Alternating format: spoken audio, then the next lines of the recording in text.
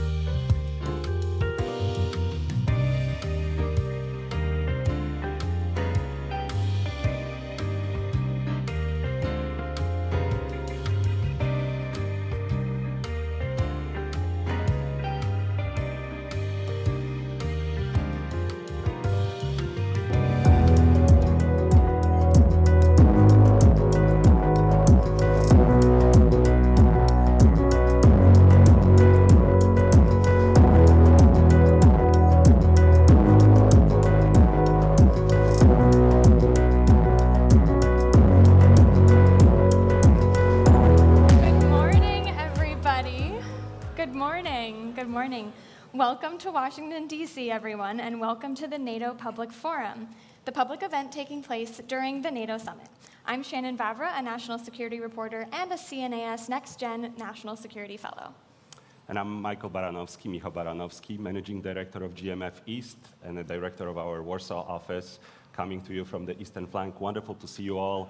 Many familiar faces, many friends and colleagues. Exactly. Before we start, we would like to have your attention for a moment. We will have several interactive sessions where you'll be able to address your questions. For those in the audience, there are microphones located on either side of the room. And if you have a question, please proceed to the back of the room where our audience team will be able to guide you. And besides people in this room, there is many of our fellow citizens watching online. And for those watching online, you can register at the NATO's Public Forum website to ask questions, to interact with the forum throughout the day. And you are encouraged to communicate about the event on social media, follow up on the discussion, and amplify the conversation online by using the hashtag NATO Summit. Also, I want to mention that we have a couple of content creators who are conducting interviews in the YouTube studio backstage, Sam Ellis, Victoria Reichert, and Marvin Newman. Wonderful. And this is, of course, a team effort. Working together with NATO Public Diplomacy Division, and the US government was a team of co-organizers, which I want to recognize today and right now. The Atlantic Council, CNAS, GlobSec, the Hudson Institute, and my home organization, the German Marshall Fund of the United States. I would also like to acknowledge our corporate partners. We are truly grateful for their support. I'd like to thank our lead sponsors, Google, who is also supporting the YouTube studio on-site, AWS, Microsoft, and Northrop Grumman, and our generous partners, Boeing, Dataminr, Leidos, Lockheed Martin, MBDA, Oracle, and Saab. So as you can see, it takes a village to organize such an amazing forum. And I want to recognize also our institutional partners, those behind me, who reached out throughout the Alliance to make this forum happen and to let everyone know that this is a great program. So please also reach out to our institutional partners. And with that, to officially open the event, it is my great pleasure to invite on stage Marie Doha Besson-Sonnot, Assistant Secretary General for Public Diplomacy at NATO, and Amanda Mansour, Special Assistant to the US President and Senior Director for Partnerships and Global Engagement.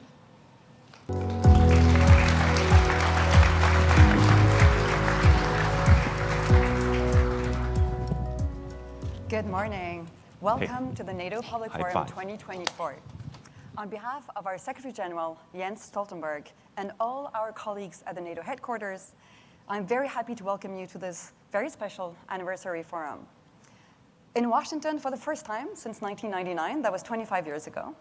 After Vilnius last year, it is a great privilege to organize this event here in the United States with a very special host nation. And on behalf of President and Dr. Biden, the entire US government team, and our consortium partners, who I'm going to say them again just because they've been absolutely invaluable, the Atlantic Council, German Marshall Fund, GlobSec, Hudson Institute, and Center for a New American Security, we are thrilled to kick off this historic event.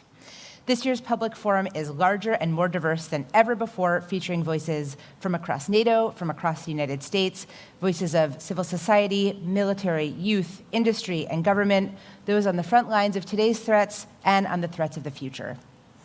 We have also partnered with institutions across the Alliance to enable colleagues in all 32 allied nations and many partner nations, not only to follow the event, but also to engage with us live. So to all those attending the watch parties here in DC, back in Belgium, in other locations across the Atlantic, welcome to you too. And finally, a big welcome to the 4,000 followers who are already with us online. This event is indeed being live streamed. The United States is grateful for the opportunity to host the NATO summit here in Washington, D.C. for a few reasons. First, it's NATO's 75th birthday, so happy Diamond Jubilee. And congratulations to the 1 billion NATO citizens for this incredible milestone, for the investment, leadership, and sacrifice that brought us here, and for the many accomplishments still ahead. Second, as you NATO nerds might already know, 75 years ago, the Washington Treaty was signed right here by the original 12 allies in Washington, D.C. And I'll note that last night, Secretary General Stoltenberg described the Washington Treaty by saying, "Never have so few words meant so much to so many." Last, but certainly not least, we are grateful to be this year's hosts because of the foundational role that alliances and partnerships play in U.S. foreign policy. And there is no better example than NATO, the standard bearer for the world. Strengthening and modernizing our alliances has been one of the central projects of President Biden's foreign policy since he took office. So you can imagine how happy we are to spend a whole week with single-minded focus on just that. The Public Forum is definitely NATO's premier public event to connect friends and citizens across the globe to our alliance. So what to expect? What makes this edition exceptional? It will feature over 40 panels and conversations. That's a lot of quality time with leaders and experts just over 2 days. We are proud to host 10 allied partners, heads of state and governments. We are also very happy to host 21 ministers, 13 foreign affairs ministers, 11 from allied nations, 2 from partner nations, 8 allied ministers of defense, and we are especially honored to welcome senior Ukrainian voices like Minister Yermak and Stefanishina. We're also very grateful to the American senators and House representatives who agreed to join us, as well as 10 US government senior officials. We will also be joined by 13 senior NATO officials, including our 3 highest military leaders, general managers of our agency, NCIA and SPA, as well as our chief scientist. Because we want this forum to be inclusive and to be open to other geographies, we have prepared for you vox pop videos from the US heartland and from NATO's frontiers in the Arctic, in the East, in the South. We've also invited the youth to join from our very recent youth summit in Stockholm and Miami. So you will also hear their voices. And finally, you will also hear 8 corporate voices because the industry matters and because we have great corporate partners. As you know, the public forum is running concurrently with and right next door to the actual summit. Today, the North Atlantic Council, or the NAC, will meet to discuss NATO's deterrence and defense, as well as how we will continue to support Ukraine. Tomorrow, the NAC will be joined first by the EU and its Indo-Pacific partners in the morning, then by Ukraine in the afternoon. As you see, we have designed this event to be in close dialogue with the mostly closed-door event next door, mirroring it, tackling the very same questions that are being discussed and negotiated there. And we have added a forward look on NATO's key trajectories for years to come. So let me say again, welcome and bienvenue à tous to the NATO Public Forum. And now it's time to kick off our first panel entitled NATO Looking Ahead, Defending Our Future. It is my honor to welcome to the stage U.S. Secretary of State Antony Blinken and GMF President Heather Conley.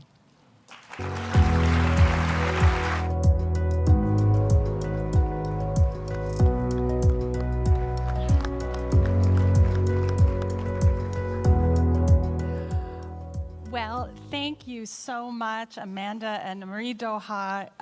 Warmest of welcomes to you, Secretary Blinken. And good morning, NATO Public Forum. You and I have an awesome responsibility here.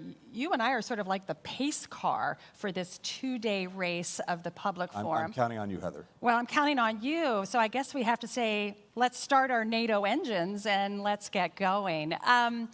And we have a lot of news to talk about, a lot of the most pressing issues on the agenda. But I just want to take a moment. I want to take a moment and honor this historic moment. So I looked back at those transcripts from 1949, and I discovered what the 51st Secretary of State said at the signing, Secretary Dean Acheson. He said, for those who participated in the drafting of this treaty, the Washington Treaty, must leave to others the judgment of the significance and the value of that act. So I just want to ask you very personally, no talking points, from one Europeanist to another Europeanist, what does this moment mean to you very personally? Well, first, good morning, everyone. It's great to be with you today. I don't think we've seen this kind of assemblage of, we heard the term, use it. NATO nerds. You're all here. We celebrate this. We celebrate it. And I proudly count myself among you, and have for more than 30 years now. Yes, sir. The moment means a lot of things. The moment means 75 years. Jens Stoltenberg said it yesterday. This is now the longest enduring alliance in history. That in and of itself is remarkable. But I think it's evidence that country after country, government after government, representing now 1 billion people, has seen the extraordinary value of this alliance. And I think it really boils down to this when you think about it, because when Dean Acheson was here, when our predecessors were here, they were coming off 2 world wars. And the absolute priority for them was trying to put in place the understandings, the arrangements, the structures to prevent another global conflagration. And NATO was at the heart of that. And what is at the heart of NATO? This extraordinary commitment that an attack on one is an attack on all is the strongest possible deterrent to conflict, the best possible way to avoid war, because any would-be aggressor contemplating an attack knows that if they take on one of us, they have to take on all of us. And what we've seen over 75 years is a defensive alliance that's kept the peace for the citizens that it represents. And that, in turn, enables something else, because ultimately, NATO is not an end in itself. The end in itself is to make sure that citizens of the countries that come together in NATO are able to lead their lives freely, securely, to try to make progress, to try to hand down a better life to their children than the one they had. And it starts with the security. If you have that, everything else becomes possible. Absolutely. Thank you. Well, one of the pressing priorities at this 75th year is, of course, Ukraine. Last evening, we heard President Biden make some announcements about a new air defense package for Ukraine. So, Mr. Secretary, I actually want to start with that news. I hope you can help us unpack that and tell us a little bit more about the Ukraine package that we can expect at the summit. Well, you heard the President yesterday talk about the work that we've done and other allies have done to put together more air defense systems for Ukraine, notably Patriots, but also many other systems, because we know that's the key to so many things. It's a key to defending Ukraine's infrastructure. It's a key to defending its people. It's a key to defending its forces. It's also key to making sure that we're unlocking the private sector and economic investment in Ukraine that will also be essential to Ukraine's success going forward. But people need to make investments in secure environments. So these air defense systems, we know, have been job number one for Ukraine and, as a result, for the alliance that's supporting it. But this is just part of a comprehensive package that we're putting in place, that we've actually put in place since before day one, to make sure that Ukraine has what it needs to defend itself when it needs it. And I'm also pleased to announce that as we speak, the transfer of F-16 jets is underway, coming from Denmark, coming from the Netherlands.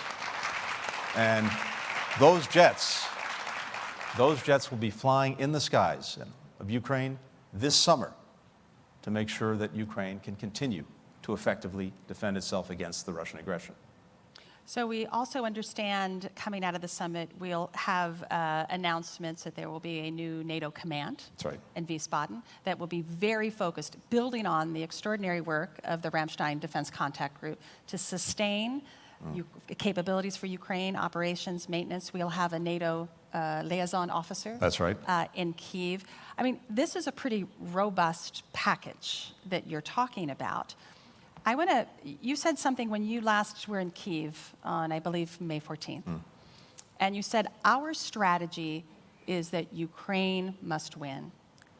Is that package, and this is robust, but are the packages that NATO is putting forward, is it enough to fulfill that vision for Ukraine to win? Yeah, I believe it is. And let's talk about two things. Let's talk about what winning means, what success is for Ukraine. And in my estimation, at least, success is a strong, independent Ukraine, increasingly integrated with Euro-Atlantic institutions like the European Union, like NATO, and that is able to stand on its own feet, militarily, economically, democratically. And what we see is Ukraine on a trajectory to do just that, militarily. We have an incredibly robust package that will be unveiled over the next couple of days at NATO that builds a very clear, strong, robust, well-lit bridge to NATO membership for Ukraine, including, as you mentioned, the first time NATO's dedicated a command to helping an aspiring country join the alliance. This, in and of itself, is extraordinary. Just a few weeks ago, President Biden signed our bilateral security agreement with Ukraine. At the last NATO summit, on its margins, President Biden brought together more than 30 countries to negotiate and now sign these bilateral security agreements. What does that mean? It means that for the next decade, country after country has vowed to help Ukraine build its deterrent and defense capacity. That sends the strongest possible message to Vladimir Putin that he can't outlast Ukraine, he can't outlast Ukraine's partners. So the military trajectory is clear. The economic trajectory is critical, making sure that private sector investment is being driven into Ukraine. Our former Secretary of Commerce, Penny Pritzker, has been leading our efforts with so many other allies and partners. We just had a very strong reconstruction conference in Germany. But all of this is about making sure that investment is driven to Ukraine.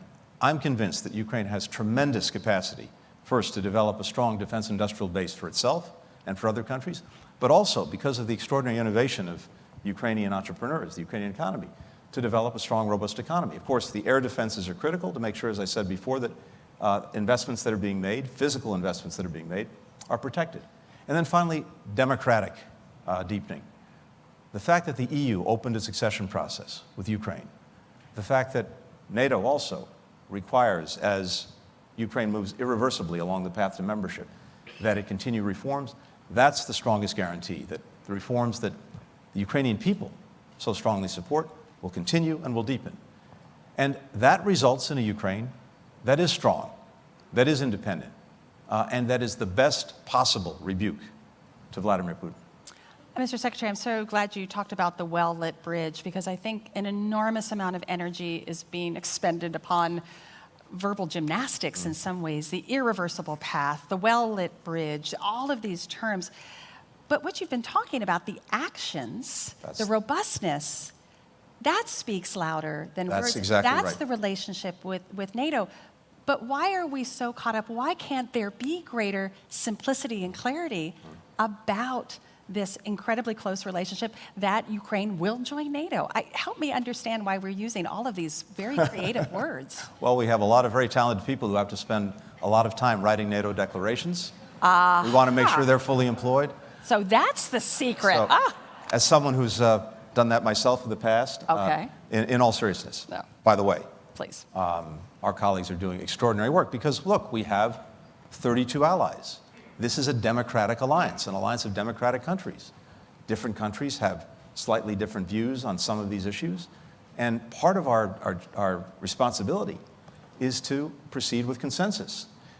The greatest strength that we have, the most valuable currency we have as an alliance, is our unity. But that unity doesn't just happen. It's the product of conversation. It's the product of listening. It's the product of talking. It's the product of building that consensus. And it gets reflected in these documents.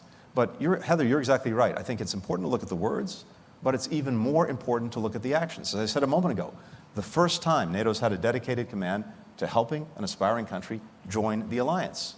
And that has very practical components to it that will, I think, speed Ukraine's accession to the alliance. And we talk about a bridge. It's nice to have an image, a metaphor. As my colleague Jim O'Brien likes to say, it's a bridge that's going to be strong, well-lit, and with this command, I think it'll be a short bridge, too.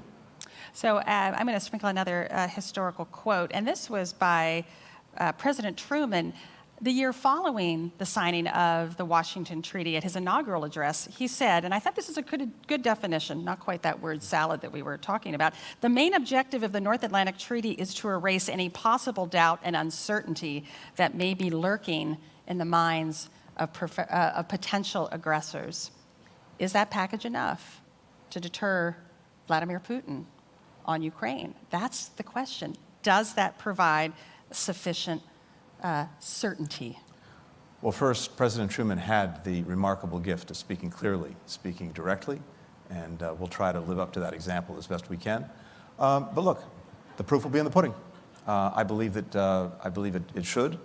But at the end of the day, what is so important is delivering these practical results, showing that Ukraine has the capacity, that its partners have the capacity.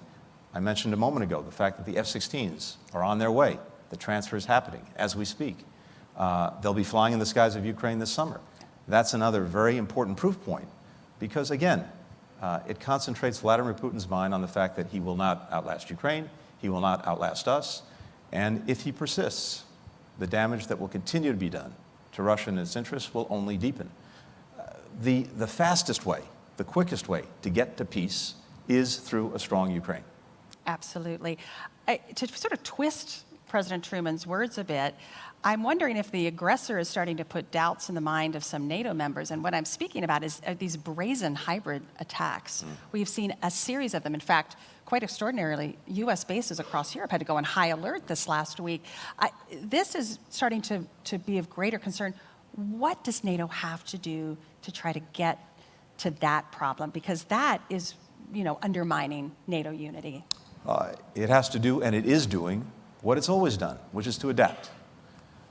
When we came into office, one of the most important things to do from the outset, besides re-engaging the alliance, re-energizing it, and as necessary, reimagining it, was to put forward a new strategic concept, the first one in a decade, to take account for the fact that we're in a dramatically changed security environment with not only new actors posing challenges, but also new means, new methods.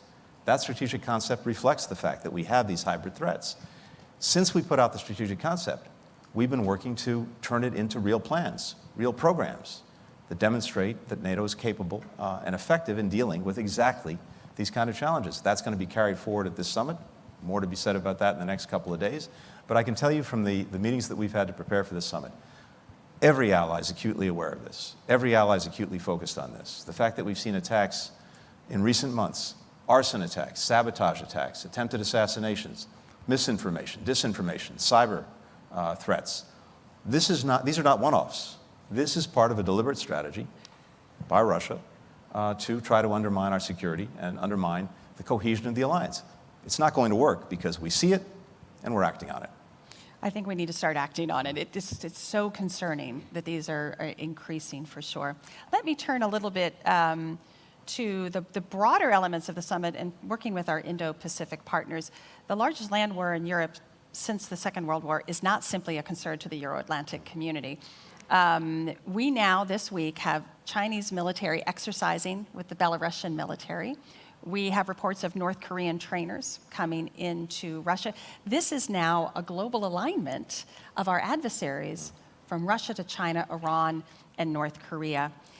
Can NATO play that bridge between the Indo-Pacific and the Euro-Atlantic? This is the third summit where our 4 Indo-Pacific prime ministers are here. Their commitment is getting stronger. Can NATO play that role? Yes, and we are seeing it play exactly that role. You mentioned this is the third summit in a row that we've had Indo-Pacific partners here at NATO. Australia, New Zealand, Japan, Korea. And it's a reflection of the fact of exactly what you said, that these challenges are linked, that our theaters of work together are linked. And maybe this was crystallized by Ukraine when Prime Minister Kishida of Japan said that what's happening in Europe today could be happening in East Asia tomorrow. When Russia committed its aggression, its renewed aggression against Ukraine, and Japan stood up, South Korea stood up, Australia, New Zealand, this was a reflection of that recognition that these challenges are linked, and when democracies stand together, whether they're in Europe, Asia, or elsewhere, we're going to be stronger and more effective. So as we're gathering here in Washington with our Indo-Pacific partners, what this means is we are breaking down the silos between Europe, Asia, and the United States. And this has been a very deliberate objective of President Biden from day one. Not only building convergence with our allies, stronger convergence when it comes to how to approach Russia, and in a different way, how to approach China, but also breaking down the barriers, the walls between European partners and Asian partners. And of course, what's happened just in the last year and a half has only reinforced the imperative. Ukraine. We see, unfortunately, China not providing weapons to Russia to pursue its aggression, but being the major contributor to Russia's defense industrial base. 70% of the machine tools that Russia's importing are coming from China. 90% of the microelectronics that Russia's importing coming from China. And that's enabled it to sustain its aggression against Ukraine. We've seen a massive buildup of its weaponry over the last year and a half. Tanks, missiles, munitions. That's the product of a defense industrial base being fueled by China. As a result, European allies understand the challenge posed by China to Europe's security. And of course, China can't have it both ways. It can't be all at once, or claim to be, for peace and want to have better relations with Europe, while at the same time fueling what is arguably the most significant threat to European security since the end of the Cold War. We see it in the relationship between Russia and North Korea. That's abundantly clear. And in all of these areas, as well as some of the hybrid threats that you alluded to before, the connections are clearer and clearer. The alliance is one place, and maybe I would argue a central place, where we can bring everyone together so that we're acting together.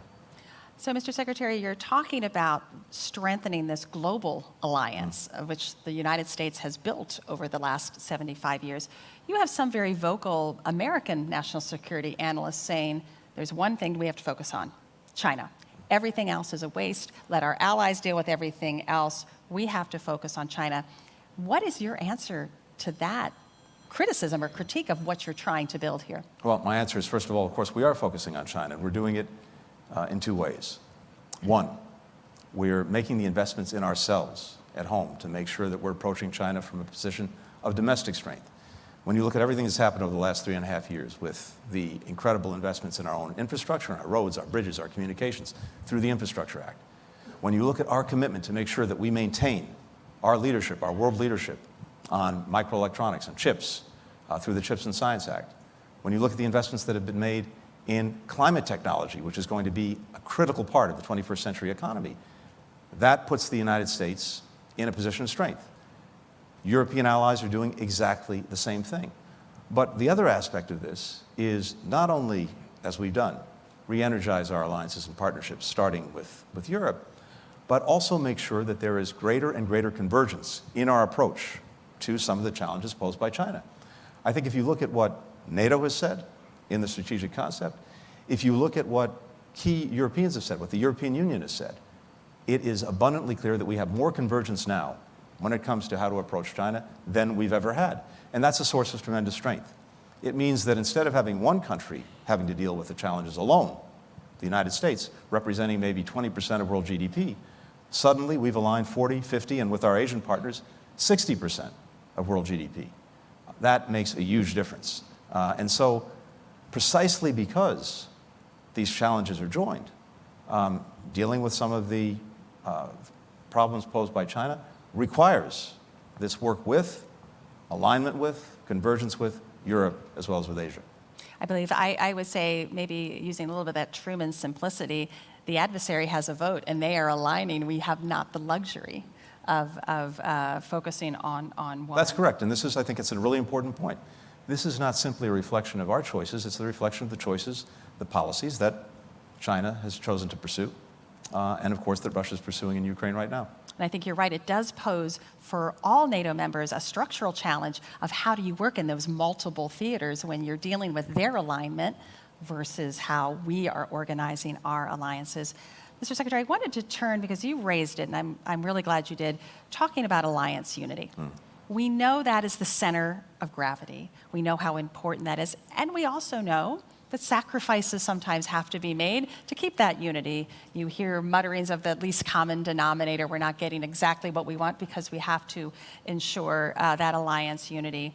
But I think over the last week, we're crossing a threshold where accepting unity, we're sacrificing or jeopardizing NATO security. You had one NATO member who has now visited Moscow and Beijing, has talked about Beijing as being a strategic partner, has received by NATO and the EU an opt-out of support for Ukraine. You had another member this week suggest that they would like to be welcomed into a security organization that is also it participated with Russia and China.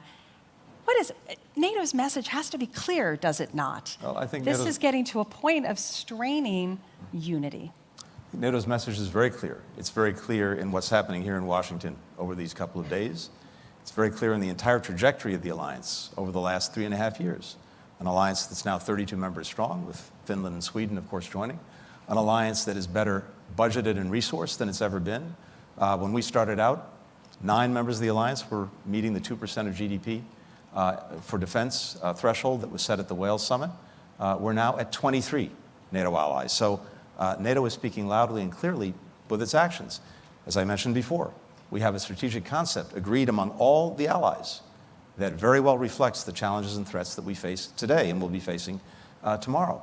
So I see NATO speaking not only with unity, but unity that's actually raising the floor on what NATO partners are contributing, raising the floor on an understanding of the threats that we face, raising the floor on our commitment to take action together to deal with those threats. So far from a race to the bottom just for the sake of consensus or unity, what I'm seeing is a race to the top by this alliance. Again, it's, let's be very simple about it.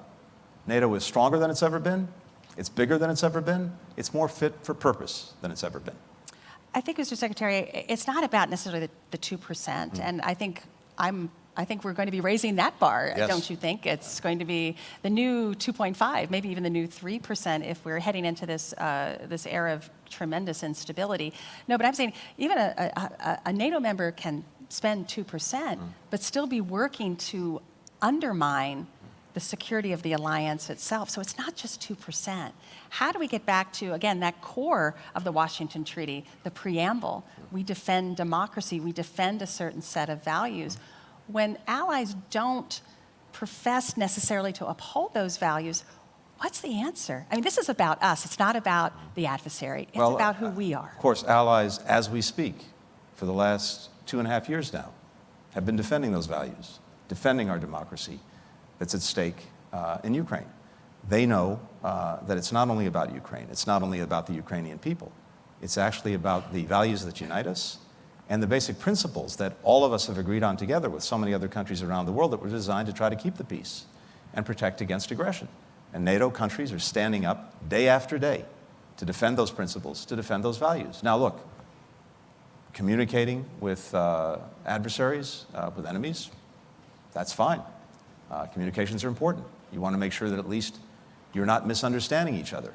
But of course, what's communicated is really important as well. I would hope that anyone, for example, going to Moscow now, makes very clear to Vladimir Putin that NATO's not going anywhere, Ukraine's not going anywhere, the European Union's not going anywhere, and that what we just saw the other day, a horrific attack on a children's hospital, is totally, totally, totally unacceptable, and Russia will continue to be ostracized as long as it engages in those kinds of actions. I would hope and expect that anyone going to Beijing makes clear what I said a moment ago, that continuing to fuel Russia's defense industrial base, continuing to allow the greatest threat to European security since the end of the Cold War to go forward, is something that is unacceptable to Europe. And that means unacceptable is a word. Actions follow that, including, as necessary, sanctions, including, as necessary, not allowing relations that Beijing might seek to improve to actually improve. So what we're focused on is what allies and partners are doing, and I can tell you as an alliance, what we're doing is evidencing greater strength and commitment to the principles, the values that are at the heart of this alliance that I've seen. Are you confident those messages are being sent? I have confidence those messages are being sent. Right. But again, we come together as 32 countries. From the perspective of the United States, it's so important that we listen to each other, that we communicate clearly with each other, and yes, we develop consensus. But what I'm seeing again is a consensus that is moving us up, not holding us back. So we welcomed, this is Sweden's first right. NATO summit. Great to come in. We've got this bolt of energy, I feel it, with Sweden and Finland joining. There's an energy in the Nordic, Baltic quadrant of NATO. How has it been to welcome those new men? They're seeing what's behind the curtain. How have you introduced your two new colleagues now into NATO? Tell us some good stories. Well, of course, Sweden and Finland have been NATO partners for a long time. They've contributed tremendously to the alliance, to our common endeavors for a long time. But to have them at the table is something I suspect most people in this room 3 years ago, I doubt anyone really would have imagined that. If you would have read a lot of think tank reports 15 years ago, you would have known this would have been the case, but that's okay. Let it slip. I might have written one or two of those reports back in the day. Good, see? But in all seriousness, you're right. I think it has added a jolt of energy. They're both remarkable partners. They bring so much to the alliance. They change the strategic equation in a very powerful way. But it's also a reflection of new realities that the entire alliance is facing. New aggression, new forms of aggression, a new determination to stand up together to combat it. But look, we have a little kept secret for the alliance is there's a pretty strong Nordic and Scandinavian component to this alliance, as evidenced by Jens Stoltenberg. President Biden gave him the Medal of Freedom last night. And that was a very powerful reflection of the extraordinary leadership that he's demonstrated over a decade of incredible change for NATO, but a decade that he's managed with brilliance. Well, he's really had a unique talent of communicating with some of those allies that don't see eye to eye, always with the consensus, was incredibly important in resolving some of the difficulties in the run up to welcoming Sweden and Finland.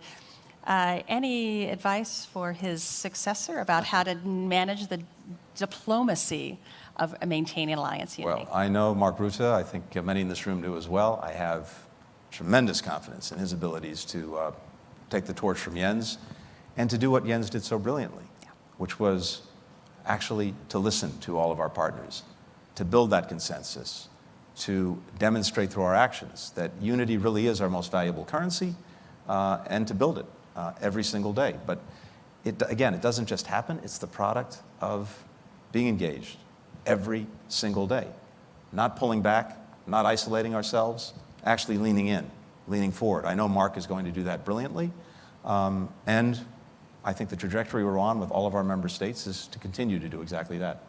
So, Mr. Secretary, I'm going to end. My last question is going to be a historical question, but moving forward. So, as Dean Acheson asked, it is for others to judge, and the 71st Secretary of State just rendered judgment on the 51st Secretary of State's judgment.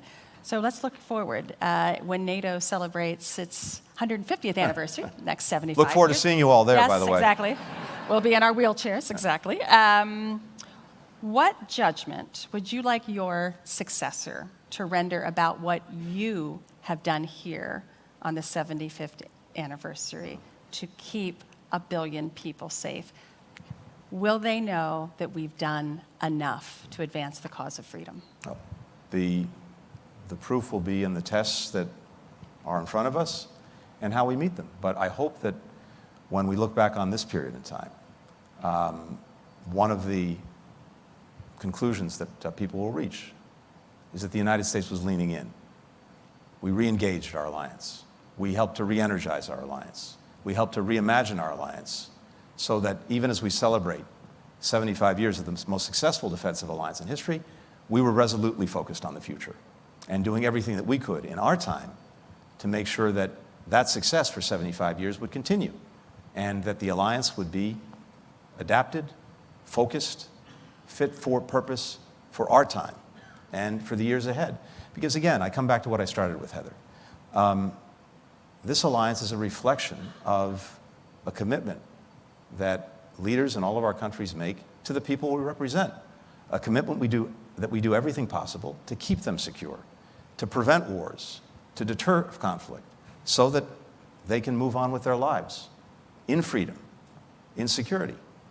And so if we manage, as the result of the actions that we've taken over these last years and in this period, to do that in the years ahead, we will have succeeded. We will know we will do enough if Ukraine wins. That's right.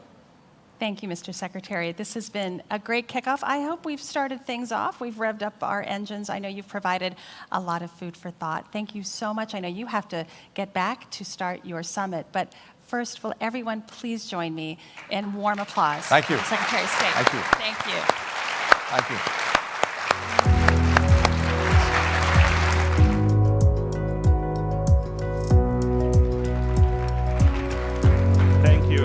Thank you, Secretary Blinken. Thank you, Heather, for a great scene setter for our conversation throughout the day. Really answering the question, what is at stake for NATO, for close to 1 billion of our citizens. This was a newsmaking session. F-16s are coming this summer. The bridge for Ukraine will be not only well lit, but also short. And as Secretary Blinken pointed out at the very end, it's all for us to lean in, both during this summit and in the next 75 years of NATO's history. So with this political scene setter, let me now turn to our military dimension, and let me welcome Peter Rao of Hudson Institute, who will lead a conversation with General Cavoli. Peter, the stage is yours.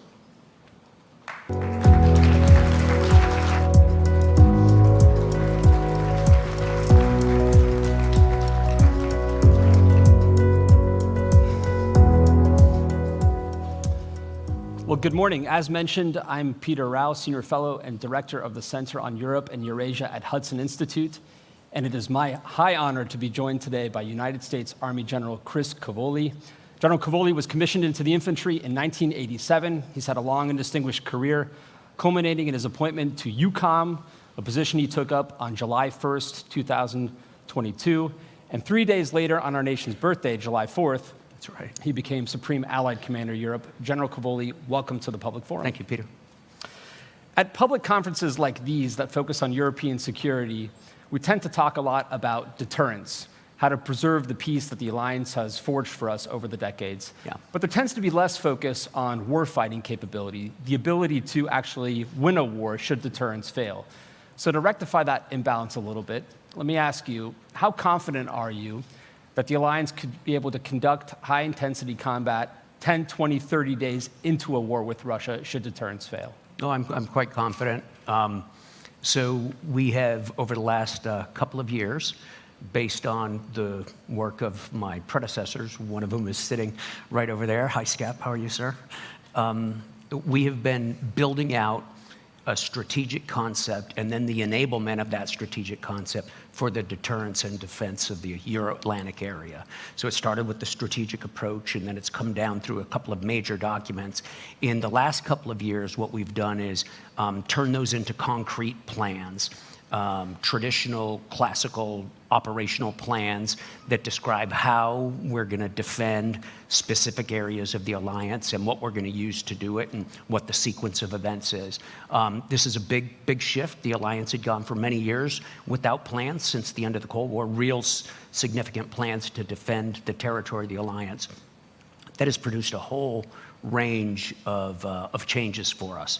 As you know, after the end of the Cold War, the alliance refocused on out-of-area operations and crisis management. These tended to be smaller scale operations done on a predictable basis, so it allowed for a cyclical force generation model.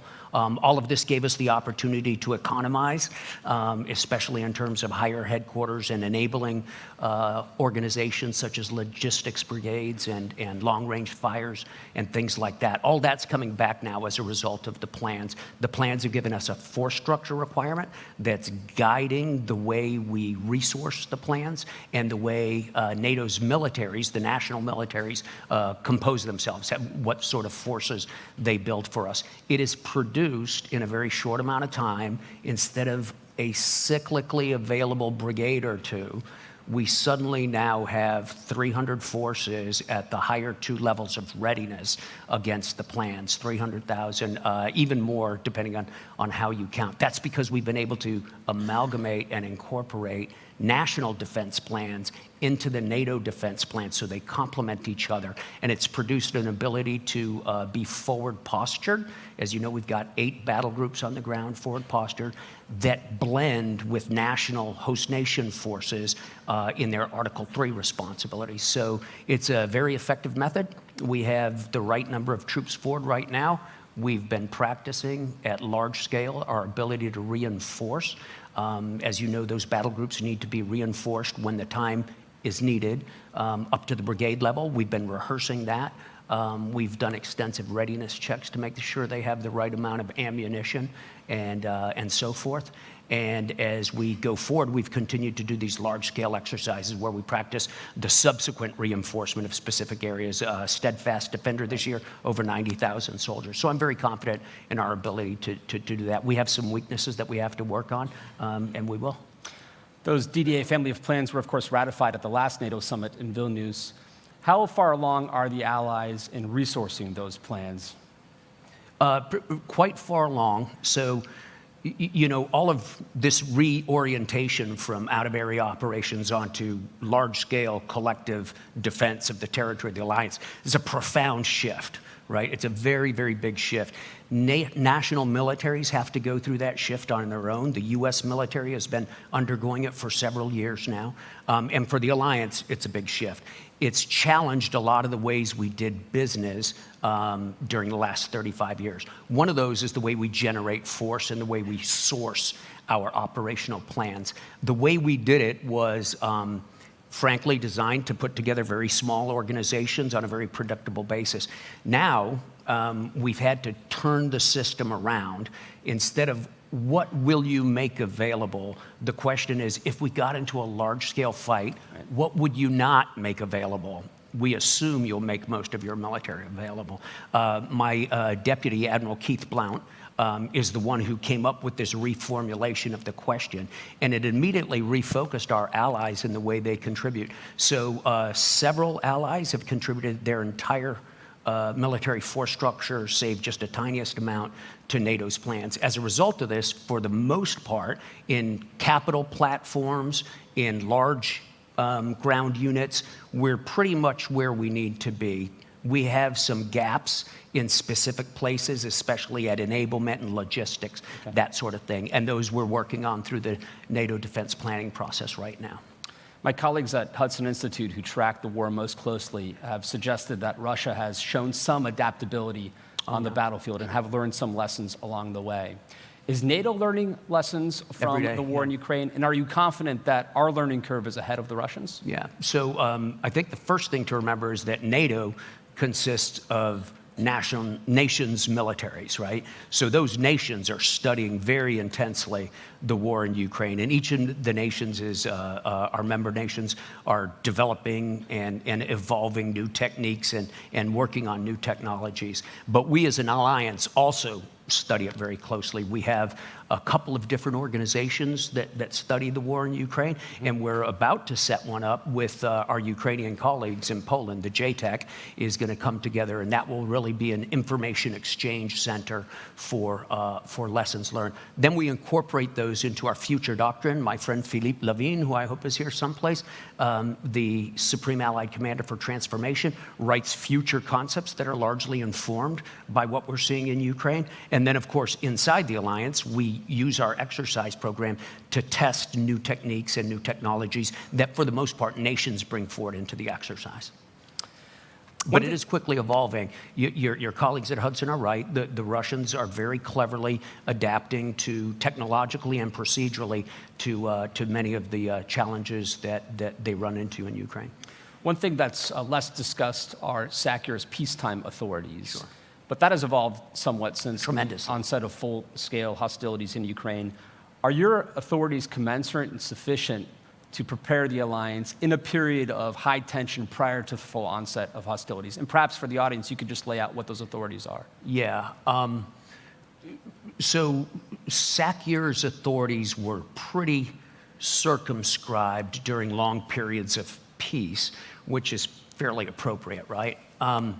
At the beginning of this conflict, my predecessor, Todd Walters, petitioned the NAC to activate the 5 graduated response plans, which is a form of planning process that we had. When those were activated, General Walters suddenly got significant authorities to move folks around. For example, he got the authority to deploy parts or all of the very high readiness joint task force on his plan. He got the authority to perform specified enhanced vigilance activities throughout the AOR, so he could name an operation and then conduct it, defensive operations.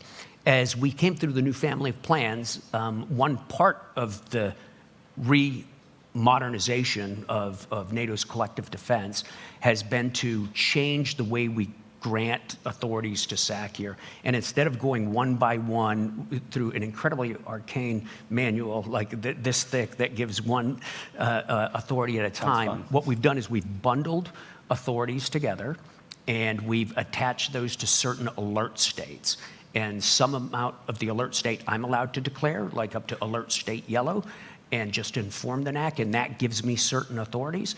And then for higher levels of alert, the NAC has to grant that in a deliberate political move. So I have the authority to do everything I need to do right now, I believe, in the run-up to a period of conflict, to include deploying forces to deter the conflict, and then to be in position and be ready if the alliance should invoke Article 5. Yeah, I do think we've made a huge amount of progress in the past couple of years on that. Because it's so rare to have the opportunity to interview SACEUR, I asked a few of my colleagues for a question, and so I've gotten one from them. Can't they just raise their hands? They dare not show up given the question. I'm just kidding. Oh, no. The NATO force model is replacing the NATO response force. Yeah. And at Tier 3, the new force structure is expected to field 500,000 troops in 30 to 100 days. Such a large-scale deployment at high readiness will require a thorough inspection mechanism. Do you have any such measures in mind, like SNAP exercises? Yeah, we sure do. we've already got a readiness program inside the alliance. The question is how vigorously is it exercised, and is there any compliance mechanism inside it? Compliance in the alliance is always, up to nations. It's a political act, how high a level of readiness they want to maintain. But I do have the authority and the systems necessary to go inspect readiness. We're changing some of the things we look at, right? So as we look in Ukraine, we've put in an increased emphasis on stockpiles and munitions and supplies on hand and readily available. We've extended some of the things we look at to the logistical systems necessary to deploy and to resupply to our troops. Instead of just looking at the sharp side of the sword, we're looking at the whole sword now. And we've developed teams that will become active very soon that will go out and check readiness based on my authorities to inspect the readiness of the forces under my command or that are to be under my command in a time of crisis. Yeah. We have a minute and a half left, so I'll ask you one final question. You mentioned the battle groups earlier. The president last night at the Mellon Auditorium discussed the 4 that were in existence prior to the full-scale invasion, the 4 new ones that have been put in place in the southern eastern flank of the alliance. We've seen what can happen under even short-term occupation by Russian forces in places like Bucha and Irpin. How confident are you that the forward land forces concept can guard against such a contingency in, say, the Baltic states? Well, the forward land forces concept is not the totality of our plans to defend, right? It's the beginning of it. It's the stuff that's in place. And it's only one domain. Those are just land forces. We have air forces, we have other forces, right? It's just the beginning. All of that gets reinforced at time of crisis, and in the case of a conflict, all of that would become reinforced. I'm very confident that it can defend forward. The plans are specifically designed, and the timetables are specifically designed to defend every inch of the alliance's territory. And I think when we look at what happened in Ukraine, in places like Bucha and Irpin and places like that, Izium, I have a moral authority, a moral responsibility to defend every inch of our territory and all the citizens on it. General Cavoli, thank you for being here. Thanks, Peter. It's great. Thank you, sir.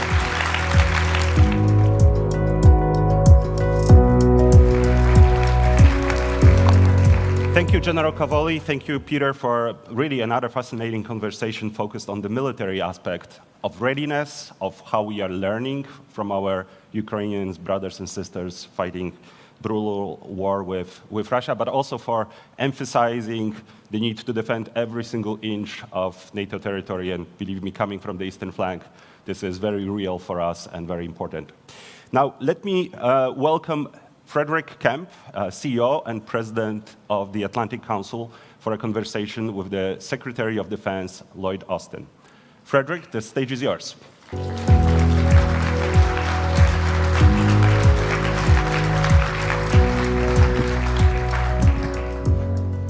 What a great lineup to start the day. The Secretary of State, the Supreme Allied Commander Europe, Secretary of Defense. It's really an honor to be here. And thanks to everyone in the room. Good morning to you all, and good afternoon to everyone joining from Europe, and hello to everyone joining from all over the world virtually.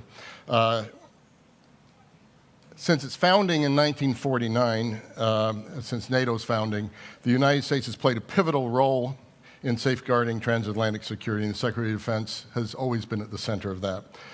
As one of NATO's founding members, the U.S. has proven to be a critical part of the alliance's collective defense and its adaptability to deter evolving threats. And they have been evolving. America has always stood ready to defend and protect the Euro-Atlantic area and beyond, continuing its commitments to the principles of the Washington Treaty. U.S. leadership was pivotal, particularly following Russia's invasion of Ukraine, mobilizing tremendous support, and you've heard more about that today, new Air Force batteries, F-16s, to bolster collective defenses on NATO's eastern flank, fortifying the commitment to NATO allies, and extending that kind of critical assistance to Ukraine. So it's my privilege to introduce a leader who embodies this commitment to transatlantic and indeed global security, U.S. Secretary of Defense Lloyd Austin. A graduate of West Point in 1975, Secretary Austin's career in the U.S. Army spanned more than 40 years. Throughout his years of service, he has led the command at the corps, division, battalion, and brigade levels in the U.S. Armed Forces. Secretary Austin was awarded the Silver Star for his leadership of the U.S. Army's 3rd Infantry Division during the invasion of Iraq in 2003. Before he concluded his uniformed service, Secretary Austin was the commander of the U.S. Central Command from 2013 to 2016, one of our most challenging positions, where he was responsible for all the military operations in the Middle East and Afghanistan. Under his leadership, the U.S. Department of Defense has adapted national defense strategies to address the greatest global challenges of our time. And it's reaffirmed the U.S. commitment to allies and its role as a champion of the rules-based order. In particular, and this is really important, Secretary Austin's late leadership in the Ukraine Defense Contact Group has proven invaluable in uniting over 50 nations to provide critical military support and security assistance to Ukraine. We saw Vladimir Putin's message to the NATO summit on Monday this week with a barrage of more than 40 missiles on Ukraine, including hitting a children's hospital. We've seen an answer in more air defenses. We've seen an answer in the F-16s. We've seen an answer in everything else that Secretary Austin and all the allies are doing. As President Biden has said, the world is at an inflection point with wars in the Middle East, Europe, rising challenge posed to China, biggest defense buildup, peacetime defense buildup in history from China. The Secretary of Defense is facing more simultaneous challenges than perhaps any predecessor. And we're lucky to have a man of his pedigree and capability at this historic moment. So with that, ladies and gentlemen, please join me in welcoming to the stage the 28th U.S. Secretary of Defense, Lloyd Austin.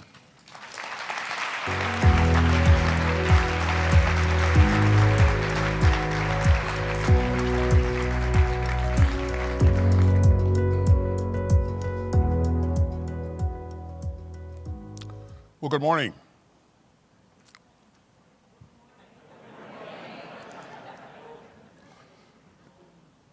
It's really good to be here with all of you. And Fred, thanks for that kind introduction. And for all that you've done for the Atlantic Council and for bringing us together on a pretty big week. It's a huge honor for the United States and President Biden to host this historic summit in Washington, just down the road from the site where the original 12 NATO allies signed the North Atlantic Treaty 75 years ago. And together, we're marking one of the great success stories that the world has ever known. On April 4th, 1949, those 12 democracies came together in the wake of 2 world wars and at the dawn of a new Cold War. And they all remembered, as President Truman put it, the sickening blow of unprovoked aggression. And so they vowed to stand together for their collective defense and to safeguard freedom and democracy across Europe and North America. They made a solemn commitment, declaring that an armed attack against one ally would be considered an attack against them all. Now, that commitment was enshrined in Article 5 of the North Atlantic Treaty. It was the foundation of NATO, and it still is.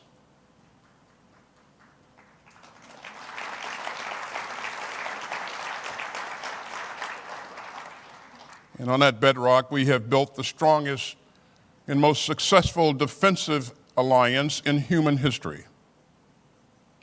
Throughout the Cold War, NATO deterred Soviet aggression against Western Europe and prevented a third world war.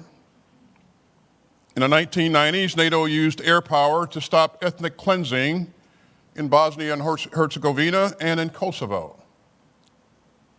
And the day after September 11th, 2001, when al-Qaeda terrorists attacked our country, including slamming a plane into the Pentagon, NATO invoked Article 5 for the first and only time in its history. So NATO has always stood by us, and we're going to stand by NATO. Without NATO, the past 75 years would have been far different and far more dangerous. You know, I'm proud of the ways that NATO continues to strengthen our shared security. I'm proud of the way that NATO and America's other alliances and partnerships have grown and strengthened under the leadership of President Biden. And I'm especially proud of the way that our allies and partners, including our NATO allies, have met the challenge of Putin's increasingly aggressive Russia. In 2014, Putin made an illegal land grab against Ukraine's Crimea region and eastern Ukraine. And since then, NATO has undertaken the largest reinforcement of our collective defense in a generation, with more forces, more capabilities, and more investment. Since 2014, our fellow allies have increased their defense spending by an average of 72%, accounting for inflation. In February 2022, the world again saw what President Truman called the sickening blow of unprovoked aggression, as the Kremlin's forces invaded the free and sovereign state of Ukraine. As this administration has made very clear, we will not be dragged into Putin's reckless war of choice.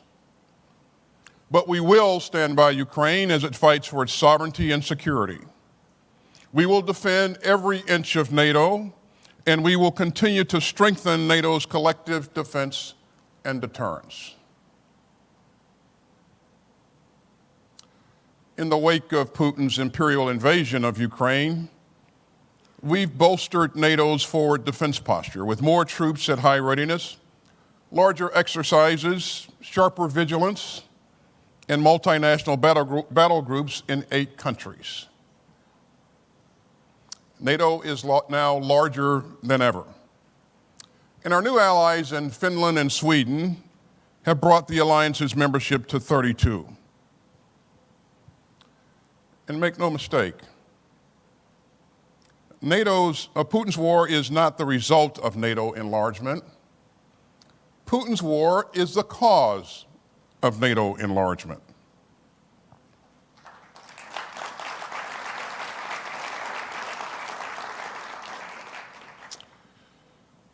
Over the past 3.5 years, we've also seen an historic increase in annual defense spending across the alliance by almost $80 billion. All NATO allies have agreed to spend at least 2% of their GDP on defense.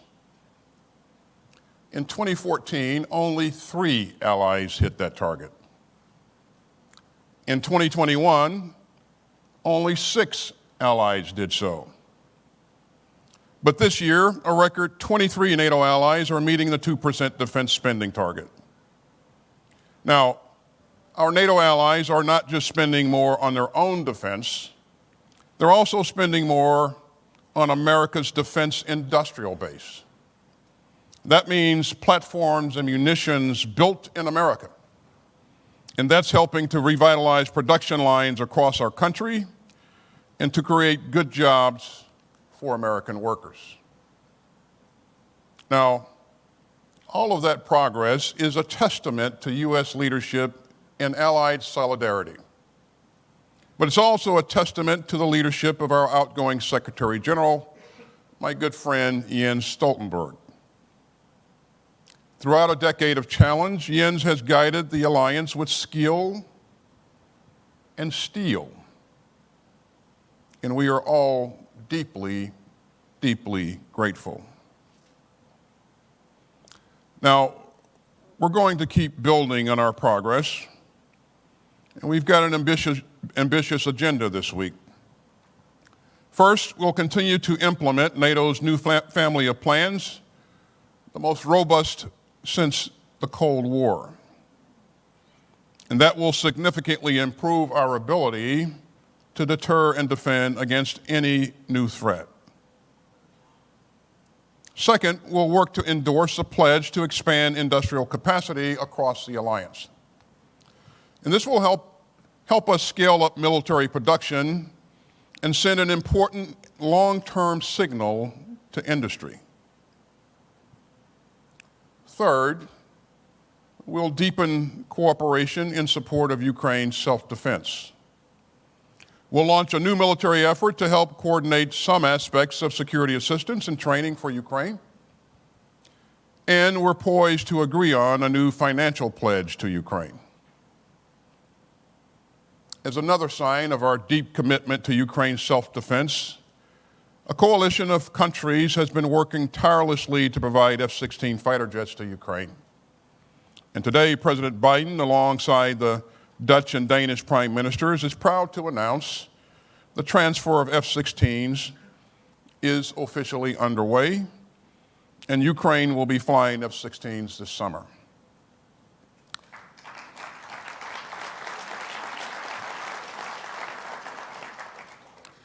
And finally, we'll continue to deepen ties with our global partners, especially in the Indo-Pacific. I know that we're all troubled by China's support for Putin's war against Ukraine. But that just reminds us of the profound links between Euro-Atlantic security and Indo-Pacific security. And it sends a message to the world that we are united in our values. So we have a lot to tackle together. But we're also here to mark this moment. We're here to strengthen an alliance that has kept millions of people safe for 75 years. And we're here to reaffirm the ironclad commitment that those 12 leaders made on April 4th, 1949. An armed attack against one ally is an attack against us all. You know, as you heard Fred say, I had a brief 41-year career in uniform. I started working with NATO back in 1975 when I was Lieutenant Austin. And I've never seen NATO stronger or more united than it is today. And we are determined to keep it that way. You know, I learned a lesson early on in my Army career, and that lesson is that as a soldier, the last thing that you want to do is to fight alone. So here's the blunt military reality. America is stronger with our allies. America is safer with our allies. And America is more secure with our allies. And any attempt to undermine NATO only undermines American security.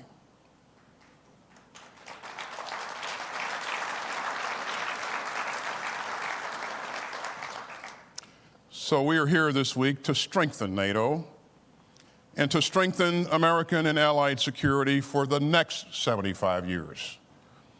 As President Biden has said, our foes and rivals have tried to shatter our unity, but our democracies have stood unwavering.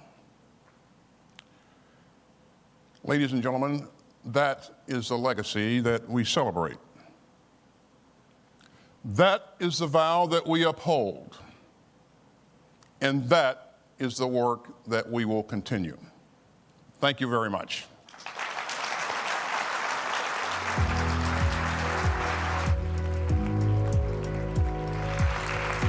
Secretary Austin, thank you so much for the speech, for your thoughts, for your leadership as well, for really underpinning and emphasizing the message that the last thing that a soldier would want to do is fight alone.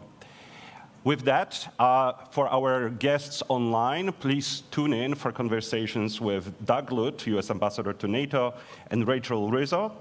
And for all of us here, there is a coffee break. Please be back at 10:35 and enjoy the conversations. Thanks.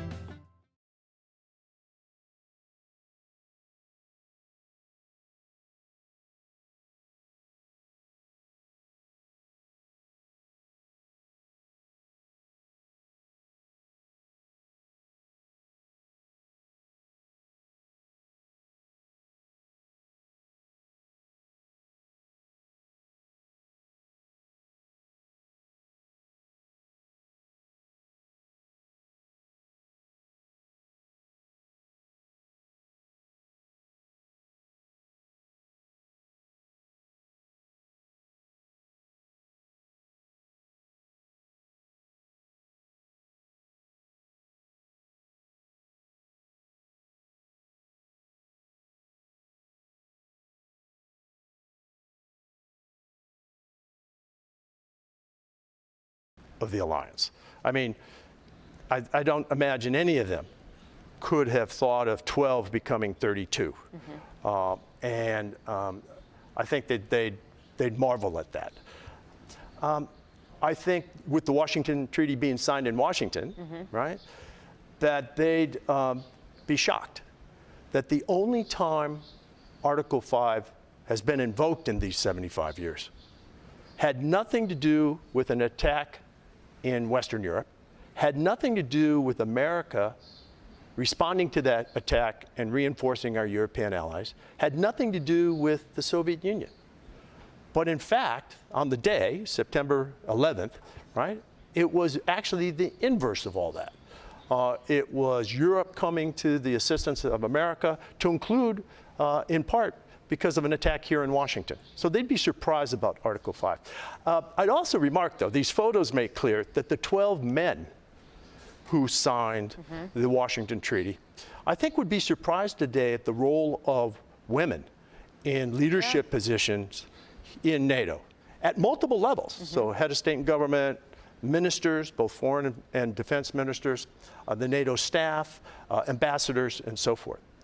I would add there that today, perhaps we should be surprised that there aren't more women in prominent roles in NATO.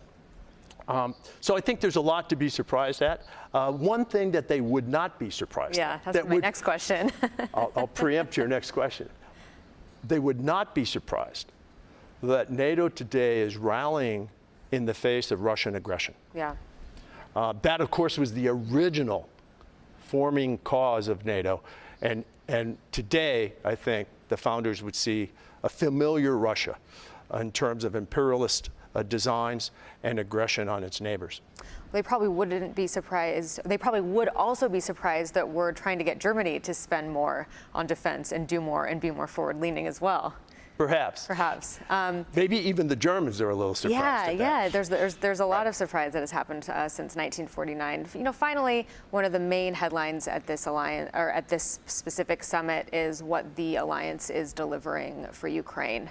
There's a lot of talk about a bridge to membership that's well lit, that is short. But there's also been criticism that the weapons that we've been giving them have so many caveats on them that we're having Ukraine fight with one hand tied behind its back.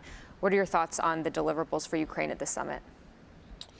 Well, I think that the military deliverables and the political deliverables, these two parallel tracks or lines of effort for Ukraine, are predictable and quite candidly, quite modest. I would have liked to have seen even more progress on military assistance and on fulfilling the commitment that Ukraine politically will eventually become a member.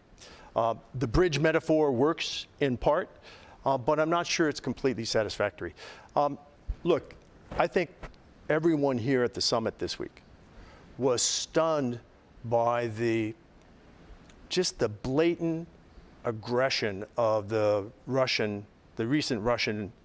most recent Russian attack on Kyiv and other cities, to include the tragic attack on the Children's Hospital, right? It's important for us to remember two things. First of all, that attack originated from inside Russia. And the base from which that attack was launched is essentially in sanctuary. Because it is beyond the ability of Ukrainian indigenous capacity to strike it.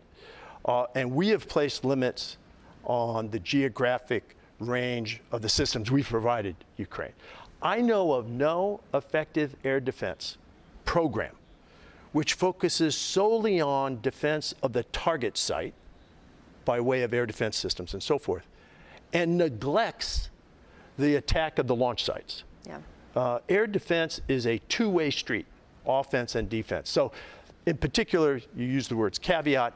I think that the restrictions, the caveats that we've placed and others have placed on some of our systems are not justifiable in legal terms. These are legitimate military targets, and they don't make sense in terms of military science. thank you for that clear answer and for your support of NATO and your support of Ukraine as well, and for this interview, Ambassador Lute. And to our audience watching online, tune in for another 2 days of programming here at the NATO Public Forum in Washington. Thank you so much.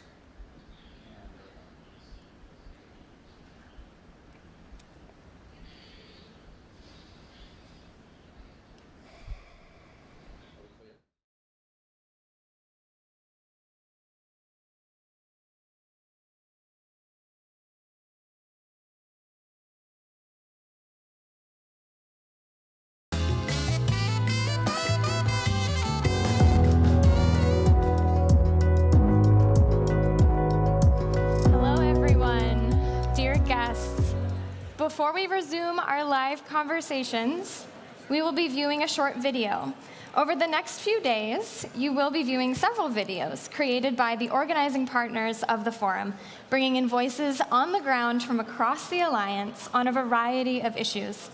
Please join me now in viewing the first such video from the U.S. heartland.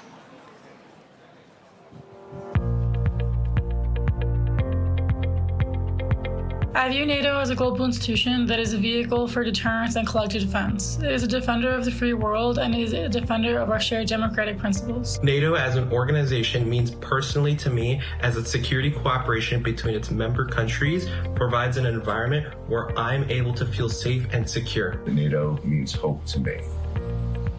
Hope that through strength of unity, we will no longer have world wars and have to send our young people to fight in them. Hopeful that a rogue leader or a rogue nation will no longer be emboldened to attack a NATO country, and hopeful that into the future, NATO will create a more democratic and peaceful union in the world. I feel admiration, I feel honor in that NATO was created after World War II. It means alliance among people, among nations who trust each other.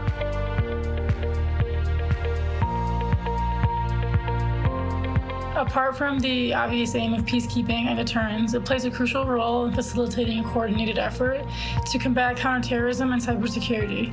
It is adapting to new threats, such as responding to disinformation campaigns and the weaponization of AI. In its 75-year history, NATO has been successful in providing and guaranteeing the security of its countries from foreign intimidation. I'm especially admiring the creation of NATO. Out of war came peace, and there were ideals of peace and harmony for the world in 1949, 75 years ago.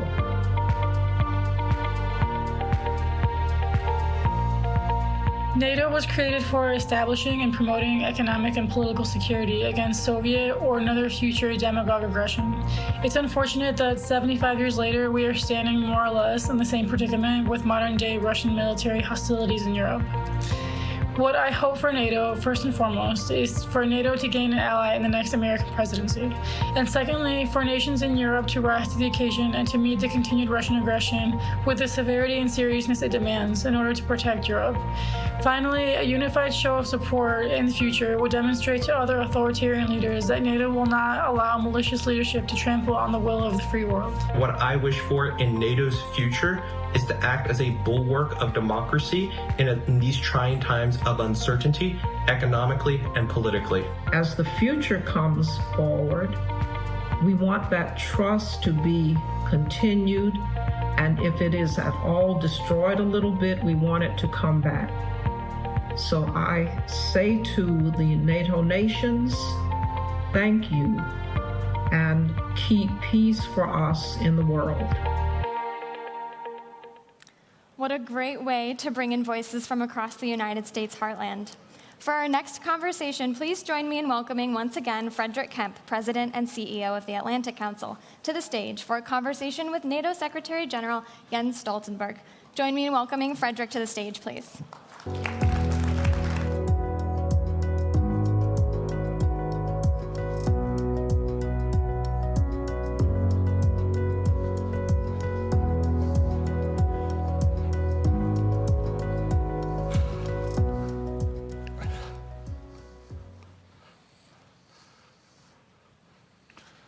Good morning. It still is morning. It's great to see you all here in person. It's wonderful to have so many people here online from all over the world, and of course, across all of our allies in Europe as well. And so it's my honor to introduce someone I've known a long time now, the NATO Secretary General Jens Stoltenberg. And I'm going to moderate a conversation with you in a moment, something you've called a pivotal moment for our alliance. I was going to start by saluting you on something I didn't know about, which is your great arm, because you threw out the first pitch of the Nationals game. And it was an amazing, yeah. I was there in the heat, sweating while I was watching you. But it was an amazing salute to NATO. But having been at Mellon Auditorium yesterday evening, one of the most moving events I've been at, I'll instead quote President Biden, what he said to you as he gave you the Presidential Medal of Freedom, to a standing ovation, a really remarkable moment. He called you a man of integrity and intellectual rigor, a calm temperament in moments of crisis, a consummate diplomat. And I think the consummate diplomat, a person who can engage with leaders across all spectrums and across all nationalities. And I just want to salute you and on behalf of everyone in the audience for more than a decade of the most extraordinary leadership. So let's start with that.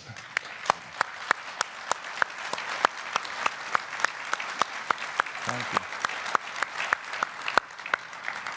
So we at the Atlantic Council gave you our highest honor, the Atlantic Council Distinguished Leadership Award in 2017, and I consider that visionary. We knew you'd already accomplished a lot in your life, and I won't go through it all. You know, Prime Minister of Norway, all the things you've done for NATO and at NATO in terms of strengthening its defense, strengthening the defense spending, and I think it would take too long to go on that, and you're a humble man, and I don't think you would even want that.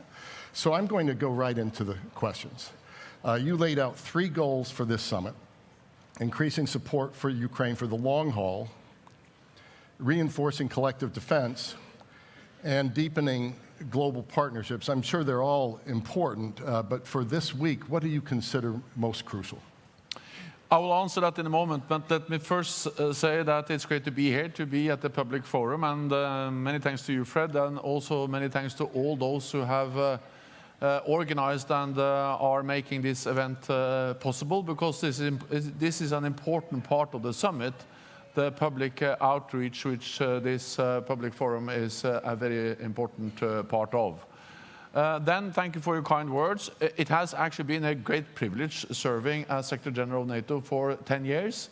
And I see around in the audience here, there are many people who have helped me, supported me. So many thanks to all of you for your advice, your help, and support throughout these years. Then, on throwing the first pitch, that is the most difficult task I ever committed as Secretary General of NATO. Not least because I've never been at a baseball match ever before. The first time I touched the baseball, actually, when I started to exercise for this, I thought it was a tennis ball, but it's not the case. So it was a very steep learning curve, and I think my future is not in baseball. I think my future is in something else. I was going to say in the introduction that it showed that NATO always sets lofty targets. Yeah. And we have to adapt to the challenges. Yeah. Then, of course, this summit, it's of course a summit we're going to celebrate the 75th anniversary of the strongest, most successful alliance in history. But the only way to truly celebrate that achievement, the 75th anniversary, is, of course, to demonstrate that NATO is adapting, that we are changing when the world is changing, because we are the most successful alliance in history, because we have changed when the world is changing. And now we live in a more dangerous, more challenging security environment, and therefore NATO is changing again. And therefore we will make important decisions at this summit for the future, not only celebrate the past. And there are three main issues. Is deterrence and defense, is our partnership with our Asia-Pacific partners. But of course, the most urgent, the most critical task at this summit will be everything we will do and decide on Ukraine. Because this is really the time where we are tested. If we want to stand up for democracy and freedom, it's now, and the place is Ukraine. I expect that the NATO leaders will agree a substantial package for Ukraine. There are fundamentally 5 elements in that package. One is that we will establish a NATO command for Ukraine to facilitate and ensure training and delivery of security assistance to Ukraine. It will be 700 personnel. It will take over much of what the US have done so far in leading the coordination of security assistance and training. It will be a command in Wiesbaden in Germany, but also with logistical nodes or hubs in the eastern part of the alliance, to ensure that we have a more institutionalized framework for our support to Ukraine. Then it will be a long-term pledge to support Ukraine, not least to send the message to President Putin that he cannot wait us out. Because the paradox is that the stronger and the more we are committed for a long term to support Ukraine, the sooner this war can end. So that's the thing we have to do. Then we will have, and we have already seen some new announcements of military immediate support with the air defense systems, with F-16s and all the things that allies have and will announce.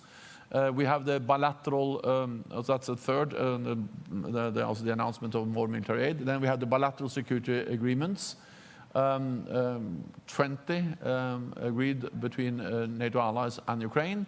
And then the 5th element of the package for Ukraine will be more interoperability. We will have a new joint training and evaluation center in Budgorz in Poland. We will have the comprehensive assistance package to help Ukraine implement reforms on the defense and security institutions to ensure that the armed forces are more and more interoperable with NATO. And together, the NATO command, the pledge, the bilateral security agreements, the announcement of new military support and interoperability, these 5 elements combined constitute a bridge to NATO membership for Ukraine. And later on today, we will see the language which we will agree in the NATO declaration on how to ensure that Ukraine is moving closer to NATO membership. So these are the 5 important deliverables on Ukraine that I expect allies will agree later on today. Not to press you on what's actually going to be in the document, because of course you can't reveal that, but we saw at the Vilnius summit, hearing it again in Washington, that allies closer to Russia or more eager to provide NATO membership sooner for Ukraine. And no doubt the bridge and all the elements of the bridge are pretty impressive, including the new command. But are Ukraine's NATO membership prospects sufficient? We did our own wargaming with our Estonian partners in the Estonian government. We found almost under any scenario Ukraine was safer in NATO, that Russia would respond in a way that would be less provocative within than outside. What's your thinking on that, and have we gone far enough with Ukraine? So first of all, the language you will see later on today in the NATO declaration, or the declaration from the heads of state and government, of course that language is important because language matters. It sets an agenda, it points a direction. But of course, action speaks louder than words. So in addition to the language in the declaration on membership, which again is important, I think that what we actually do together with Ukraine is as important. And therefore, the fact that we now have a NATO framework, we'll have a NATO framework around the support. The fact that we have a long-term NATO commitment when we agree the pledge. And also the fact that we actually are delivering more weapon systems to Ukraine. All of that is helping Ukraine to become closer to NATO membership. Because when we now deliver F-16s, we don't only deliver F-16s, we deliver the training, the doctrines, the operational concepts that will actually move Ukraine closer to being fully interoperable with NATO on more and more areas. So again, language is important, but the elements in the package I mentioned, they are actually changing the reality, enabling Ukraine to come closer to membership. So we can then, when the time is right, when we have consensus and the political conditions are in place, so when an invitation then is issued, they can become members straight away. I cannot give you a date because, as you know, there has to be consensus in this alliance on membership. But what I can say is that when the fighting stops in Ukraine, we need to ensure that that's really the end. Because what we have seen is a pattern of aggression. First, Russia annexed Crimea. We said that was unacceptable. After some few months, they went into Eastern Donbass. We said that was unacceptable. Then we had the Minsk I agreement with the delimitation of the ceasefire line. That was violated, and Russia pushed the front lines further east, further west in Donbass in 2014. We had Minsk II, and the Russians waited then for 7 years, and they had a full-scale invasion of Ukraine in 2022, because Minsk II was in 2015. So we have seen a pattern where they've taken slices of Ukraine. So if there is now a new ceasefire, a new agreement, then we need to be 100% certain that it stops there, regardless of where that line is. And therefore, I strongly believe that when the fighting stops, we need to ensure that Ukraine has the capabilities to deter future aggression from Russia, and they need security guarantees. And of course, the best and strongest security guarantee will be Article 5. So therefore, I believe that a way to ensure that it stops is actually NATO membership. Thank you for that very clear answer.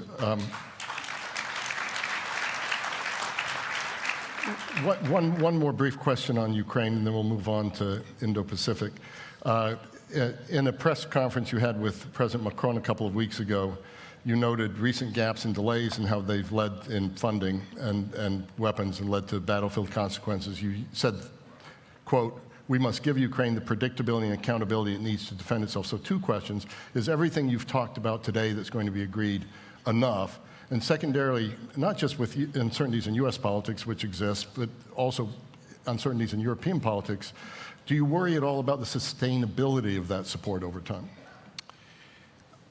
So first of all, you are right that I have referred to, I also did that in Kiev in a meeting with President Zelensky earlier this spring, to the fact that during this winter and the early spring, allies didn't deliver on their promises to Ukraine.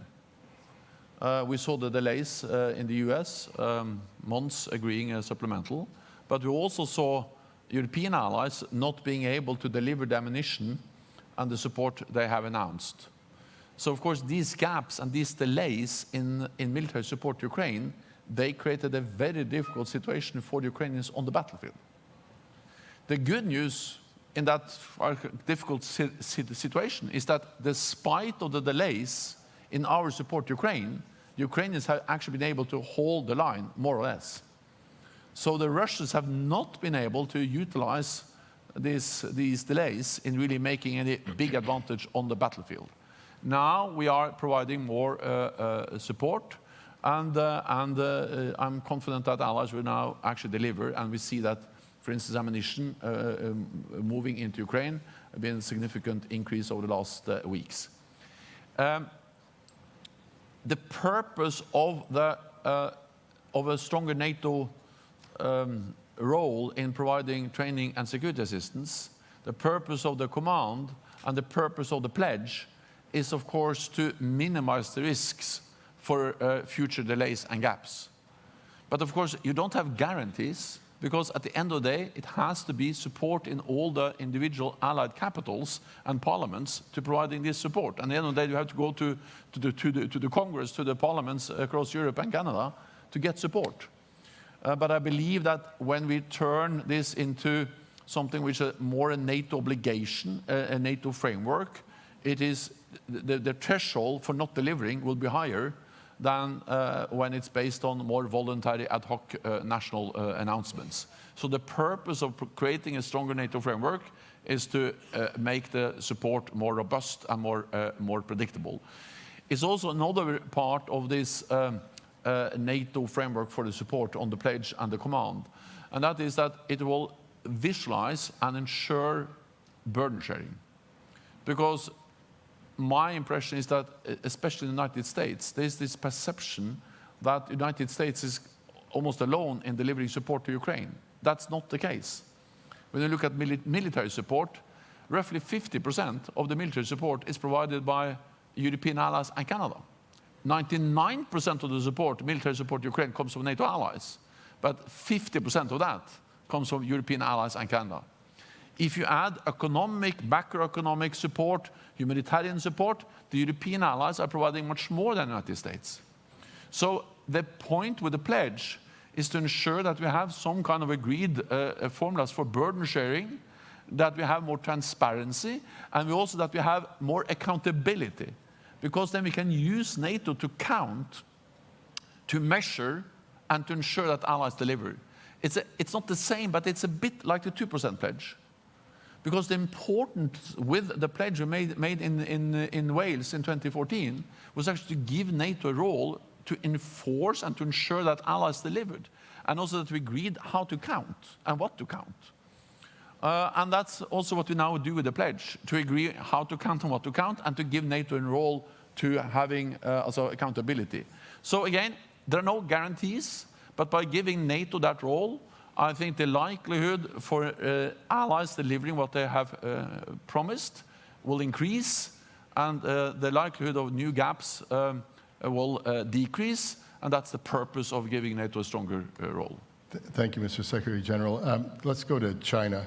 This 2022 strategic concept, NATO strategic concept, recognized China as a challenge for the first time and the broader rules-based system. You've noted that Russia imports 90% of its microelectronics from China, which goes into military. Secretary Blinken today talked about 70% of machine tools that help the military coming from China.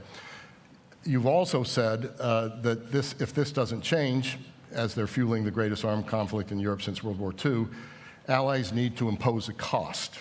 Is it time for that? And what cost can NATO and NATO countries actually impose? So first of all, I think it's important that we recognize the reality, and that's the first step towards any action. And that is that not only are Iran and North Korea important when it comes to enabling Russia's war aggression against Ukraine, but China is the main enabler. Because, as you refer to, they are delivering the tools, the dual-use equipment, the microelectronics, everything Russia needs to build the missiles, the bombs, the aircraft, and all the other systems they use against Ukraine. Well, I have said that. It remains to be seen how far allies are willing to go. But I strongly believe that if China continues, they cannot have it both ways. They cannot believe that they can have a kind of normal relationship with NATO allies in North America and Europe, and then continue to fuel the war in Europe that constitutes the biggest security challenge for our security since the Second World War. So this is a challenge for the alliance. Let's see how far we're willing to go as allies. So we're getting close to the end of time, so just two other brief questions. First, Indo-Pacific 4, Australia, Japan, South Korea, New Zealand are here. Third time taking part in NATO summit, but it's going to be the first NATO joint document with this group. Can you give us some insight into what might be in it and any concrete outcomes? Yeah, so first I would just say that the fact that we now are engaging so closely with our Indo-Pacific partners, Australia, Japan, New Zealand, and South Korea, that reflects a change in NATO, because that was not the case a few years ago. And as many of you may know, the first time we mentioned China in an agreed negotiated document in NATO is at the NATO summit in London in 2019. And in the previous NATO strategic concept, China was not mentioned with a single word. Now China has a prominent place in the strategic concept we agreed in Madrid. And the fact that we now are engaging so closely with our Indo-Pacific partners reflect, of course, the fact that we have to take China seriously when it comes to the challenges it poses for our security. And the war in Ukraine is perhaps the most obvious example, or as the Japanese Prime Minister has said several times, what happens in Ukraine today can happen in Asia tomorrow. We are now working with our Asia-Pacific partners how we can do more together with them. We will agree some flagship projects. That's about technology, it's about support Ukraine. But we are also working, for instance, as part of our defense industrial pledge, how we can ramp up defense industrial production and cooperation with these countries. They are big, some of them, on defense industry. We can work closely with them to ramp up our combined defense industrial capacity. We can exchange more information. And I also welcome the fact that more and more allies are now also conducting joint exercises.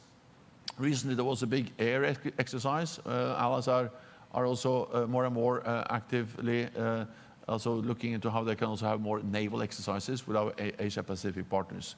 Because NATO will remain an alliance of North America and Europe. We will not be a global NATO. NATO will be North America and Europe. But this region, the North Atlantic region, we face global threats. And the reality is that's nothing new.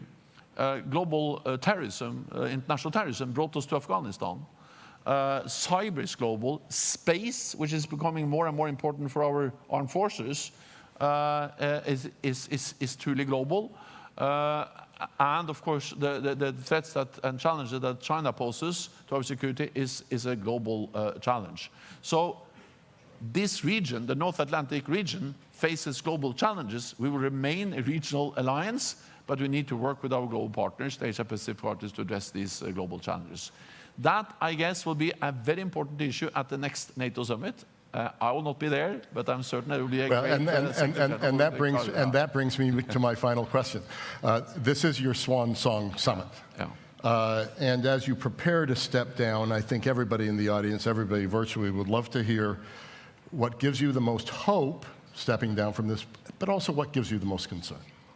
So first of all, I'm an optimist, because the reality is that we are very different in this alliance. We are different countries with different history, different culture from both South Atlantic, and we have different parties. And we are always very concerned that when a new party comes into government, they will make bad things for the alliance. And if you read the history of NATO, we have been concerned about that from the beginning. There were big concerns in NATO when we had when you actually got a democratic elected government in Portugal in 1975. They were concerned we're not going to be committed to NATO. There were concerns when you had some left-wing parties coming into government in some European countries in the 70s. When I formed my government in 2000, my second government in 2005, there were big concerns that we had a left socialist party there. It went quite well, to be honest. And now there are big concerns again. But the reality is that despite all these differences, which are part of NATO, we have proven extremely resilient and strong. Because when we face the reality, all these different governments and politicians and parliamentarians, they realize that we are safer and stronger together. And that's a very strong message. And that's the reason why this alliance prevails again and again. As I said in my speech yesterday, we cannot take it for granted. It's not a given. It was not a given in 49. It's not a given now. It's not a given in the future. But the reality is that we have so strong common interest in standing together. So therefore, I'm optimist for the future of this alliance. That was the first question. The second I've forgotten. I think I answered both of them. But I will only say one thing, and that is that I remember very well when I became Prime Minister in 2000. First of all, I attended my first NATO summit in 2001. That was a very different guest list. It was President Bush, newly elected. It was Gerhard Schröder, Tony Blair, very different people then than now. So I think it's time for me to leave. But second, also, I remember then my predecessor, when I became prime minister in 2000, she told me, so Gro Harlem Brundtland, the Norwegian prime minister, she told me, Jens, you have to remember that most of your life you will be former prime minister. And now I have to acknowledge that most of my life I'll be former Secretary General of NATO. But that's not so bad. And I will hang around and see you, and I look forward to then perhaps be a part of this audience next time. Thank you so much.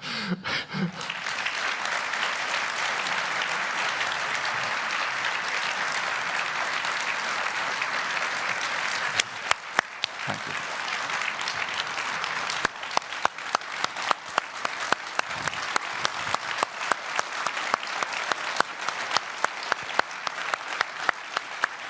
Thank you.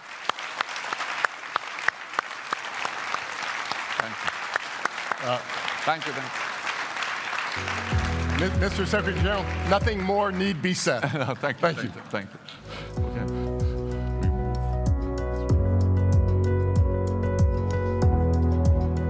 Frederick and His Excellency Jens Stoltenberg, thank you for such an enticing conversation.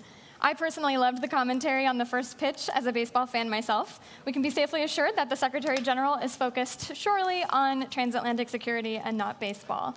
As he mentioned, the alliance is truly being tested, and he outlined some crucial elements of aid to Ukraine the alliance is working on, from joint training to defense assistance packages, and looking how to secure Ukraine not just now, but even after the fighting stops. Thank you again.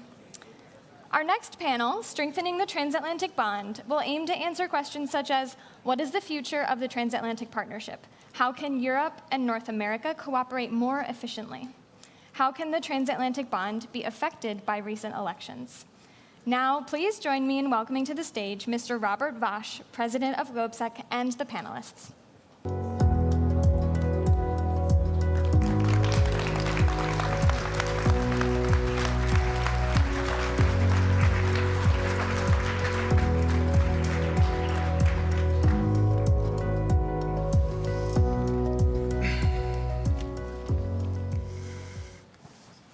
Thank you very much, and welcome to this very high-level panel, I would say. We have an extremely good setting in this panel for this conversation, and we have something like 55 minutes, so it will be quick and speedy. My name is Robert Vasch.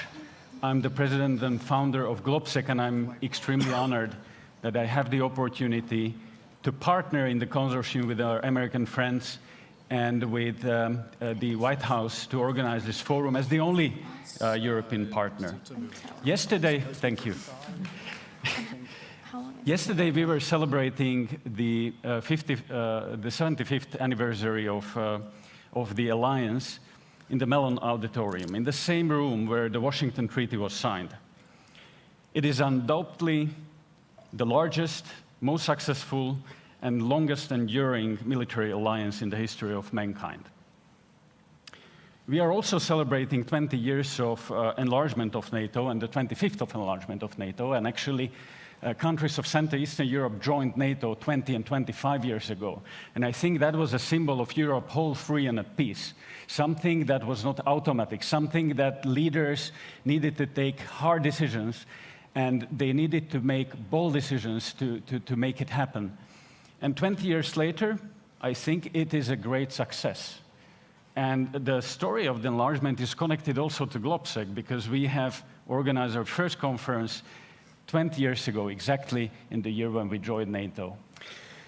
We have here, and I'm happy that I'm joined here in the panel by Peter Pavel, the President of Czech Republic. Welcome. Hello.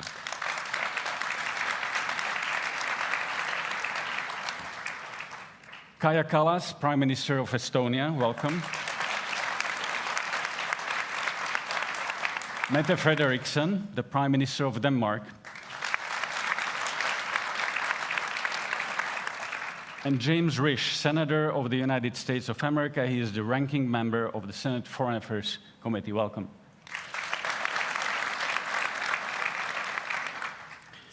As we celebrate the 75th anniversary of NATO, and all these anniversaries that I mentioned, at the same time we are facing the most difficult challenge for the alliance, and that's the Russian aggression in Ukraine.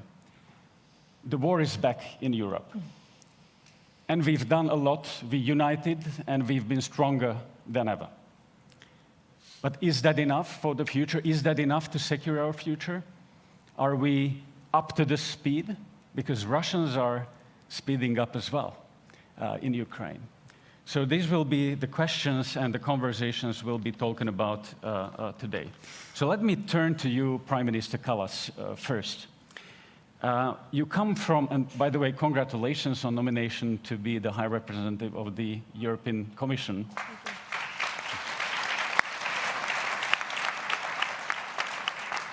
It's a great achievement, this nomination, as you're coming from an Eastern European country, a Baltic country, a small country, Estonia, who is really punching above this weight. And that shows how a small country can be influential on the world stage. So congratulations to it.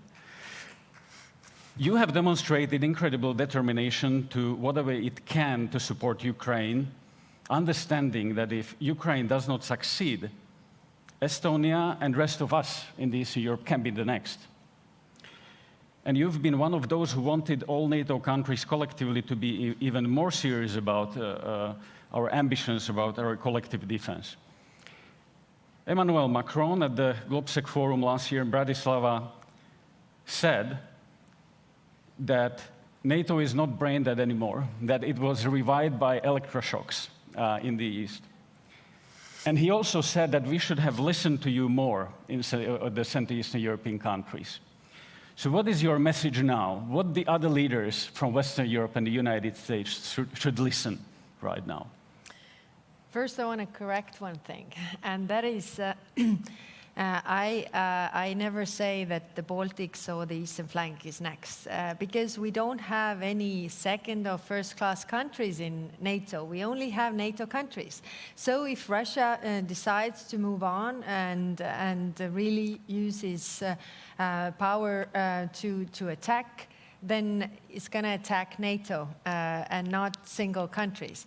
And this is actually one of the narratives that Russia wants us to buy.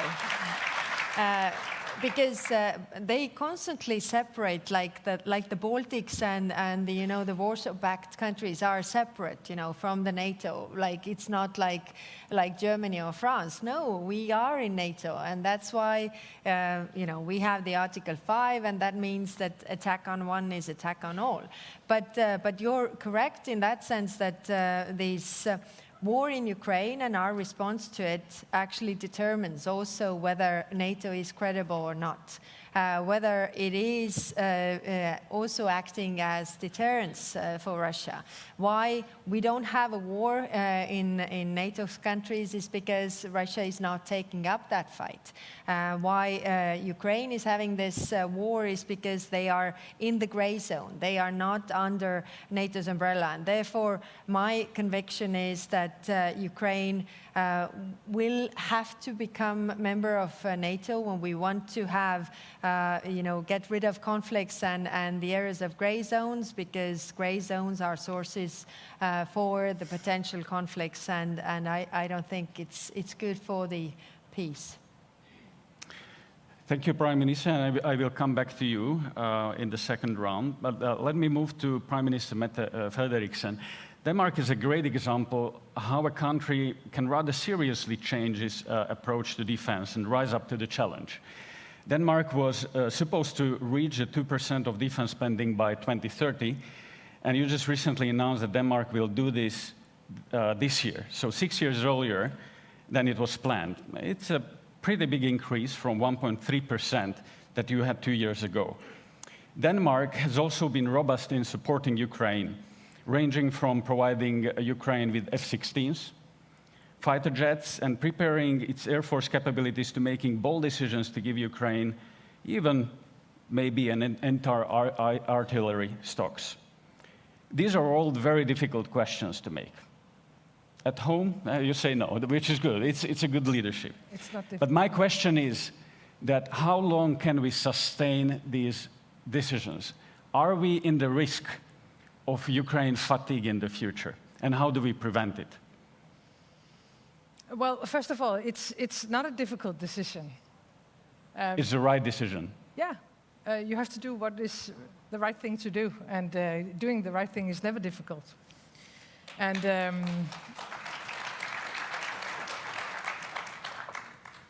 you're totally right. We decided many months ago to give away our entire artillery to Ukraine. Why? Because it's better used in Ukraine than it's used in Denmark. And we have to do the same now with air defense. We have a lot of air defense systems in the NATO alliance. It's better used in Ukraine than it is used, especially in the western part of NATO. The eastern part is a different case. And we said from the very beginning of the war that we are going to stand with Ukraine for as long as it takes, and with what it has to. The measures we have to take will be taken. I'm very proud of everything we have done collectively. And we have a stronger NATO, we have a stronger European Union now than when the war started. But we have to admit that we have been moving too slow. I think we have to speed up, we have to scale up, and we have to take a decision. Do we want Ukraine to win the war or not? And I see no signs in Russia and in the Russian behavior that they are going to stop with Ukraine. When I watch Russia through the last years, but also now, not only in Ukraine, but also in the West Balkans, what they do in Europe with cyber attacks, hybrid attacks, disinformation. Look at what they're doing in Africa, in the Middle East. They're trying to destabilize everything we believe in. Everything we believe in. And therefore, asking me, it's not enough to provide the Ukrainians with what they need to defend themselves. We have to provide them with what is needed so they can beat Russia and push Russia back. And I think this is the main, it has to be the main discussion on the table also in the coming days. And you are right, when I came to office 5 years ago, we were spending 1.3 on defense. Now we are spending 2.4. And if you ask me, are you sure it will be enough in the future? I cannot say yes, because we have to put it the other way around. And let me just conclude by saying what you have said from US for many years now to us in Europe. You have to be able to protect yourself. You have to spend much more money on deterrence and defense. You have been correct. And we have to admit from a European perspective that we were depending on you. We're still depending on you, and never leave us alone. Never. We have to fight together also in the future. But you were right, that we have to be able to defend ourselves. And putting that question on the table, then you cannot say 2% is enough. Then you have to put it the other way around. Exactly. So Ukraine is... And that's exactly the leadership we really need in Europe, to say that Ukraine is not only fighting for its sovereignty, it is fighting for the very basic principles of international law and of the principles of European peace and security. If we give up on these principles, who will believe us in the future? So it's the part, so deterrence of any other parts, not only of the NATO territory, but of our allies, starts in Ukraine. Absolutely, and winning in Ukraine. So thank you for that clear leadership. President Pavel, you are the president of Czech Republic, who is leading a lot of international initiatives supporting Ukraine, especially the ammunition initiative that has really caught interest internationally. So Czech Republic is also pushing or punching above its weight. You also spent all your career in military. You were also chairman of the NATO Defense Committee, and you will be hosting the next GloBSEC summit in Prague, and we are very glad. Thank you for that. But your voice has been among the boldest when it comes to helping Ukraine, defeating Russia, and building strong Europe's military strength. But you also said several times that we need to manage expectations on the war in Ukraine. Your assessment was, and correct me if I'm wrong, was that we cannot expect Ukraine to liberate all its territory anytime soon, especially given that if we are not providing Ukraine with all that it needs to win. So my question is, we all say that we stand with Ukraine as long as it takes. Is it a winning strategy? Shouldn't we say whatever it takes? Do we have a consensus within NATO on what our short-term and long-term goals in Ukraine are? And most importantly, if we have these goals in place, do we have a consensus on how to achieve them and how to provide the means for Ukraine to win? Well, I'm not going to fight the words if it should last forever or how long does it take. But I believe it's a matter of principle. It doesn't matter if we take it as a matter of liking or disliking Ukraine. It's about if we like to live in a world where rules matter or not. And this is what is it all about. I believe that supporting Ukraine is a matter of principle. We want to live in a world where also smaller countries are protected, where they have the guarantees to live up to their aspirations. And that's why we believe that it's necessary for our own interest to defend Ukraine. But of course, reality is different. We haven't given Ukraine anything they needed for successful defense from the beginning. There were some delays and gaps that cost Ukraine a lot of lives and some territory, but also some self-confidence when it comes to meeting their own goals. Right now, we are trying to give Ukraine everything to defend their territory and not to allow Russia to progress. Because if, and under the circumstances that Russia has a chance to succeed, to progress, there will be no chance for stopping the war, for taking Russia to the table. So right now what we need to do is to provide Ukraine with ammunition, armor, long-range artillery, missiles, and especially air defense to prevent Russians from successful attacks on civilian infrastructure, as we saw it recently in Kyiv and as we see it in Kharkov and many other cities. And at the same time, to come up with a lot of effort on a diplomatic and political arena to get support of as many countries as possible to push on Russia and China to sit to the table under the meaningful conditions, not conditions that were presented by Russia. Obviously, we cannot accept that the territories currently occupied by Russia will be recognized as Russian. Because that would mean that we would go against the principles on which our societies are built. But we would probably realistically accept that there will be part of Ukrainian territory that will be temporarily occupied. But such a situation shouldn't prevent us from going on with Ukrainian integration into NATO or the EU and pushing on restoring their full sovereignty in a foreseeable future. And for that, Ukraine really needs our support and full determination in our own sake. Mm-hmm. Thank you. I've seen Prime Minister wanted to react. Yes, I wanted to react. I think everybody wants this war to end.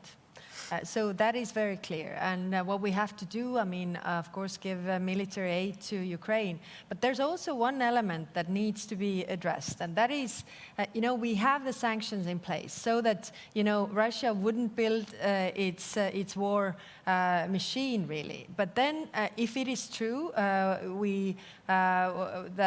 what was written in the media, that the Russian missile that hit the hospital, children's hospital, actually has Western elements in it. So they are not able to bomb if they are not using the Western elements to build this. Mm-hmm. And this is very important. When I go to different European countries that are further away from the war and don't see Russia maybe the way that we do, then I see this will still, to profit from it. It doesn't really concern me. I just want to do my trade, and we see the circumvention of sanctions. But these are the same companies that are complaining that our businesses are hurt, our economies are hurt because of it. But actually, we need to concentrate our efforts, everybody. And of course, it's painful. It's painful, but if we do it, the war could be over sooner than when everybody's dragging their feet and thinking that, okay, it doesn't really concern me, I can still profit from this, and then eventually it will go on longer than we want. Yeah, absolutely right. Let me move to Senator James Risch. You've been a very strong supporter of the alliance and of Ukraine and of our collective security, and thank you for that. And all of the countries represented here at the NATO summit have done their utmost to support Ukraine and to raise the bar when it comes to the defense spending. The EU has provided economic assistance to Ukraine and has put Ukraine on the track towards EU membership. Do you think we are doing enough? What can be done more? Let me take that on, but before I do, I want to respond very briefly to what the Estonian Prime Minister said right at the beginning regarding the Baltics. Right after the invasion, a number of people from the Baltics came to see us here in America, and they were concerned. And NATO had become stodgy. We'd forgotten what it was formed for. NATO was formed for the exact circumstance we find ourselves in today. I told my friends from the Baltics, I said, look, Article 5 means exactly what it says. An attack on one is an attack on all, not one square inch, whether it's in the Baltics, whether it's in London, whether it's in New York, not one square inch. Mr. Putin, listen. Article 5 means exactly what it says. I make that commitment now for the United States, and the United States is there to meet that commitment if we ever have.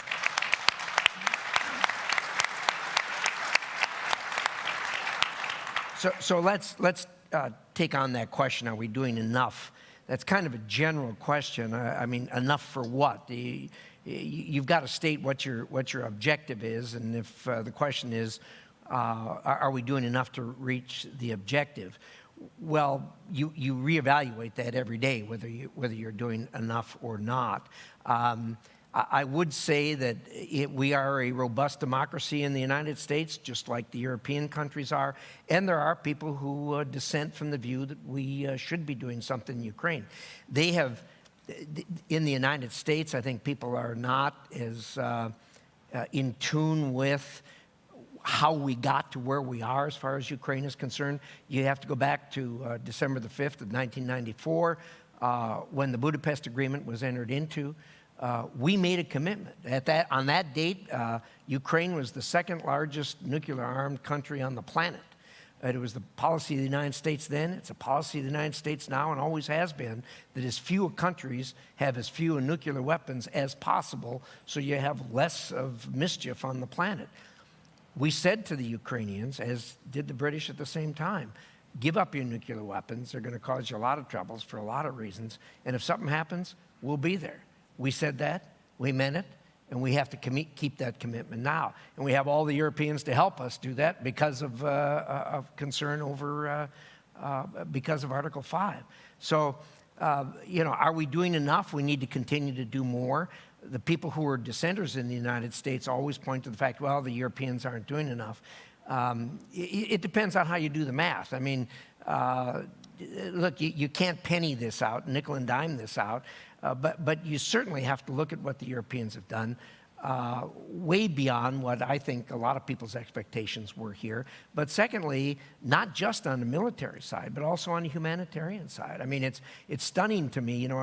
When I went into Ukraine, I went through Poland, and they were talking about the number of refugees they had. They've never been in a country with 2 million refugees, but no refugee camps. Why not? They're all in people's homes, and they're being taken care of. So, look, we need to continue to do that. And one of the things I will say to our European friends, and has been said over and over again, that 10 years ago in Wales, we all agreed 2% would be the number. It's been 10 years, and fortunately, we're up to 23 countries now out of our alliance. We got 9 more to go, but if we want to silence the critics using that point of view, we need to all get up to 2%. And frankly, now that this has happened, and a lot of us always hoped this would never happen, but now that this has happened, 2% probably isn't enough. We have been stunned. I think all of us have been stunned by the weakness and the holes in our industrial production when it comes to defense. We're going to have to do more. Yeah, absolutely. Absolutely right. Mr. President, you wanted to react. Yeah, with my experience from NATO, and especially NATO Military Committee, I would like to add an argument to what has been said on the account of defense spending. I think we should also pay attention not just to the figure, how many % of our GDP are we spending for defense, but how do we meet our capability commitments, capability targets? Because this is what matters for real and credible defense. Strategic commanders will not take a chart with the percents once they are confronted with the situation. They will count aircraft, ships, combat units at required readiness. And this is what we should focus on beyond these 2% line, because we have serious gaps in meeting our capability targets. So if we really want to be credible in our deterrence, because I think no one would argue that Russia knows very well about the real state of our armed forces, we should really do much more in meeting these capability targets.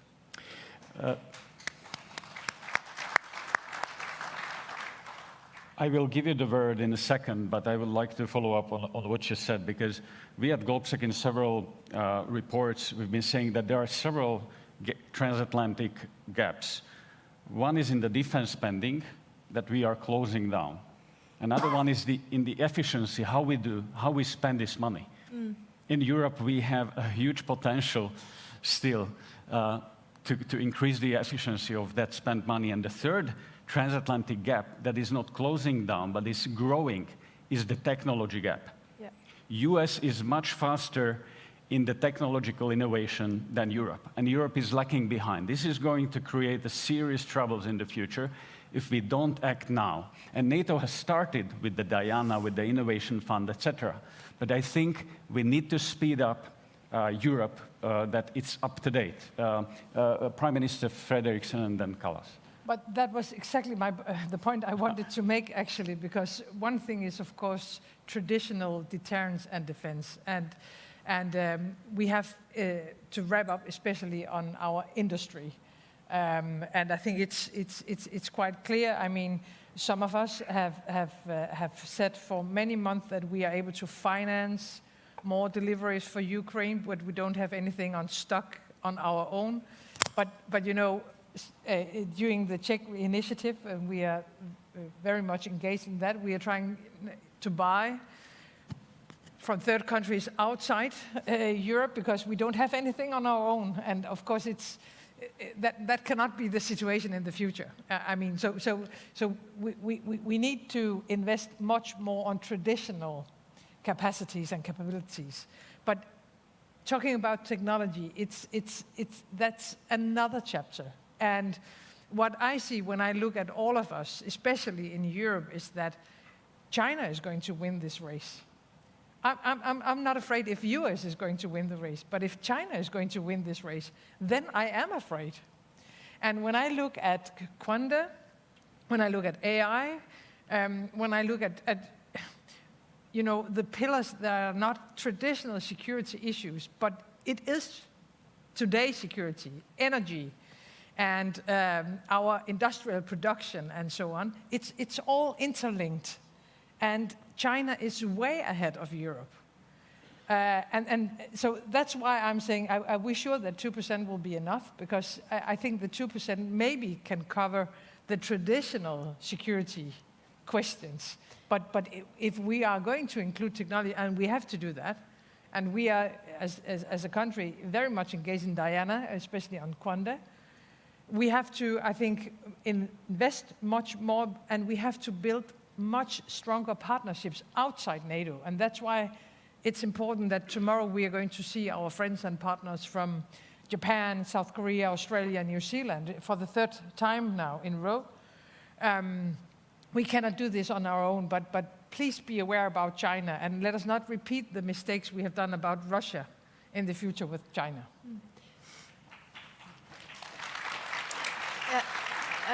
I wanted to build on that because innovation is the key, and I think there's actually also the possibility to take the costs down and be more effective.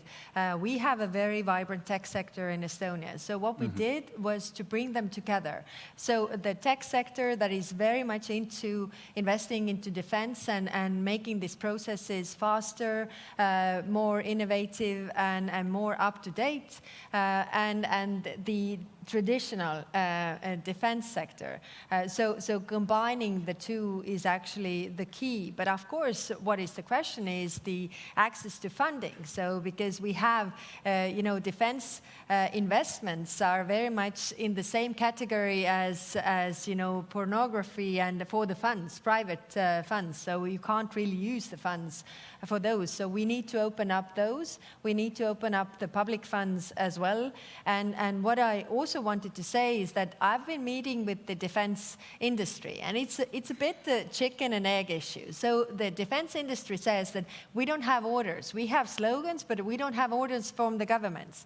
Whereas the governments say that, from richer countries, one prime minister asked me that, where can I spend? I want to spend 2%, but nobody's selling me now because they don't have anything.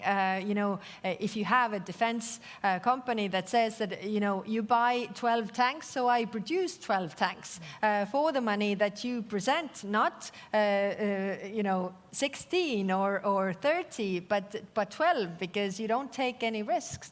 I think also both sides, also the defense industry, should read the room and understand that you have to make and take some risks, even if it is not the government's immediately showing the money, because we have the decisions coming in many countries to invest more in defense, but there has to be something to really be able to invest immediately. You have opened up a very important question, which is the European defense industry. And how do we make sure that the defense industry is up to the speed? How do we get the funds, necessary funds, not only from governments, but banks, European Investment Bank? They were banned to invest into dual-use products. So I think there is a lot that needs to be changed on the European level in the European Union as well. And here, the next European Commission is going to be crucial in making sure that we are speeding up, because Russia has already begun with the war economy, and we are not there yet. And in long term, it's going to cause a problem. Yeah, I think the understanding is there. The understanding is amongst the prime ministers of Europe, definitely, that we need to move faster. But the question is how. Mr. President, you wanted to react. Yeah. I wanted to use the opportunity to extend the comment of Mette Frederiksen about how all these problems are interlinked. I think if we look at the current security and international environment from a broader point of view, it's not a separate problem of aggressive war of Russia against Ukraine, and on the other side, systemic challenge from China. it's all linked together, because what we see now is a confrontation of two systems. On one side, democratic countries, being in NATO, EU, or elsewhere around the world, including Indo-Pacific. On the other side, different forms of autocracies, mainly now represented by Russia, and supporting countries, China, North Korea, Iran, but many others. And if we want to prevail in this global confrontation competition, we really need to approach our cooperation from different angle of point. Because right now we pretty much compete in economic terms between the EU and United States. We are quite secretive when it comes to research and development. When we look at China, how they can combine resources, how they can focus on priorities, we are not doing the same.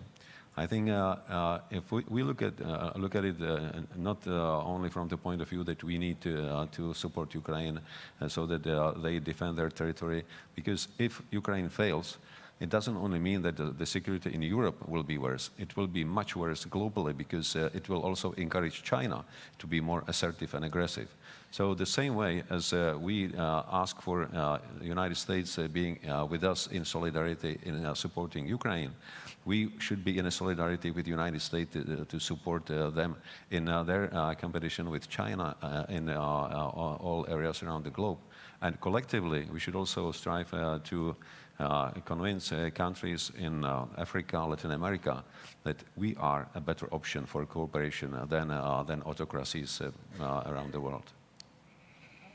Quick reaction from Senator. And when you talk about our competition with China, it isn't just our competition with China, it's your competition with China. It's and all our, look, what's going on with Russia, I think is a warm-up for the rest of this century as we compete on the planet.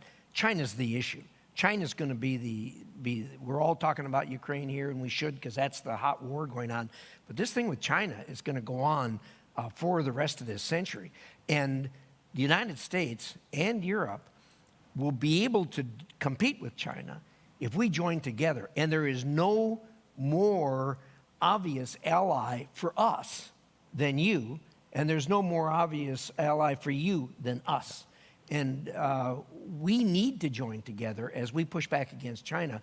And look, this thing, the one thing that the war has brought out, the Ukraine war has brought out, is the fact that what we've always known as an undercurrent, and that is the relationship between China, Russia, North Korea, Iran, Venezuela, the autocracies.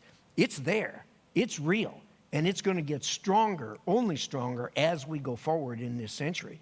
And for us to, I think the challenge for this century is going to be how we all occupy this planet without killing each other and compete with each other. We should be able to compete with each other without killing each other. We need to figure that out, because this is not going to get better as we get forward. The autocracies are not going to change their belief as to what they think is best for their people, and the democracies are not going to change their belief as to what they think is best for their people. We're going to have to figure this out. You opened a very important question of China, and we will see that there is an increasingly clear voice that how China is supporting Russia in its war to Ukraine. It's a problem for us, and it's a problem for NATO. There are many voices in the US as well that basically Ukraine is just a distraction from our main adversary, which is China in long term. And it's decreasing our focus on the main challenge. Well, I like the argument of my friend Ben Hodges, who said, Ukraine is all about China. Because if we are sending a wrong signal now that we are not able to defend a country on our borders, who will trust us whatever we say in the future about Taiwan or anything else? So the future deterrence really starts here. So I would say even the future of the West is now being decided in Eastern Europe, in the East. Interesting you should mention that now, because yesterday there was released a document titled Next Steps to Defend the Transatlantic Alliance from Chinese Aggression. The author is one of the distinguished thinkers and actors in the 21st century, myself. Good, good. This is a follow-up to a report I did a couple years ago on the same subject, and it is becoming a hotter and hotter item as we go forward. So So thank you for that commercial. We will all read it. It is free. But if you I want to contact move Foreign to a Relations. question from the audience, and I want to enlarge the question, but I've seen you really want to react on, No, but on China. it's just one thing is the signal, and I totally agree. If we let's be honest, if we let Russia take Ukraine, that will, of course, invite many others to do similar things. That's one thing. I mean, that's basic knowledge, and it no matter what, it's a bad idea to allow Russia to take a European country. So I mean, that should conclude the discussion about Ukraine actually. But the other thing, and I think that is extremely important, that the triangle between North Korea, Iran, and Russia is something we have to have as top of mind now. And there is nothing that integrates the three of them, except for one thing, that they don't like us. That's what combined those three, and they are willing to do, I guess, what it takes to defeat us. And I think we cannot only look at the triangle, we have to see how China is connected to that triangle. This is the new reality. And therefore, I mean, it's good we are talking a lot about Ukraine, but we have to talk about Russia. Ukraine is just one example. It's a terrible example, and they are paying the highest price. I mean, they are losing thousands of good young men and women. So they're paying the highest price, therefore we have to talk about it, but it's just a part of something bigger. And I think we have to understand that it's more a question about Russia than it is a question about a single European country, unfortunately. And all of these conflicts are somehow connected, It is. and that's why Everything we is have this interlinked. conversation exactly. So let me turn to the questions from the audience and online audience who are watching and listening us. There's a question from Matt Burton. What measures are in place to counter the internal and external actors that continually work against the West and NATO with influential disinformation campaigns? So let me enlarge the question a little bit. We are seeing that the frontal attack on Ukraine that Vladimir Putin has started 2 years ago is not only a frontal attack on Ukraine, but on all of us. He clearly said that his goal is to dismantle the Western-led world order. And he has opened several front lines. We are seeing the physical front line in Ukraine, but there is another front line of the same war inside of our societies, in information space, is the same war, is hostile against us to divide us.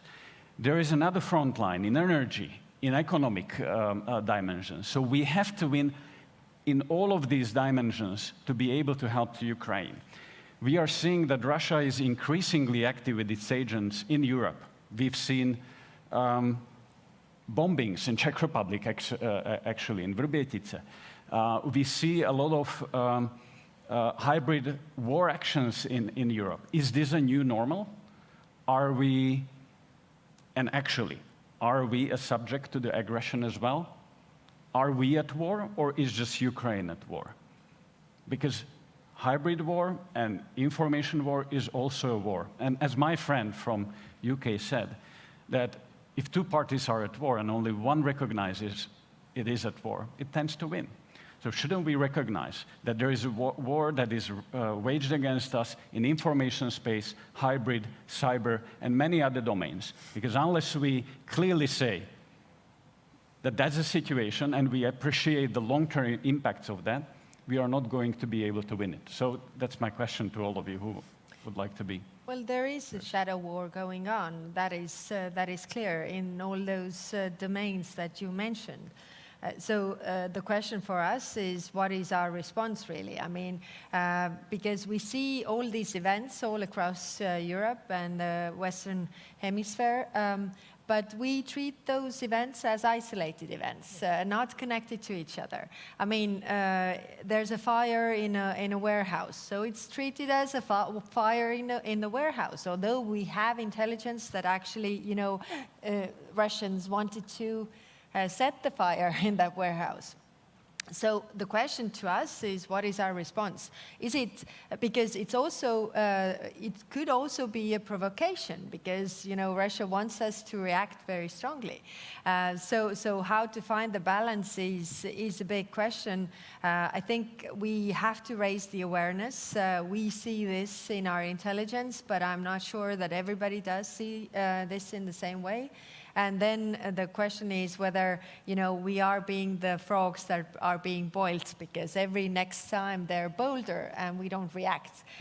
So how do we address this? And we have discussions going on in NATO about these things, but they are really very initial. It should start from the awareness, the same awareness of all the members in NATO. Thank you, President. To answer your question, I think it is not so important how do we see us at what stage we are finding ourselves, because we heard a number of academic discussions if we are in war or not, because we still work in the categories of peace, crisis, and war. But for Russia, it looks different. They see at a history like a continuous conflict, where only intensity and tools differ. From time to time, they are using hard power. From time to time, they are using hybrid tools, which we see today. Since the times of, we call it Gerasimov doctrine, but actually it came up earlier than Gerasimov. But it was around 2010 when Russians came up again with their vision of non-linear warfare, where all the kinds from cyber, hybrid, disruptive operations, sabotages, up to hard war fighting are present. So actually what Russia is doing against us is a continuous conflict, that they are using tools that are available, that are much cheaper, quite often more effective than hard weapons. If you look at information operations that they are doing now, all of these disruptive events within the hybrid warfare across Europe, they are to make us unsure, not trusting our institutions, and being always under pressure. So we need to take not only passive measures, but also active measures to defend ourselves against this kind of warfare, because this is the way how Russians see the world, and we have to see it from their perspective, not from ours. Prime Minister Frederiksen, and I would just follow up that, of course, we need to watch very closely all the disinformation campaigns that are going on in several countries in Europe with the goal to divide us and to also alter the political conversation. Also, there is a role for both NATO and the EU in protecting our critical infrastructure, because we are seeing that this critical infrastructure is under threat. So what do you expect from the NATO summit and maybe also the next European Commission in this regard? Well, first of all, I think we have been spending too much time discussing what we can say about this war and what we cannot say. What is the right wordings? I mean, if a foreign country is trying to destabilize Denmark by misinformation, I consider it as an attack against a democratic society. And the same way when they use hybrid attacks, cyber attacks, and so on. So I think let's call it what it is. They are trying to destabilize all of us, and they are using different measures, if it's Ukraine or if it's Denmark or Estonia or Czech Republic. And therefore it's so dangerous what they're doing. And talking about one of the mistakes we have made, I think putting a lot of red lines on the table when you are handling a war is also a mistake. I mean, It's simply giving the enemy 2 good cards on his hand when you are, all the time telling Russia what we are not going to do or what we are not going to accept, instead of putting it the other way around, that we are willing to do whatever it takes to defend Europe and to defend our alliance and to defend the world order that we believe in and that we have built since the end of the Second World War. I think the awareness is rising. I agree that we cannot see all these episodes as isolated. We have to see the system in it, and they all, again, it's all interlinked, and therefore I think we have to take it more seriously. And maybe the most important question as NATO countries is: are we going to accept it? Are we going to accept that they are attacking us every day now in Europe with different measures? And I don't think we should accept it. Thank you. So we are running out of the time, and I have plenty of questions. But let me ask one, and that's that NATO has proved to be very vital 75 years. Politicians are coming and going. We have elections everywhere. And there is an important election coming up in the United States. And we've seen that many of the conversations in supporting Ukraine, NATO, etc., are also, not only in US, but also in European countries, are somehow domestic conversations about, and they are connected with domestic conversations on economy, etc.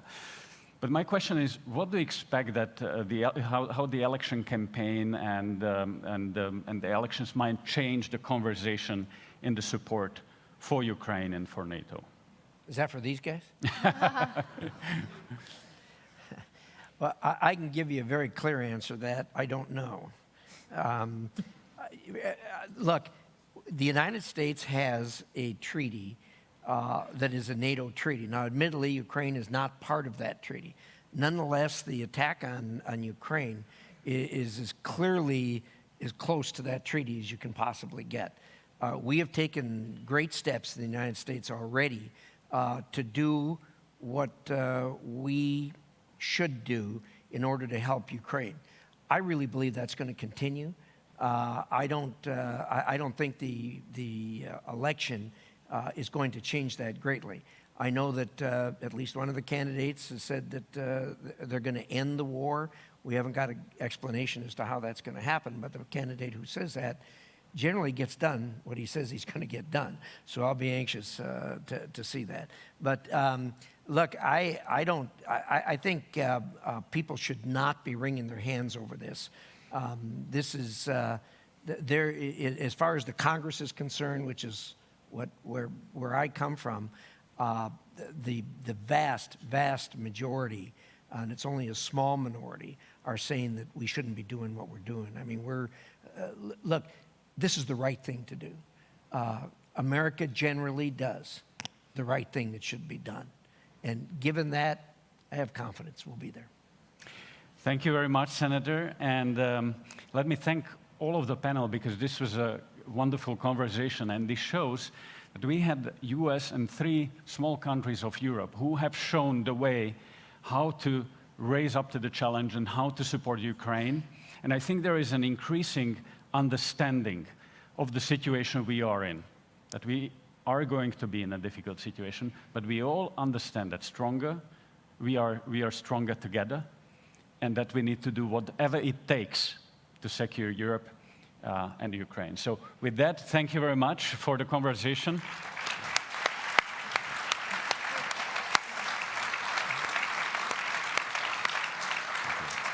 And I wish you a nice rest of the day. Thank you.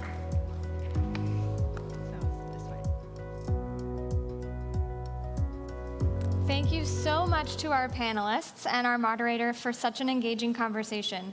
They talked about some crucial questions of elections and language, giving Ukraine what it needs to keep fighting to push Russia out and keep Russia out. They talked about keeping pace with China, concerns about competition with autocracies around the globe, and challenges and gaps racking our defense industrial bases. We will now be viewing a second video from the NATO Youth Summit, which took place on May 14th in Miami, Florida in the US, and Stockholm, Sweden, with watch parties viewing around the world. The NATO Youth Summit delves deep into the most pressing global issues of interest to youths. Let us all now learn something from how the next generation will tackle the future issues of the alliance. On May 13th, at the NATO Youth Summit in Stockholm, I warned about the dangers of disinformation and the imperative to tackle the challenge more robustly.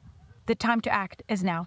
There is no need to wait for further reports and no time for half measures. We need to be decisive and commit ourselves collectively and without reservation to a much more assertive approach. Winning the information war is foundational to our security, and as NATO youth, we say without hesitation that our leaders must rise to the challenge. In the 75th year of our Transatlantic alliance, we celebrate our steadfast commitments to peace and to security. Our ability to maintain unity and effective deterrence is more crucial than ever. And our success in doing so will serve as the ultimate testimony to the strength of our common values. Emerging technologies can significantly enhance our defence capabilities. However, they also introduce new risks. Cyber attacks, AI-driven disinformation, and the development of autonomous systems all pose serious threats to global security, stability, and to the democratic ideals which unite us as allies. With the rise of AI, cyber threats are becoming a more increased threat. Just like a double-edged sword, while AI enhances our capabilities, it also creates new security challenges. AI's ability to analyze vast amounts of data can strengthen our defenses, but can also be exploited by malicious actors.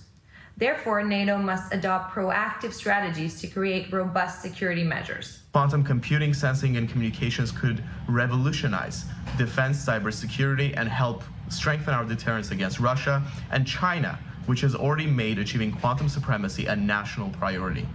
What NATO's leaders should think about now is how the organization can become a facilitator to bring together the expertise and strengths of allied nations to drive quantum innovation and empower its application in allied defense. The time is now to make sure that NATO and member states remain at the forefront of quantum innovation and realize its potential. When we talk military tech or innovation or countering disinformation, those are all reactive actions or actions that will help us win a potential hot war. But the most important strategic question that we have to find the answer to and start working proactively with is, how do we change the will of the Russian people?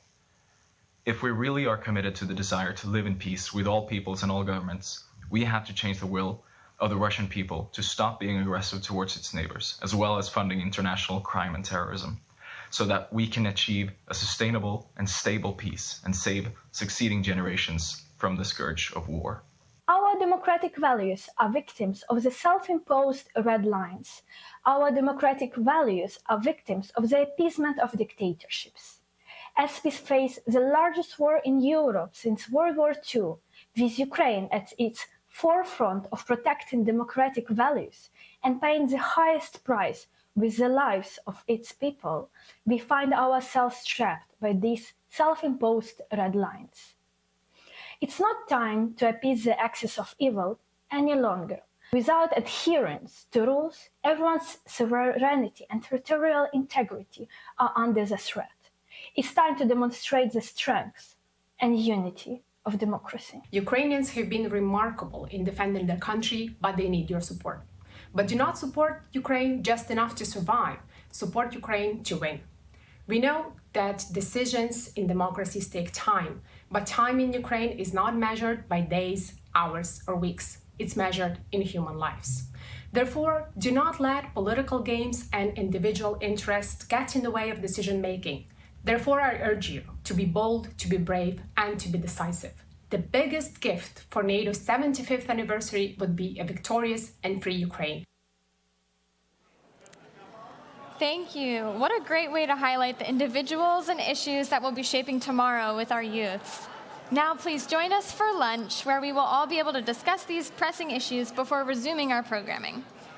For those of you joining us online, you will now hear a series of interviews. The first from His Excellency Alexander De Croo, Prime Minister of Belgium. The conversation will be moderated by Elena Kudsko, Vice President for Policy and Programming of GlobeSec. Next, you will hear from His Excellency Kyriakos Mitsotakis, the Prime Minister of Greece, which will be moderated by Nadia Shadlow, Senior Fellow at the Hudson Institute. And finally, we'll be replaying the earlier conversation between Rachel Rizzo and Douglas Lute on the history and geography of NATO. Enjoy. And a few notes for our in-person audience and those of you in the plenary room. We kindly ask that you refrain from saving seats as it is disruptive in the room and impedes the flow of traffic. Also, please be mindful and do not leave your personal belongings in the plenary room during pauses in programming. Our programming will resume at 1:15. Enjoy your lunch.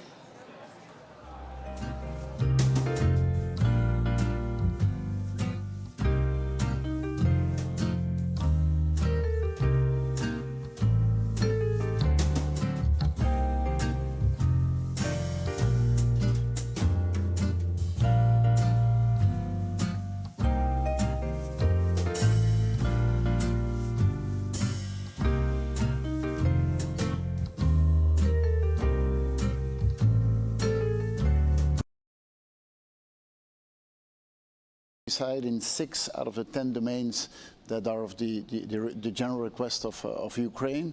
It is about military capacity, but it is also about reconstruction. It is also about humanitarian supports. It's a very broad scope. Of course, a lot of people talk about is the delivery of the F-16. So we have committed to at least 30 F-16s that will be delivered between now and 2028. That is contingent on the deliveries of our new planes, which are the F-35s. And we hope that we would have deliveries. I mean, we will aim to have deliveries this year of a couple of F-16s. We will do that. And there's not that many countries that do it. Right. The Netherlands does it, Denmark does it, and Norway. We are already involved in the training mission with our planes. And we hope that we will deliver a few this year. With the 30 that we committed, we will be the biggest contributor to the fighter jet capacity of Ukraine. And of course, the sooner they arrive, the better. Obviously, the sooner they arrive, the better. Of course, we have to maintain our own defense capacities. Our F-16s are being used today, for example, in the Baltics, for Baltic air policing to protect NATO territory for almost daily trials from the Russian side to see how much we defend. So we really have to balance that. Well, the earlier the F-35s are delivered, the earlier we can deliver. And what's the timeline on those ones? So we have 4 that we have now for the moment already. They are in the United States here for training purposes for our pilots, and we will start getting those during the course of next year. We are living definitely in very uncertain times. Everything is uncertain, and things are increasingly challenging given that half of the world is going through elections. Yeah. And Belgium is one of those countries who just had elections. There is going to be a new government in Belgium, but people do want certainty. Both our populations want certainty to know that the governments can deliver, but also for Ukrainians, it's important to know that we stay committed to the course and we deliver what we promised. Yeah. Are you certain that your new government is going to stick to the pledges that you've made? I really have no doubt on that. And we have a long history of these type of commitments. And these type of commitments were always maintained, even if you get new governments. And really, the public debate that we've had over the past months related to our election about Ukraine, there was really almost no doubt, no difference between the different parties. So I'm really confident that the agreement that we signed, and we signed that agreement, I mean, that is something that needs to be respected, whichever government is there. So yeah, democracy leads to changing governments. That's how democracy works. But stability and long-term commitments with our partners is something that we will respect. This is very reassuring to hear. We all have a lot of doubts how long we can carry on for, that the public getting tired, but it's good to hear that regardless of the government, Belgium can stay the course. But you address an important element, is indeed the support from our home citizens. And you know, you can do all the public policy, all the foreign policy in the world, you can do all the military training in the world. You can only do that as long as you have the support of your home population. And this is something that I think we need to put much more effort on, is to explain why are we supporting Ukraine? Why it is so important to do so? It is important, of course, for the Ukrainians that are fighting for our values, for our security, but it's also a very important signal we give to the rest of the world, is that we Europeans, we will defend our way of life, and we will do so together with our American friends and other NATO friends. And it's more important than ever to explain what we are doing and to maintain the support from our home population. I'm not saying that because I feel that it is under pressure, but the moment you lose it, it's too late. And of course, the other side is doing everything possible to make sure that there is no public support, trying to sow doubt and make sure that we do not stay committed. Support for Ukraine is one side of the dimension. The other side is, of course, our commitment to our own security, and that comes with defense spending as well. A lot of allies are coming to Washington saying that they will deliver the 2% pledge this year. I think it's 23 out of 32 this year. Belgium is not there yet. How do you explain that, and are you going to get there? So we're not there yet. We have increased our military spending with 30% over the past 3 years. So it's very significant what we have done. We have a path set out by 2030 and 2035. True, it will take us some time to get there. But to me, that's one dimension, and it's one dimension that we need to deliver on. But besides what you would call an input metric, which is how much do you spend, we also need to look at output metrics. And output metrics is how active are you if there are requests. And there, Belgium has always been at the forefront. When there were requests to use our fighter jets, we were there. When there were requests to use our marine capacity, we were there. So you really have to look at both dimensions. And I think it's important then when you increase your spending, that you increase your spending in a way that it builds an industrial supply chain. And we know that today is spending more, but spending in a way that you develop an industrial capacity, that you develop technological capacity, that you also develop the human side of defense. Doing that in a well-organized way, I think, is the main challenge with which the 32 countries are confronted. I'm so glad you're bringing it up. I was actually very excited about the conversation with you. I know that you did MBA actually here in the United States, and this business mindset seems to be something that all leaders, political but also military leaders, desperately need right now. So what is your recipe? What Europeans can do better to increase defense capacity? What kind of investments it needed? What kind of change of policy would it take to get there? Okay. So yeah, we have a long history of very national defense spending. And most of our militaries would mostly buy with their own industries, which has led to an incredibly fragmented supply chain. We see that now those borders are being broken, and you see that there is M&A activity that is happening across European borders, and that's a good thing. I think next to that, as you pointed out, we need more investment. There is a tendency to always look at public investment. Now, I think public investment has a role to play, but the real volume of investment needs to come from private investment. And it's not that there is a lack of capital throughout Europe. I mean, we are a rich continent with people who have savings and who want to invest their savings. And so we need to create a very attractive business case for our population to say, you know, your savings can be used to invest in technology that will make us safer, that will help us to maintain our freedoms, our way of life. So that means that public investment has to play a role, but it really has to be merit-based. So not in the classic way where we say, okay, we have 10 billion, we're going to split it up within Europe, for example, across 27 countries. Let's look where the capacity is, let's look where the expertise is, and allocate it based on the merits and not just on an accounting principle.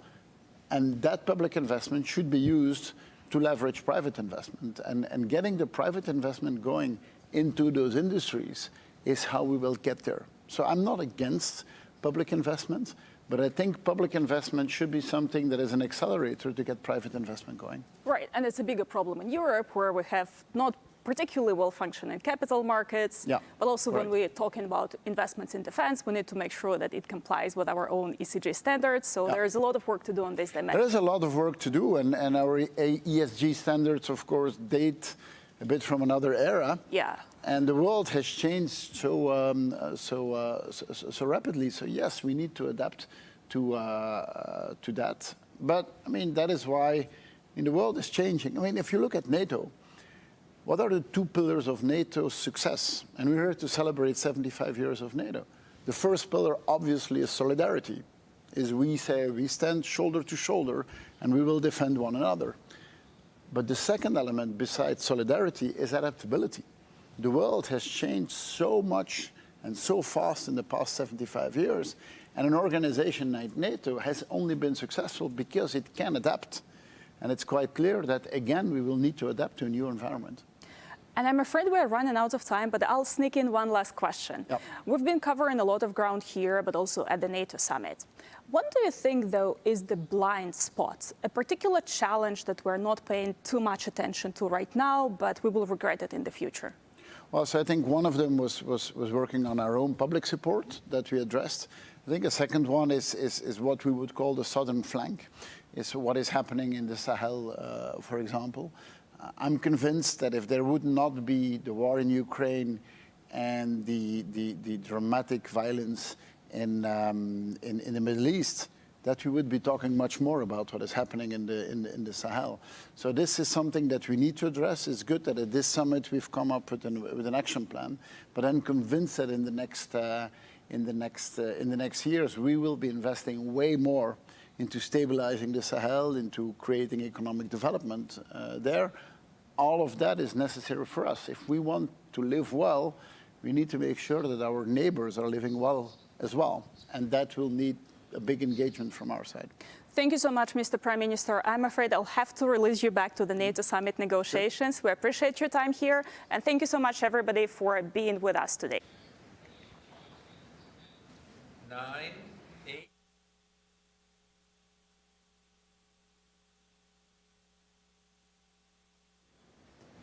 Welcome back to the NATO Public Forum. I'm Nadia Shadlow, a senior fellow at the Hudson Institute, and it's my pleasure this afternoon to have an opportunity to have a conversation with Greek Prime Minister Kyriakos Mitsotakis. Prime Minister, it's really great to be here with you today, and since we only have a few minutes, I wanted to jump right in. When you became Prime Minister first in 2019, Europe looked different. And the challenges facing NATO seemed perhaps less intense than what we're facing today. So could you talk to us a little bit about whether or not NATO has been adapting enough since 2019, since 2022? I know Greece has been really in the lead in terms of modernization and adaptation, but I'd love to hear your views. When I became Prime Minister in 2019, no one thought that we would be faced with a war at the heart of the European continent. But this is what we have to deal with after Russia's unprovoked invasion of Ukraine. And I do believe that the alliance has adjusted and has tackled this momentous challenge as successfully as it could. Back in 2019, we were still faced with a question of whether enough European countries would meet the 2% commitment, 2% of defense spending as a percentage of GDP. Now most countries have already met that target, and those that haven't have made very clear pledges that they will do so. Greece has been one of those countries that has surpassed the 2% threshold ever since essentially we joined the alliance. We'll be spending 3% of our GDP on defense, significantly modernizing our armed forces, and thus contributing to the overall capabilities of the alliance. So new challenges force us to think differently, also in terms of what this means for the collective European security as a pillar of the overall NATO integrated structure. And I think this discussion is advancing at a very fast pace in Europe. Yeah, so you mentioned European security. How do EU defense measures complement NATO, or how do you see the relationship between EU efforts to increase and substantially increase its defense and NATO? Is the relationship complementary, and how so? In my mind, it is fully complementary. We need to spend more, but we also need to be smarter about how we allocate our defense spendings. When I look at the European defense industry, I see a lot of fragmentation. I don't see enough interoperability. I see a lot of, sometimes maybe, I wouldn't say a necessary competition, but certainly too many weapons systems that don't necessarily talk to each other. So we need to spend more, but we also need to be smarter about how we integrate our spending. And I guess I do think that at a time when the Russian invasion of Ukraine poses an existential threat for Europe, we also need to be creative in terms of finding new sources of funding in order to support our defense spending. It is not just going to be enough to rely on national budgets as we have done so far. And that is why I've been one of those strong proponents that we need some sort of European facility that will complement the defense spending that we undertake at the national level with more European funding. So this combination of public and private initiatives, in my mind, is going to be necessary if we build a solid European pillar when it comes to NATO's overall defense capabilities. So would that be some type of European fund, or how do you envision that mechanism? We have submitted with President Donald Tusk a proposal for a flagship European project, which would essentially be a European Iron Dome that would complement the existing air defense capabilities that we have, which could be, again, I stress the word could be because we clearly don't have agreement at this stage, which could be funded through some sort of European joint borrowing. When we faced COVID back in 2020, we took the momentous decision to raise 750 billion euros to address the economic downturn that COVID caused to all of our economies. And this money is currently deployed. This was a European facility. So it seems to me that if we have raised 750 billion euros for the green and the digital transition to support our competitiveness, to protect jobs, it would be reasonable if we could raise a significantly lower sum at the European level to strengthen our European defense initiatives. Right, and that would get us beyond always a discussion about the 2%, right? Also, it's ways to get to the 2%, but also ways to increase capabilities and integrated capabilities across Europe. And of course, also ways to strengthen also our European defense industry at a time when we talk a lot about strategic autonomy, when the issue of competitiveness is at the top of our agenda, bolstering European defense cooperation, European innovation. We've made some first steps at the European level in that direction, but we clearly need to do more. And speaking of doing more, Greece has done an incredible amount for Ukraine. You're one of the leading states in terms of providing the Ukrainians with missiles, with ammunition.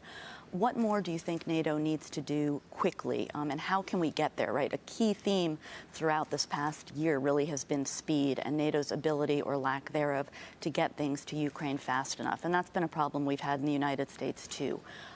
How do you think things might shift over the next few months, or what could be most meaningful to get us to act faster? Well, first of all, I think Europe has stepped up to the plate and has delivered. Back in 2022, I think many, including many in Moscow, would have placed bets on the inability of Europe to remain united when it comes to supporting Ukraine. They were wrong. Europe remains united. We are providing Ukraine with European financial assistance, 50 billion euros. It's a significant package that we agreed a few months ago, but also member states are providing Ukraine with defense capabilities to the best of our abilities, and we will continue to do so. And initiatives such as the Czech initiative, for example, have proven to be very efficient in terms of delivering aid to Ukraine as quickly as possible. And at the same time, we need to look at the holes. This has created to our own defense capabilities. And as much as we talk about sophisticated systems, we also need to make sure that we have the basics. I mean, Ukraine demonstrated how important, for example, 155 shells are, and that not everything is going to be sort of as technology driven in a modern war as many people thought. So making sure that we also streamline production, strengthen our stockpiles, while at the same time having the capability to support Ukraine. This is a challenge that we have to meet. Right. Quantity matters. Quantity and quality. Yeah. Can you tell us a little bit more about the Czech initiative that you just mentioned in passing? Well, I think the Czech initiative has proven to be an efficient way of transferring weapon systems to Ukraine. Many countries have joined that initiative, and as you pointed out, now it's just up to speed and making sure that the necessary transactions, whenever they involve, for example, sale of equipment, take place as quickly as possible. And it seems to me that this is one avenue which is worth exploring further. So as we close, what is your hope for the 75th Public Forum? What do you think, NATO, what would you like to see out of the 75th Anniversary Summit? Well, first of all, I think it is important to take stock of what we have achieved. NATO has been successful because it has been able to adapt and occasionally even reinvent itself. And this is exactly what we need to do now. For me, the most crucial aspect of NATO has always been the strength of the Transatlantic partnership. And I think it is very, very important that we maintain this mutual commitment, but to also recognize that in an alliance, we all need to do our own part. There are no free riders, and that is why meeting the 2% commitment is so important, at least for those countries that have always been very consistent with this target. And maybe at some point we will need to discuss about raising it. Maybe 2% is not enough. Maybe we need to get to 2.5% if we really want to deliver everything we want to do within the alliance. But the one thing which is certain is that at a time of great uncertainty, being part of an alliance that is strong, defensive, and capable of defending us all against external threats is as important as it has ever been. Well, thank you so much. Thank you. It's been a pleasure. Thank you. Thank you.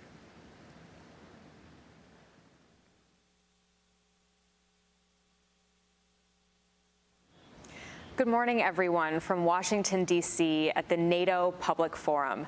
My name is Rachel Rizzo, and I am a non-resident senior fellow at the Atlantic Council's Europe Center. And today I am thrilled to have with me Ambassador Doug Lute, who served as the U.S. ambassador to NATO from 2013 to 2017. Ambassador Lute, thank you so much for being with us today for this interview. Well, it's great to be with you, Rachel. Absolutely. So we're celebrating a huge milestone here in Washington for this NATO summit, 75 years. Now, you've talked a little bit about how there's 3 different versions of NATO, NATO 1.0, 2.0, 3.0. Can you talk a little bit about that and your ideas around what that looks like for NATO? Right. So, 75 years is a long period of time to absorb.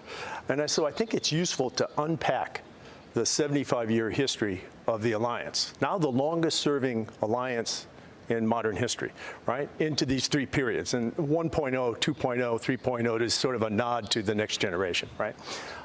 I count the first period, the first segment of NATO history, marking from 1949 for 40 years to 1989. And obviously the fall of the Berlin Wall, and then the aftershocks of the fall of the Berlin Wall in November of '89, which eventually 2 years later saw the dissolution of the Soviet Union.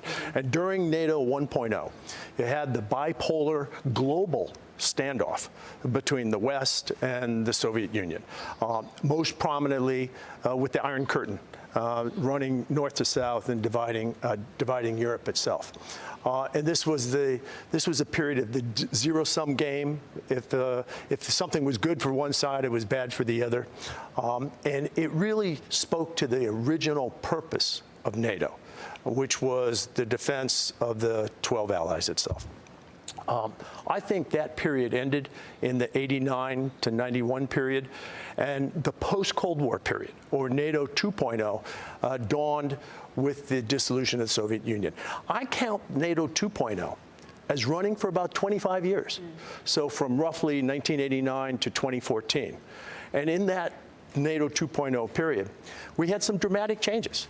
I mean, the original cause of NATO, the threat from the Soviet Union had disappeared, at least briefly. We'll come to that, right? And NATO began to question its purpose, its standing in the world, and so forth. And it found its feet. It did so by, first of all, enlarging its membership. So this is a period when the first Central and Eastern European countries joined the alliance. Now the first three are celebrating their 25th anniversary, also simultaneous with the NATO 75th anniversary this week.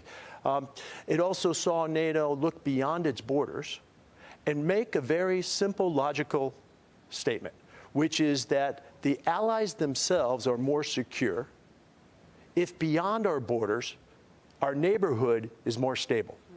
And this ushered in the idea of NATO partnerships. This began, of course, in the early 1990s with Partnership for Peace, and now it's extended to some 40 partners that range geographically from Mauritania to Japan. And these diverse set of partners really bring a great value to the alliance.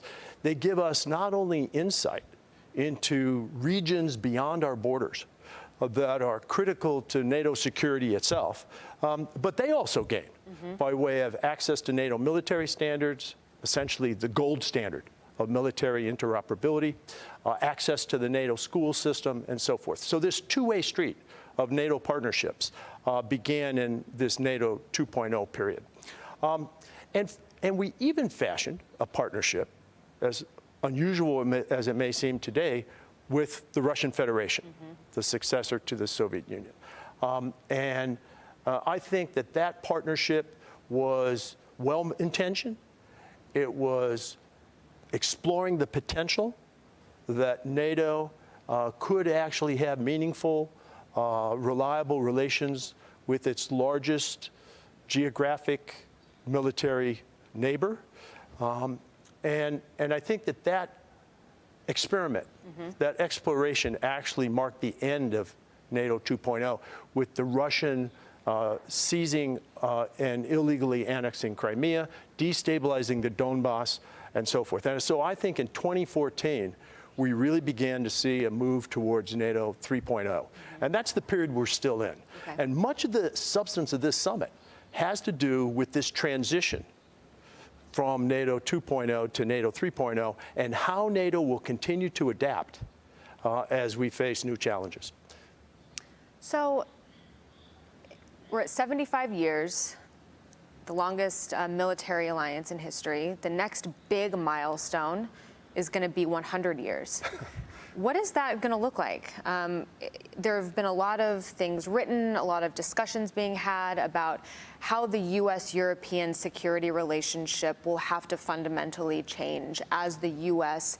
is pulled in multiple directions, as the U.S. focuses more on the Indo-Pacific. That will ultimately mean that Europe will have to shoulder more of its own security burden. Is that what NATO 4.0 might look like? What's your idea on that? Well, obviously, this is a pretty hazy crystal ball it is. in terms of gazing into the next 25 years. But I think there is a NATO 4.0, and it features a new security architecture, certainly in Europe, after peace is established in Ukraine and stability is established after the Ukraine war.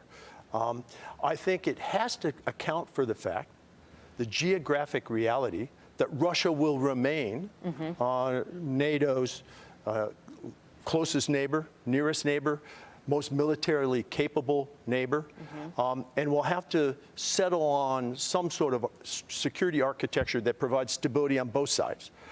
And I think increasingly, as your question suggests, it's got to account for the fact that security is perhaps more than ever, a global equation, a global dynamic, and will have to account for the looming competition with China, which NATO now formally recognizes by way of its strategic concept.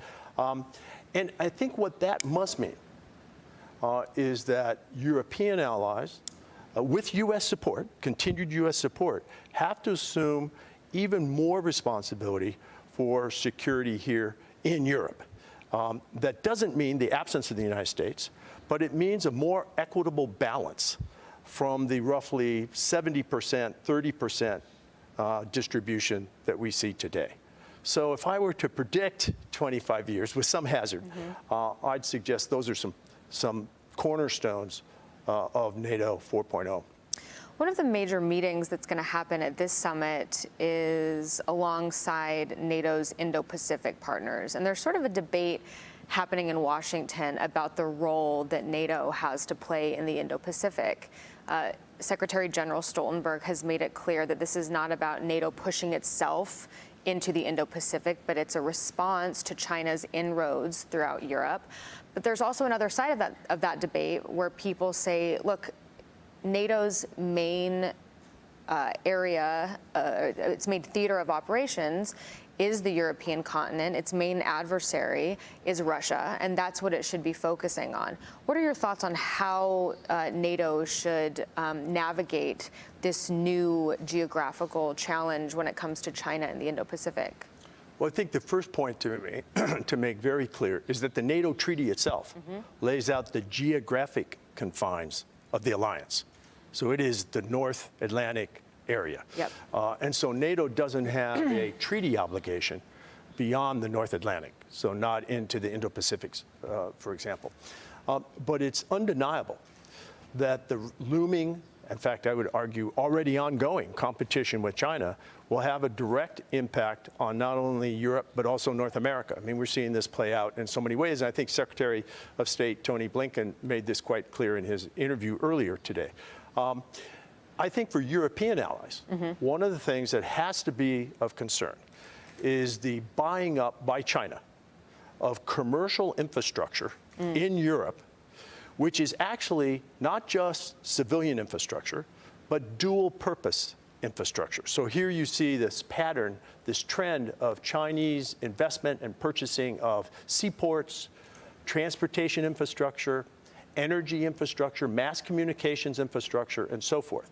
And it's, I think, increasingly important that NATO and our partners at the European Union appreciate that these are dual purpose and that rail lines, for example, or ports used by commercial entities are also a part of the military equation.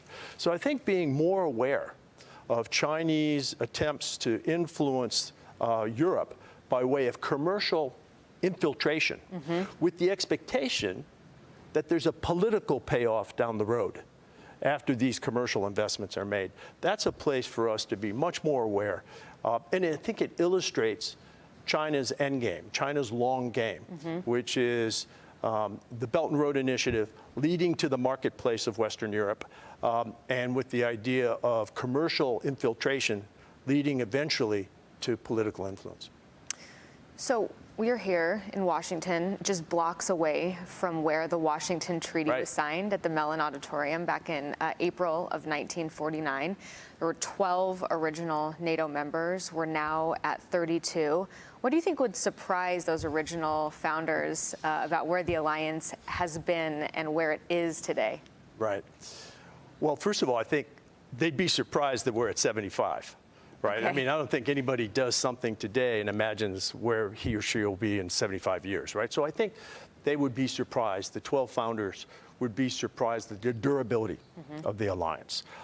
And I think that they would remark that the source of that durability is actually in the second sentence of the Washington Treaty that cites that all the signatories to the treaty will abide by and believe in 3 democratic principles, which I think are the glue of the alliance and largely account for how we made it to 75, right? And those 3 are democracy, individual liberty, and rule of law. Now look, NATO was at 12 and is today at 32, a alliance of democracies. But there's 32 varieties of democracies here. And each of those I would offer, and humbly as an American, citing American democracy as well, each of them is a work in progress. But the fact that we're founded on these core values, I think, is part of the reason that, that we've been this durable. And I think that the founders would be proud of that second sentence. Yeah. I also think they have to be surprised at the geographic scope of the alliance. I mean, I don't imagine any of them could have thought of 12 becoming 32. I think that they'd marvel at that. I think with the Washington Treaty being signed in Washington, right, that they'd be shocked that the only time Article 5 has been invoked in these 75 years had nothing to do with an attack in Western Europe, had nothing to do with America responding to that attack and reinforcing our European allies, had nothing to do with the Soviet Union. But in fact, on the day, September 11th, right, it was actually the inverse of all that. It was Europe coming to the assistance of America, to include, in part, because of an attack here in Washington. So they'd be surprised about Article 5. I'd also remark, though, these photos make clear that the 12 men who signed the Washington Treaty, I think would be surprised today at the role of women in leadership positions in NATO at multiple levels. So head of state and government, ministers, both foreign and defense ministers, the NATO staff, ambassadors, and so forth. I would add there that today, perhaps we should be surprised that there aren't more women in prominent roles in NATO. So I think there's a lot to be surprised at. One thing that they would not be surprised at. Yeah, that's my next question. I'll preempt your next question. They would not be surprised that NATO today is rallying in the face of Russian aggression. Yeah. That, of course, was the original forming cause of NATO. And today, I think, the founders would see a familiar Russia in terms of imperialist designs and aggression on its neighbors. They probably wouldn't be surprised. They probably would also be surprised that we're trying to get Germany to spend more on defense and do more and be more forward-leaning as well. Perhaps. Perhaps. Maybe even the Germans are a little surprised at that. Yeah. There's a lot of surprise that has happened since 1949. You know, finally, one of the main headlines at this alliance, or at this specific summit, is what the alliance is delivering for Ukraine. There's a lot of talk about a bridge to membership that's well lit, that is short. But there's also been criticism that the weapons that we've been giving them have so many caveats on them that we're having Ukraine fight with one hand tied behind its back. What are your thoughts on the deliverables for Ukraine at this summit? Well, I think that the military deliverables and the political deliverables, these two parallel tracks or lines of effort for Ukraine, are predictable and quite candidly, quite modest. Yeah. I would have liked to have seen even more progress on military assistance and on fulfilling the commitment that Ukraine politically will eventually become a member. The bridge metaphor works in part, but I'm not sure it's completely satisfactory. Look, I think everyone here at the summit this week was stunned by just the blatant aggression of the most recent Russian attack on Kyiv and other cities, to include the tragic attack on the Children's Hospital, right? It's important for us to remember two things. First of all, that attack originated from inside Russia. And the base from which that attack was launched is essentially in sanctuary. Because it is beyond the ability of Ukrainian indigenous capacity to strike it. And we have placed limits on the geographic range of the systems we've provided Ukraine. I know of no effective air defense program which focuses solely on defense of the target site by way of air defense systems and so forth, and neglects the attack of the launch sites. Yeah. Air defense is a two-way street, offense and defense. So in particular, you use the words caveat. I think that the restrictions, the caveats that we've placed and others have placed on some of our systems are not justifiable in legal terms. These are legitimate military targets. and they don't make sense in terms of military science. Thank you for that clear answer and for your support of NATO and your support of Ukraine as well, and for this interview, Ambassador Lute. And to our audience watching online, tune in for another 2 days of programming here at the NATO Public Forum in Washington. Thank you so much.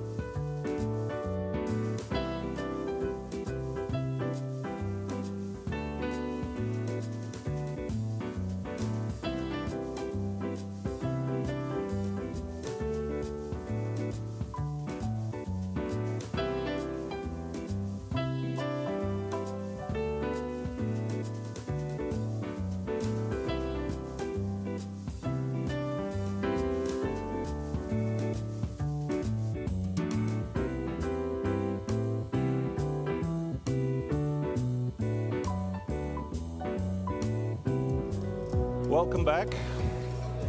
Welcome back to the forum after nutritious lunch, hopefully for all of you. And I would invite everyone to the front, slowly closing the doors.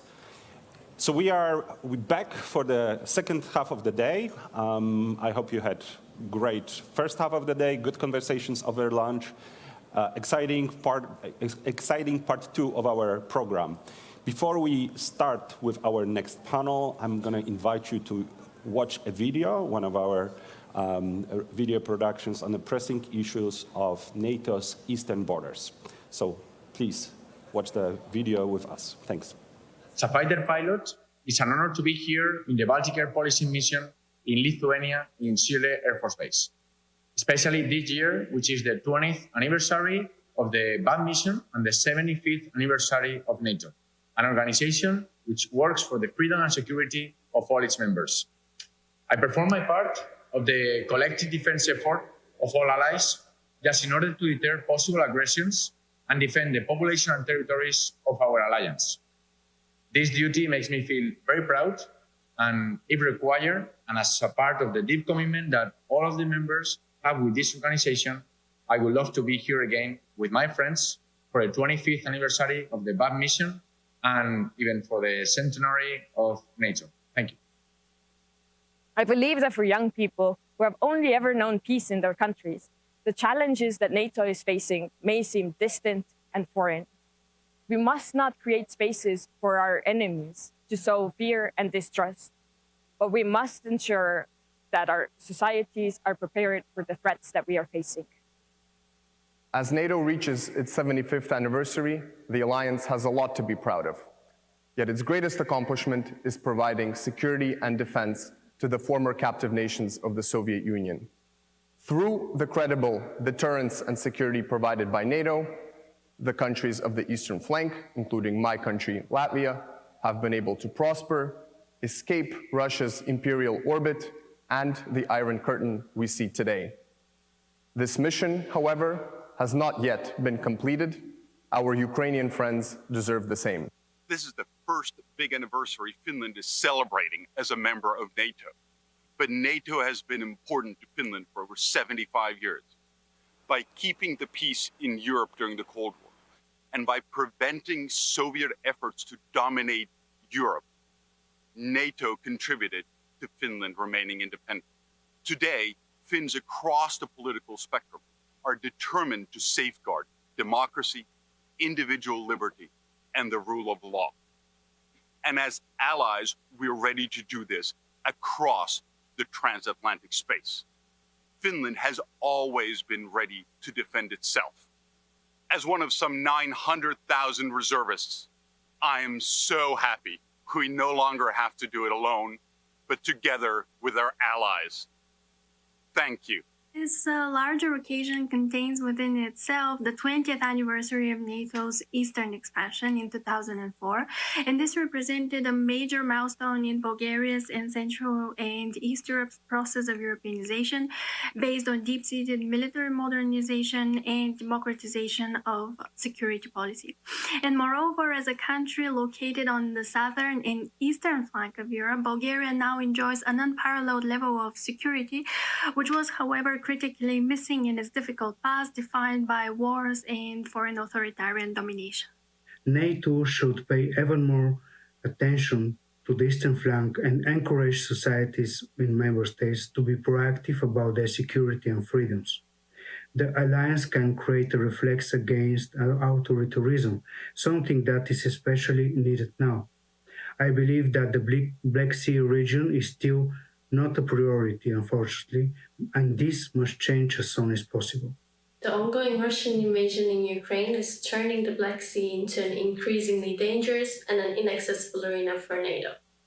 For Turkey, the Black Sea holds critical importance as a significant economic artery, a buffer between Russia and Ankara, and a critical security flank. In this summit, NATO should prioritize strengthening its A2AD capabilities in the region, as well as strengthening regional collaboration mechanisms between littoral states, Turkey, Romania, and Bulgaria under an allied framework. Great. I hope you enjoyed the video. And now we'll have a conversation that fits, of course, very well with the theme of European security transformed, with, I must say, my favorite foreign minister, Radek Sikorski, not surprisingly, but one that will be moderated by a colleague from the Atlantic Council, Jenna Ben-Yehuda. Jenna, the floor is yours.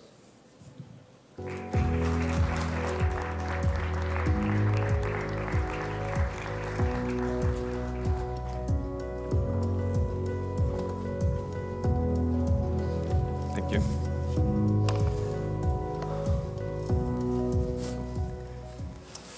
Welcome back. We're delighted to have you all here at the NATO Public Forum. I'm Jenna Ben-Yehuda, Executive Vice President at the Atlantic Council. We are here to talk about Russia's brutal war in Ukraine and how it has fundamentally changed the security landscape in Europe. And to discuss these changes and the future of the alliance, we have with us really tremendous speakers here today. To my right, we have His Excellency Gabrielius Landsbergis, Foreign Minister of Lithuania. Welcome.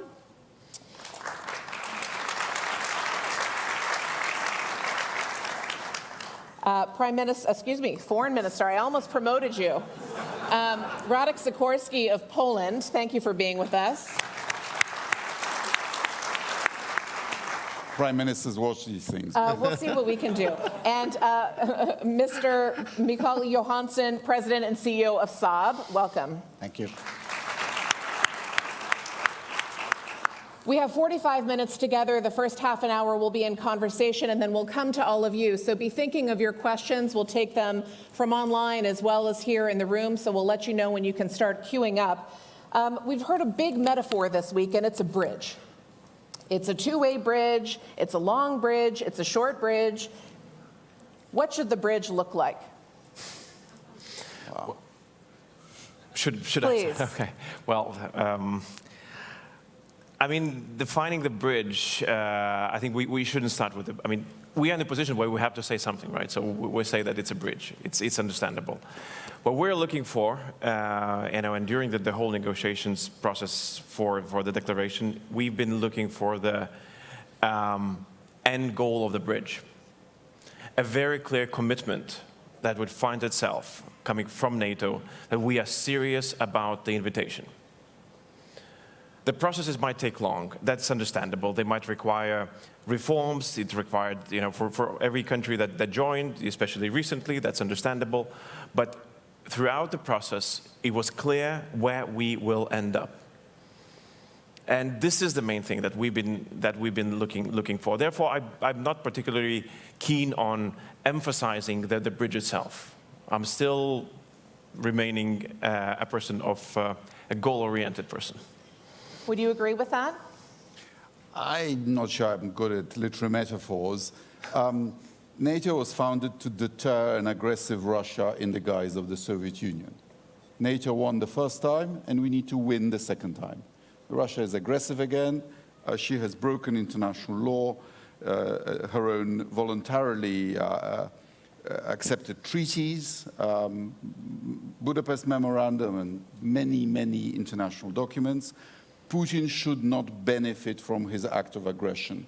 And it's our business to help Ukraine win this so that we don't have to spend the money and treasure and worse on doing the job ourselves. And so what does success look like in this context? What do you think is confidence building for Ukraine coming out of this summit? Well, success is that Putin makes a phone call to his defense minister and tells him to get out of Ukraine.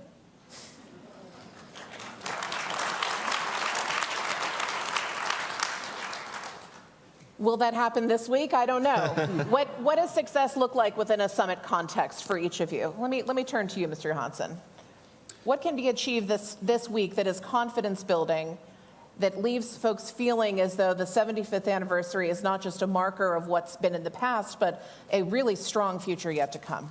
Well, many have said it, but I think we, as industry, I mean, we're doing everything we can to support our nations, to donate and to raise capacity and all that, but to really make sure that we give them something that makes them win the war, rather than not to sort of lose the war. It's still a little bit of hesitation on that in terms of may it escalate, or how do we treat that in terms of can we avoid to keep that stuff ourselves, or can we actually donate things? So if we can come to giving them really sophisticated things going forward to make them win the war, that's probably the best thing that can come out of this, I think. We heard Secretary Blinken say from the stage just this morning that the F-16s are coming. This was reiterated by Secretary of Defense Austin. Last night, we heard President Biden say that Russia is losing this war. Additional material support is on the way. Do you agree with that? Is Russia losing right now? Well, I would not necessarily subscribe to narratives, especially when the situation on the ground is not agreeing with them. The situation is very difficult. And the security of Ukraine and security of Europe and the Transatlantic alliance has not yet been defined. And it's been fought for in the trenches of Kharkiv. Today, right now, when we sit here, there are men and women in trenches out there fighting for our security, so that we, those who sit on the stage and those who listen to us, are able to celebrate today.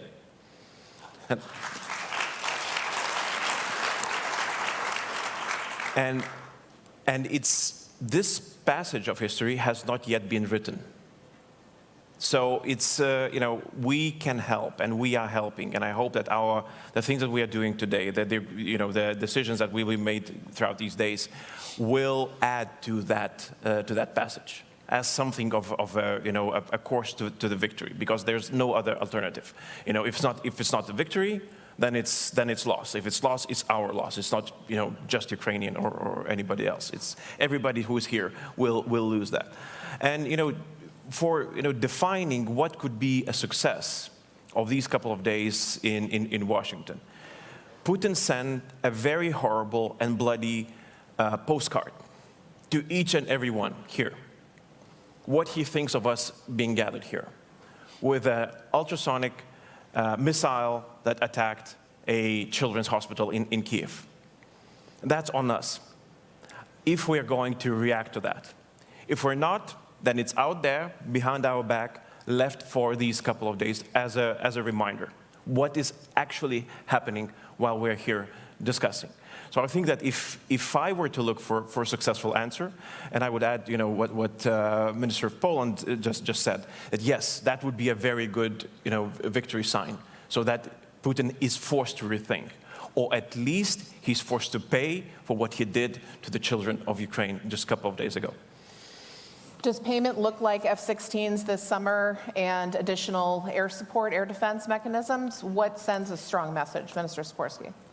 Well, the Patriots are on the way. The effectors to the Patriots are being produced. The F-16s are on the way. The American package is on the way. So things are happening. The Russians have regained initiative on the ground. They are making incremental gains at huge personnel losses. I think last year there was an opportunity to push them much harder. And the confluence of Ukraine delaying its mobilization and the American package being delayed did not help. It was perhaps an opportunity to settle the war quicker. But I believe that Putin has already lost in the sense that his original war aims are unachievable.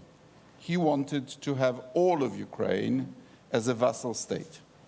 And I don't think he can take Kiev anymore.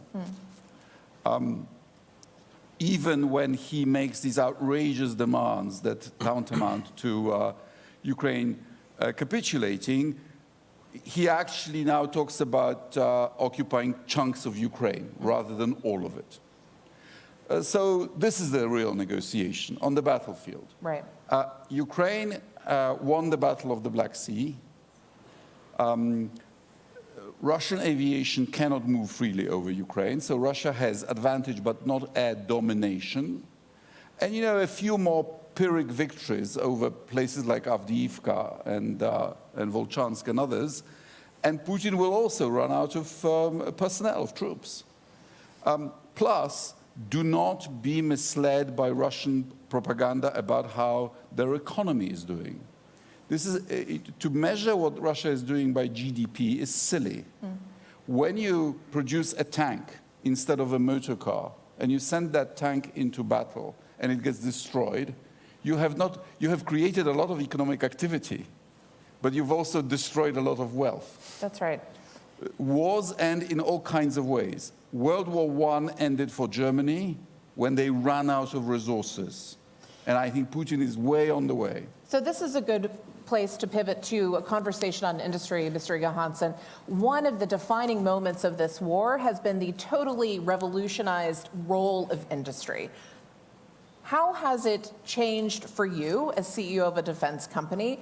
Is it easier for companies to move? Has the acquisition process changed in a meaningful way? We've talked about things are on the way, on the way, on the way. Part of the challenge has been fielding this and getting it into theater. What's your impression of how things have shifted?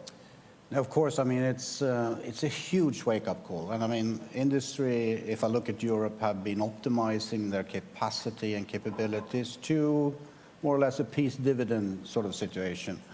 And all of a sudden, everyone wants everything from us at the same time, everywhere. And then sort of a little bit of the problem ends up in our lap. Why can't you deliver in short lead times? And we are investing heavily. My colleagues, when I talk to them, all of us are investing heavily now to step up. And we start by boosting the capacity we have, the shifts and automation and production lines, and then we build new facilities and all that. This is not a walk in the park. It takes a bit of a time before we can actually raise the capacity. It has led to much more collaboration also in Europe between industries. But it's a whole ecosystem that we have to look at. It's not only us as primes, it's a huge amount of companies that have to come with us, and also commercial companies to get us the components and stuff. And this is maybe something that industries in Europe especially can do a little bit better together to sort of help the ecosystem come with us and not to saturate them in terms of we need powder, all of us, to do ammunition. And it's the same supplier of powder. And that means it's a problem. Yeah. But we are definitely stepping up. The problem is, are we doing enough as industries? Probably not. So the big discussion is now, okay, what do we need long-term guarantees? What kind of guarantees do we need to actually take the really big investments? Because I think we have a paradigm shift here in front of us, not sort of a step-by-step approach. But I can honestly say this has been, the last 3 years has been nothing like I've ever experienced before. Certainly. It's like crazy in terms of how fast we move. No doubt, and the numbers certainly bear that out. And if I could draw you out a little bit, you are also Swedish. So you're here as part of Sweden's first fully exceeded summit in that way, although Sweden's been a long-time partner. Minister Sikorski, of course, of Poland. We have, you talked about the gains in the Black Sea. Let's move to the Baltic Sea.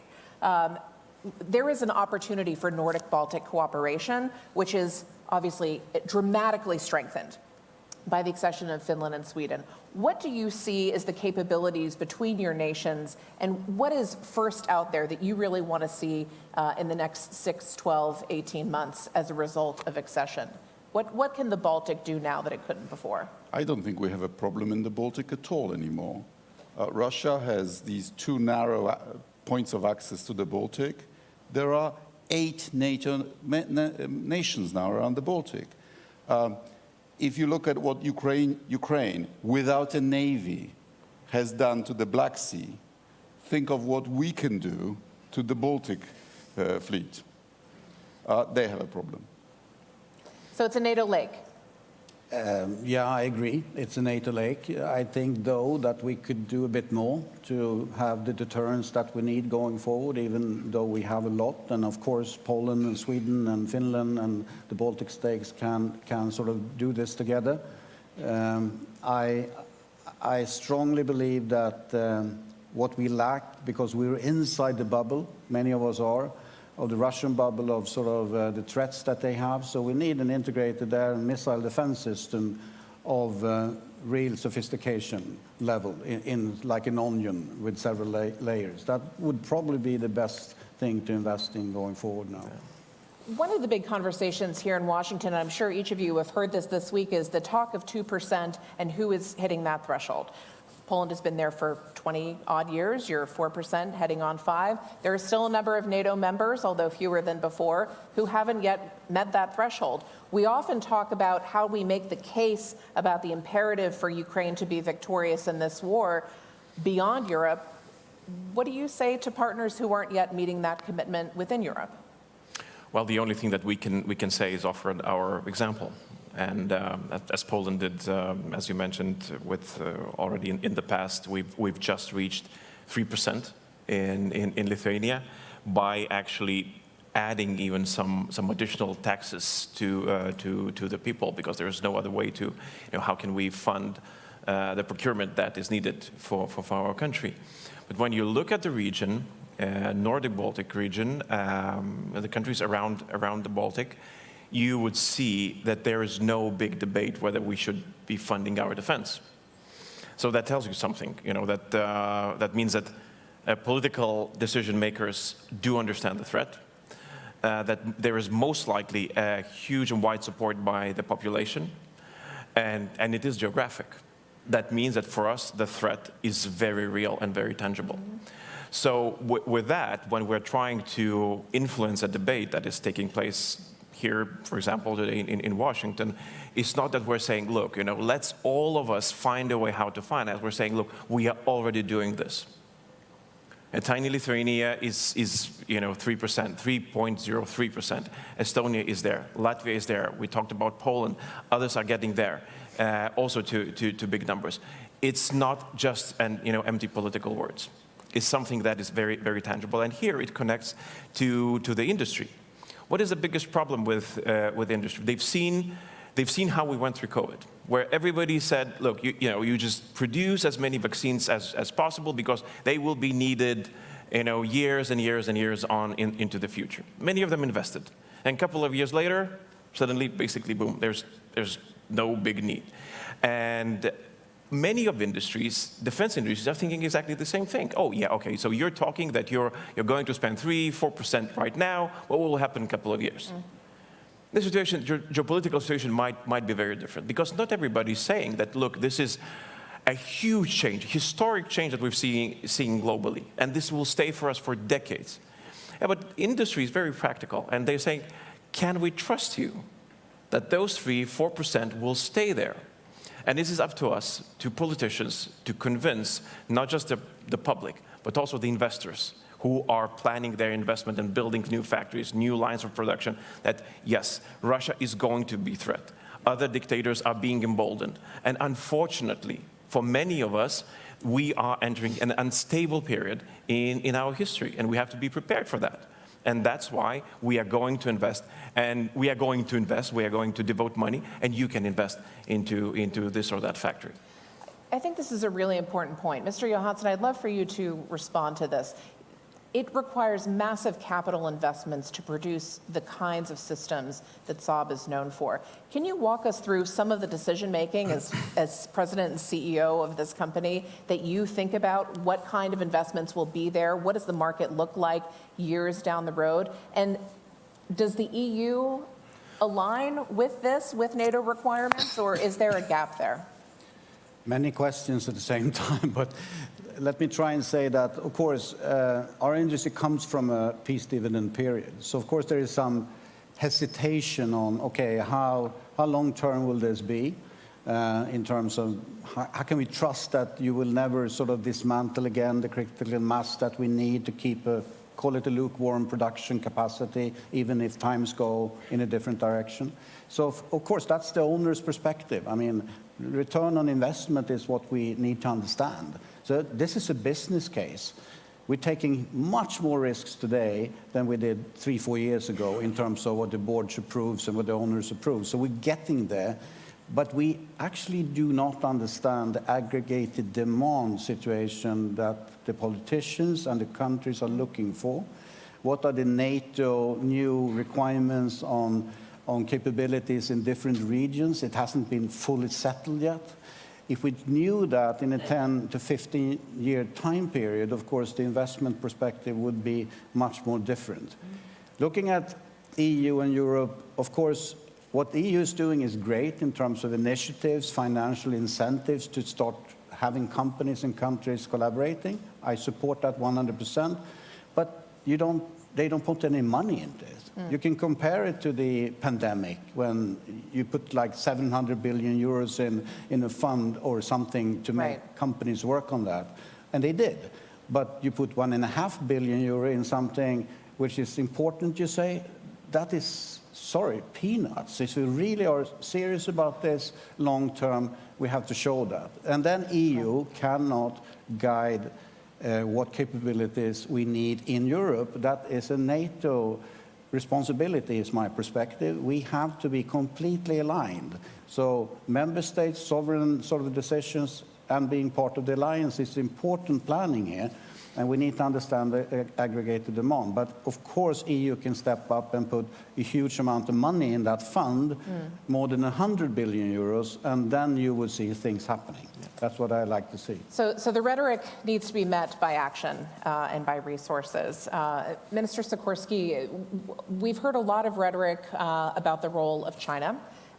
Europe is now fighting this battle to help Ukraine win against Russia. China has been a not insignificant player in this process. You heard the president last evening talk about that China can't have it both ways. You had Modi, Prime Minister Modi in India, in Russia earlier this week during the hospital attack, I believe. Should India get a pass too? What does it look like for some of these partners who are engaged in providing dramatic material support, especially for purchases of Russian energy?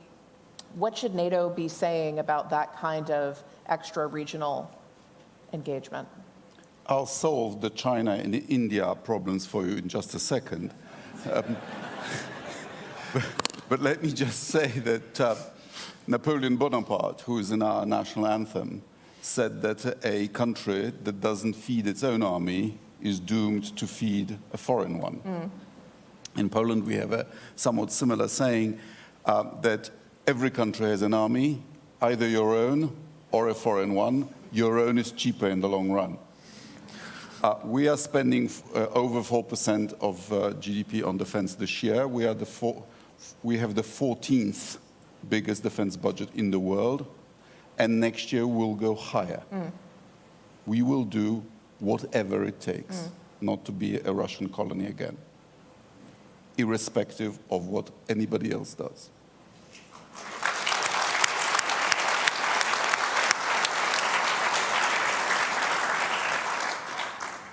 India, I think, sees its role as the leader of the non-aligned movement, traditional. And by buying Russian oil for rupees, I hope it is making President Putin realize that he's lost his most lucrative market for his oil and gas, which is the biggest sanction that we have imposed. China is also driving a very hard bargain in terms of the gas price. China is respecting our thickest red line, namely is not supplying actual weapons or ammunition to Russia. Components, yes. Dual goods, yes. UAVs, yes. But actually it's selling them to both sides, because I've personally seen Chinese drones on the Ukrainian side. China, I think, is getting a vassal on the cheap. My friend and mentor here in Washington, Zbigniew Brzezinski, used to say that Russia's choice is to be either an ally of the West or a vassal of China. But to be an ally, you have to respect some rules, like not invading neighboring countries. Details, yeah. And if I were a Russian nationalist, I would be furious at Putin for putting Russia into this position vis-à-vis China. And I hope they recalculate in future. Because I think China is taking over the Russian market they're cut off from apps, so they are now using Chinese apps, Chinese white goods, Chinese everything. I don't think that's good for Russia in the long run.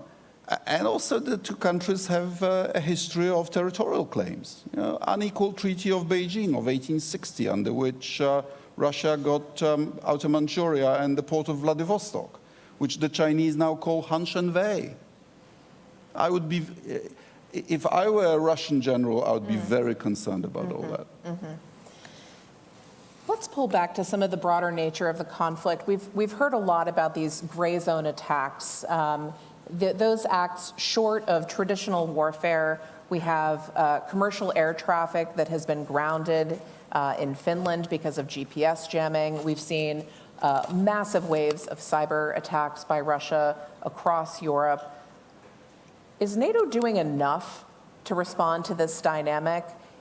What should be done, and what does success look like? How do you really wrap your arms around this? Because it feels like a drip, drip, drip on a national level, but collectively is generating dramatic losses.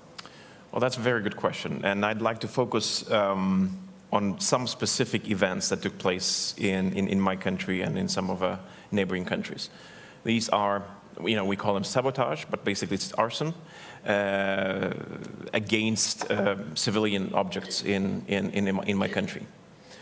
And I'm not sure whether it can be called just hybrid events or gray zone event any longer, because it's quite clear a terrorist attack sponsored by a hostile neighboring country against one of the NATO countries. The problem is at this stage that when you're saying this, you immediately have to say what you're going to do about it. Right. And this is currently, and I'm happy that it's being addressed right now in the summit. It is the first time that we are going to address this in that respect, that we have to find an answer, and it has to be, Putin has to be notified. And we're just not just seeing, we're not just registering, but we are going to act. And in this, I'd like to remind that the only time that Article 5 was invoked, it was because of a terrorist attack. So we have to be very clear that we will make no definition. When it comes, when we'll decide that it's needed, we'll do it. And there will be an answer. So should these attacks be called terrorism? I mean, if it is terrorism, yeah, definitely. I mean, burning down a shopping mall, and paying a person to do that, and the money is coming from Russia, then yeah. How else can you call it? It's not just arson. They're sending death squads that kill people. That's definitely terrorism. Yeah, and I mean, in our case, Russian opposition representative in Vilnius, he was attacked. So it is clear, and I would not shy away from calling what it is, naming very clearly what we're going to do about it. Because if we don't do that, we have two problems. One is that Putin will escalate, because every time we keep silent, he takes it as a weakness and pushes forward. The second thing is that countries will be forced to formulate their own strategy. Their own strategy, because this is what our people in our countries will demand. You cannot just expect people just to be okay with something happening in your country. So therefore, this is one of the reasons why we're in this alliance, and we have to have a common answer to this. Please. One footnote. I expect the worst from Putin, but on the GPS signal, we had a brilliant briefing at the Council of Baltic Sea States by a Finnish specialist. I'm no specialist, so correct me if I'm wrong, but what he told us is this, that the GPS signal is in fact very weak coming from satellites, just above background.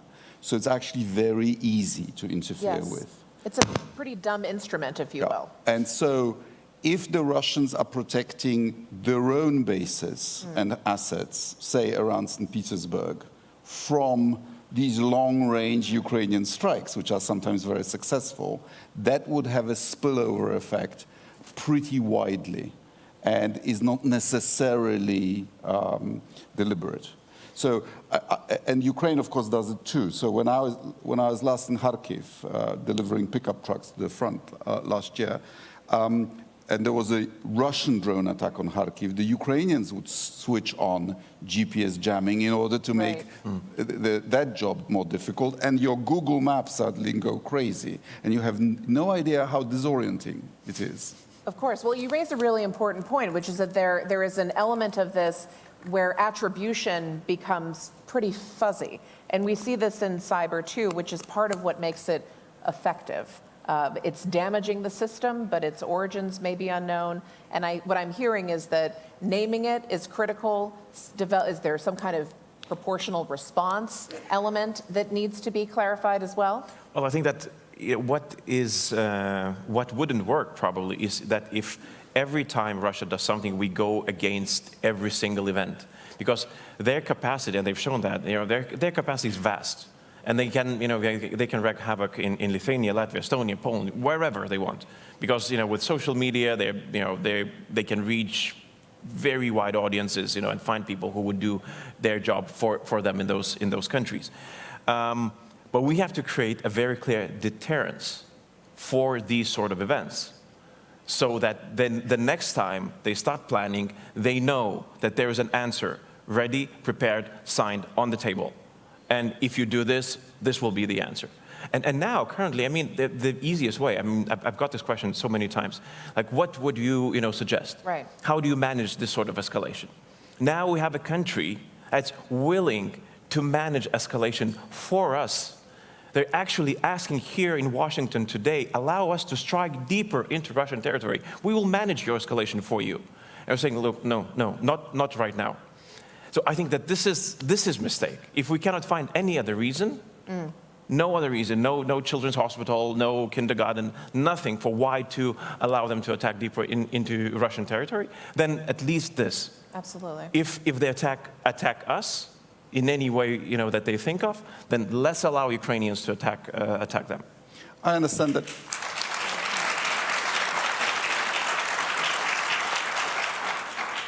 I understand that our final communique will refer to Russia as a multi-domain threat to the alliance. We have to have an answer to them in every domain of those domains. Yes. Folks, it's time to start queuing up. I'll take the first question from Anna Maria Boss. Making money available for new equipment is one thing, but how are NATO countries going to find the necessary personnel when many people don't want to serve? Huge manpower issues even within Ukraine. How do you respond to that? Well, in Poland, we are beginning to train the first Ukrainian brigade composed of volunteers from inside Poland. We have up to 1 million Ukrainians of both genders, and several thousand of them have already registered for their draft. And interestingly, many of them do want to serve and rotate their compatriots, but they say, we don't want to be thrown into the battle without being properly trained and equipped. And we are going to do this for them, and they will then be available to the Ukrainian government as a unit, with the right to return to Poland after they've done their rotation. If every European country did that, Ukraine would have several brigades. Yes.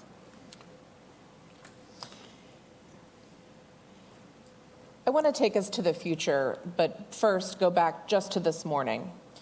We heard from General Cavoli on this stage that NATO's transition from out-of-area operations, Afghanistan and the like, to fighting now on the European continent, reshaping those plans, thinking about those capabilities, represents a really dramatic shift for the alliance, and it's taken years to get there. So in this moment now, what is the next big moment we should be planning for? What is the blindness that you feel we have now that we'll look ahead to 25 years from now and think, boy, we really missed that? Well, the blindness would be, I'm not necessarily saying that it is there, is the expectation that somehow this Putin, will stop. And I have a sense that it is in the room in some cases. This expectation that, okay, one day there will be negotiations and we'll prove to Putin, that he cannot continue, that if he does continue, then blah, blah, blah. We were unable to prove that in 2008. We are unable to prove that in 2014. I don't think that we have any difference in our position to prove him now. That means that he will continue. And this is the message, and I'm returning back, and this is the message to the industry, this is the message to the electorate, in each and every country, and this is a message to all of us, that look, we are in this for a long run, and we have to prepare for this. This won't be over in 2 years, where we'll be back into some reality, pre-war reality, with Ukraine calm, us calm, and then again, all business as usual. That's it. There's no longer business as usual. Or, I mean, there is business as usual in our case, in the Baltic case, where we've seen Russia for what is. Yes. So for us, it is quite a natural state of mind, but it has to be wider. If we're expecting this, that is blindness. If we're expecting this, this is a mistake. Mr. Johansson, and then I'll come to you, Minister. I would say that if you look at, I agree, I mean, NATO is coming back to regional defense capabilities, and many of the countries, of course, Sweden now being a new kid on the block, are waiting eagerly to get our capability targets from NATO. Now, there are two parts that I think I would like NATO to discuss more, and that is looking at security of supply as a capability target, meaning that NATO could sort of decide where will we have in our sort of geography capabilities to ramp up production or production of drones, or who should take that responsibility? Because today you give different capability targets. I would like to see that as you give them security of supply type of capability targets. That would be great. Then more coordination, more alignment coordination on that in Yeah. terms of setting up a regional defense again. Then, of course, the interoperability question is huge. And if we cannot come to a new architecture where there is a real multi-domain operation capability which everyone in NATO can hook up into, it will never work. So that's also a big thing going forward, to make that happen. Those are the two things I'm thinking about. Minister. Deterring Putin is a NATO job in Europe. And if we stay the course, I believe we can sort him out in a couple of years. The emerging threat, I believe, is in Africa. The Wagner Group has now been renamed Africa Corps. And Africa Corps is trying to take Tobruk again. The Russians have no business in meddling in Libya and switching on and off the mass migration to try to destroy the European Union from within through the political process. This business of Russian mercenaries taking over gold mines and other African resources and then destabilizing Africa using their own money, this has to end. But I believe that this is a job that could be done by the European Union, that we don't need to beg the United States to solve every problem for us. We should have a reinforced brigade operational as an EU rapid reaction capacity in a couple of years. And from what I hear from the Pentagon, that at last they see the logic of relieving the United States for other jobs in other theaters. You made this argument in Foreign Policy Magazine recently. This is the 5,000... up to 10. Up to 10. And you think this could be operational within the next few years? This is what we've pledged ourselves to do. We have a crisis center. We'll soon have a joint operations command. We have a defense budget of the European Union, wonderfully called the European Peace Facility. And I believe in the new commission we need a defense commissioner to ramp up production, mostly for the defense industry. Europe as Europe should not be completely helpless. This brings me to another question, and then we'll turn to you, ma'am. How confident are you in U.S. leadership? And what does the U.S. need to do to reinforce confidence in American commitment to European security? I think that a lot has been done to reinsure that that U.S. is interested in European security. Now what we need to do is we need a common approach from Europeans and United States when it comes to how do you ensure that it stays stable. The end goal, you know, and it's the note that you hear throughout the conversation here. How do you make sure that Putin is no longer able to do and to repeat the things even in more brutal way? So this is yet what we need to achieve and to find consensus. I don't see any other way. I agree with Minister Sikorski, what he says, that, you know, that Europe has to play a stronger role on its own, and that's definitely a fact, but Europe cannot act alone. And I don't think that any other major conflict globally, wherever that would happen, that US could act alone. It means that we need these two pillars of transatlantic alliance working together, either in Europe or anywhere else, you know, to support stability. If you had to make the argument to the American people about why its investments in Ukraine matter for American security, Mr. Sikorski, what would you say? Well, I could make it crude and say that you're selling us a lot of weapons made in the United States. But I would make it more strategically by saying that if Putin captured Ukraine and used the resources of Ukraine, both human and industrial, to go further, then the price of deterring him would rise. And Ukrainians are doing our fight so that Americans don't have to go to Europe in greater numbers. And also, if Ukraine wins, it'll send a powerful signal to the Far East that recovering what you might regard as a renegade province is much harder than you think. So don't do it. Ma'am, please give us your name and your affiliation. Hi, thank you so much. Erin Osborne with Radio Free Europe. And we've heard from Sakar Kovali and Secretary General Stoltenberg today that there will be a Ukrainian Information Exchange or Joint Training Center in Poland. So a question to you, Minister Sikorski. Well, thank you all so much for being here, but to Minister Sikorski, how will that help deter Russian aggression and make sure that Ukraine is ready to stand on its own 2 feet? Thank you. Well, I'm very pleased that JTAC, the Joint Analysis and Training Center, is coming to my hometown in Poland, which will be a second NATO institution in Bydgoszcz. And we need it. It won't be big, but it's an analysis center. You know, this is the most up-to-date war, and it's re-evaluating many of our assumptions. You know, the role of drones has been transformational in this war.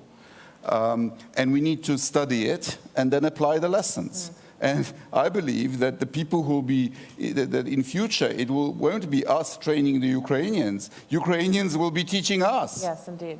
And JTAC, I hope, will serve that. Sir, I'll come to you. Yes, thank you. My name is Adam Dudash from Tilburg University. First of all, thank you for the insightful discussion. You've discussed the impact of Finnish and Swedish accession on the Baltic and its waters. But what about the high north? Does NATO need to reevaluate its strategy in the Arctic in light of melting ice crafts that are going to allow or are already allowing Russian naval assets to move more freely in these waters? Yes, the melting Arctic. Well, Henry Kissinger once said that there is never a shortage of opinions in Poland. So let me give you my piece of wisdom on this. What a fool Putin is. With these Houthi attacks on the Red Sea, with the problems in the Suez, he would now be making a lot of money servicing the northern route, the shortest sea route from Europe to the Far East. And instead, he's ruining his country. Mr. Hansen, would you like to respond? I mean, Saab has some technology that's weather-built. I think we're moving in the direction of looking at much deeper collaboration between the Nordic countries, so to say, in terms of how to at least have 24/7 coverage of what's happening there in terms of airborne early warning and all that. So we are doing a lot in that area. And we do have the expertise of how to operate in that Arctic condition. So us coming into NATO being the alliance, I think will mean a lot.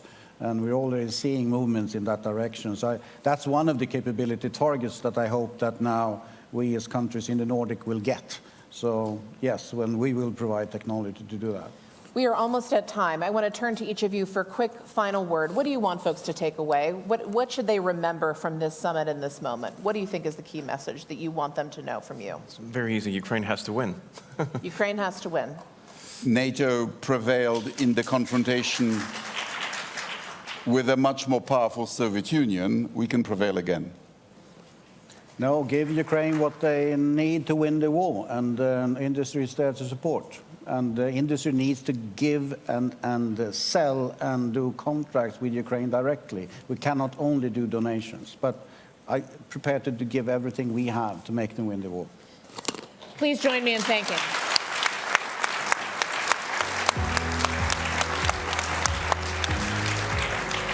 Thank you. Thank you, Jenna.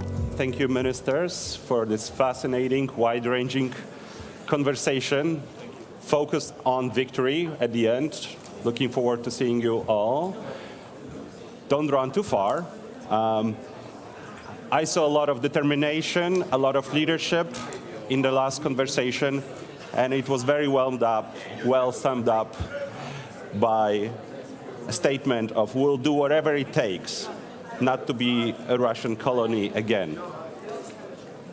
We are all having fun here, but we have another great panel coming, so please take your seats or set up conversations a little bit.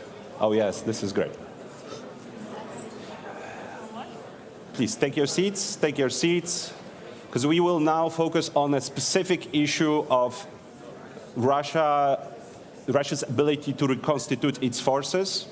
And this conversation will be led by a good friend of mine, Henry Foy of Financial Times. Henry now serves in Brussels, but he has very good Polish roots. That's why he's my favorite FT journalist. Henry, the floor is yours.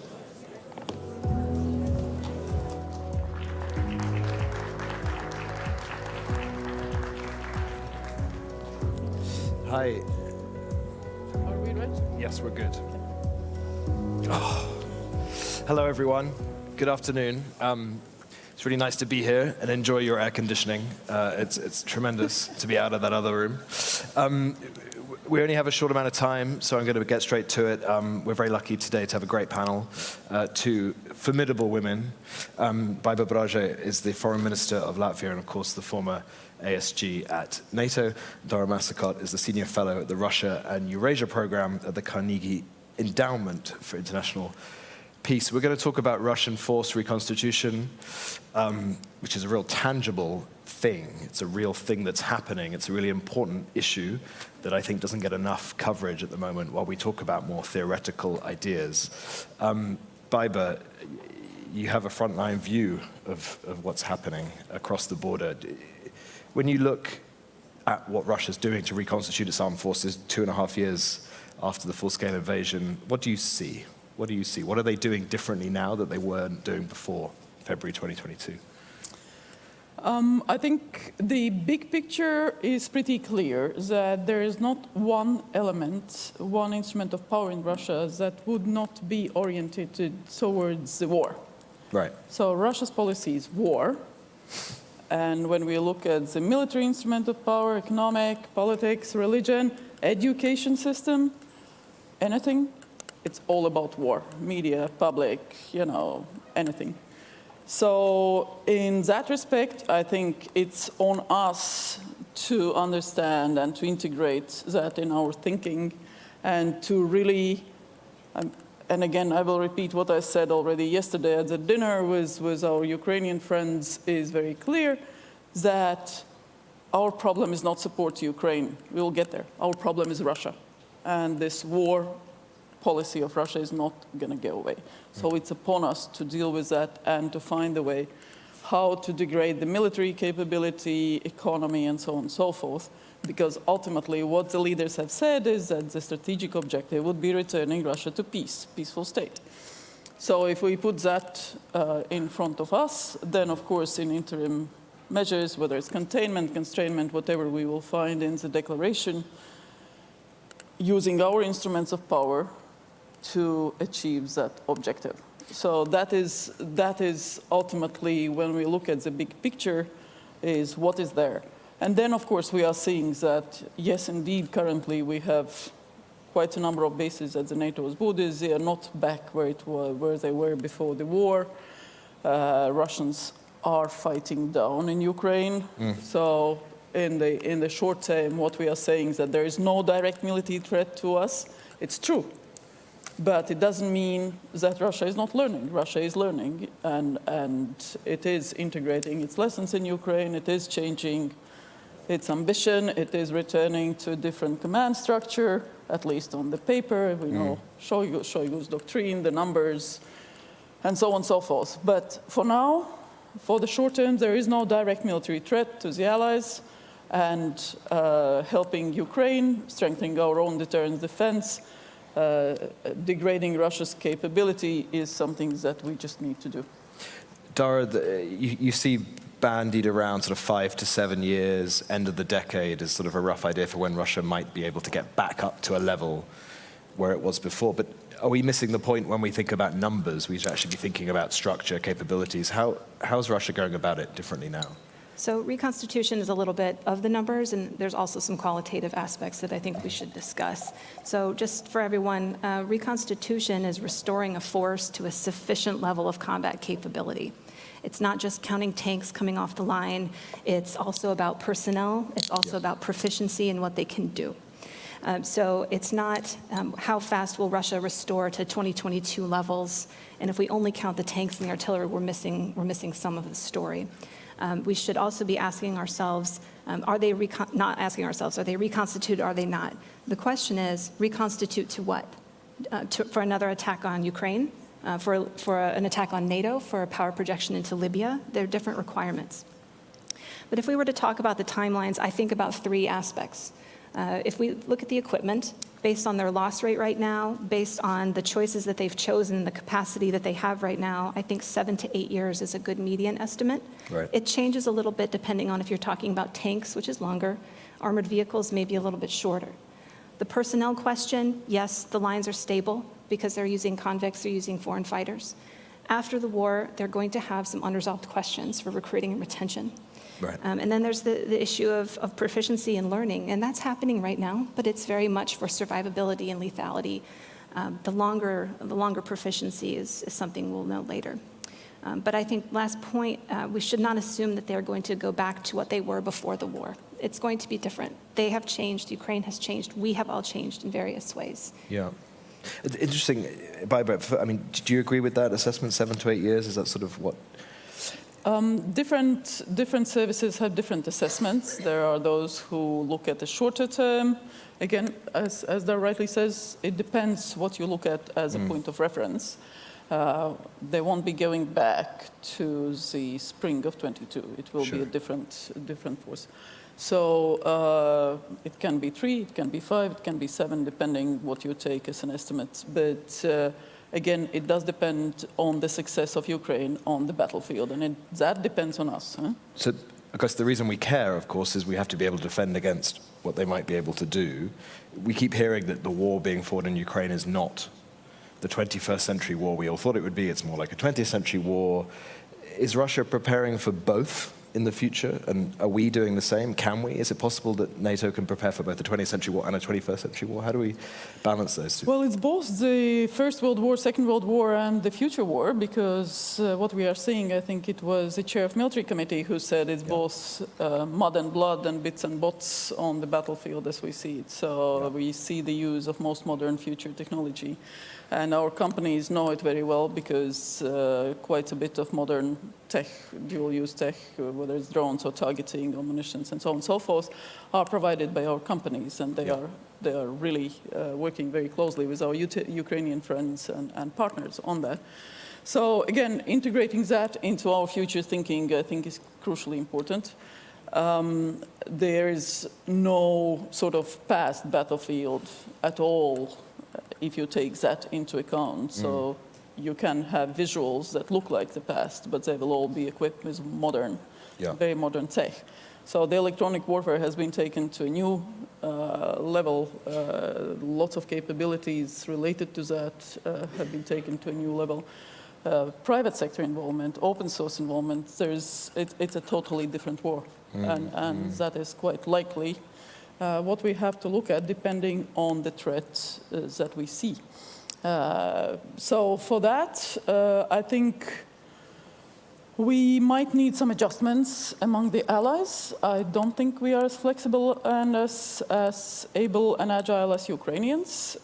Still so many bureaucratic structures, procedures, standard operating procedures that we have to look at that also. So it's not just about the stuff, about the data, about the connections that we have, but also about the procedures and processes and TTPs, as you said. That's really interesting, because I remember people talking about whether Russia was learning those lessons. Dara, have you seen examples of that Russia has actually become more flexible now in terms of how it deploys forces? It is. So we've seen them make a lot of unexpected mistakes in the first 6 months of the war, and then that learning phase kicked in. Right. So I think something that we need to keep in mind, the Russians and the Ukrainians are coping with this every day, is just the pervasiveness of reconnaissance. Neither side can safely mass forces and attack each other. I mean, it's very difficult to even do rotations at this point. They're being disrupted. We're talking about food and water being delivered by drone. I mean, the nature of warfare, is, at least in the ground domain, is changing so rapidly. Electronic warfare is something I think we're still grappling with. NATO equipment works very well. It works very well at keeping crew alive. The precision is amazing, but it is very susceptible to electronic warfare jamming. And we're all learning that. Our enemies are learning that about us, and we have to move forward. I wanted to pick up on that. I mean, this idea that Russia's got a pretty good look at a lot of the weaponry that we're using, because we're giving it to Ukraine to use, but we're also getting a pretty good look at Russia's weaponry. When you had to assess the level of who's learned the most, where would you say we are, to both of you? Maybe Dara, if you want to start. Sure. So from a strategic intelligence level, I think that Ukraine and NATO far and away have the advantage, just in terms of our understanding of intentions and how things are playing out in the battlefield. That advantage, just like all intelligence work, is not guaranteed. You have to fight to maintain it. You have to fight for that access. Tactically, they're both, Ukraine and Russia, they're learning about each other, and the cycles of adaptation and countermeasures are compressing. They are very rapid right now. And just like we as NATO are benefiting from what Ukraine is showing us and teaching us, we have to think about the other side as well. Russia's allies and their partners are learning from them. And this is now a currency that Russia has to give to Iran, China, North Korea, that learning of our equipment. Exactly.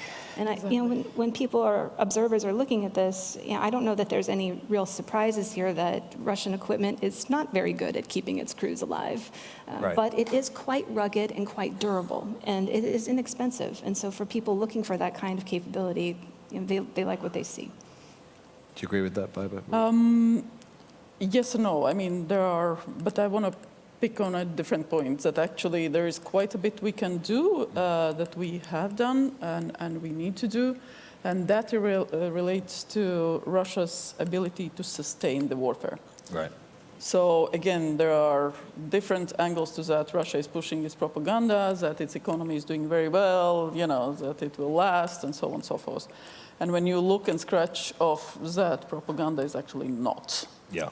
And that does depend on us, because Russia is financing the war from the budget. The income in the budget has significantly decreased. Its own taxes, Russian-owned taxes, the tax base is much narrower.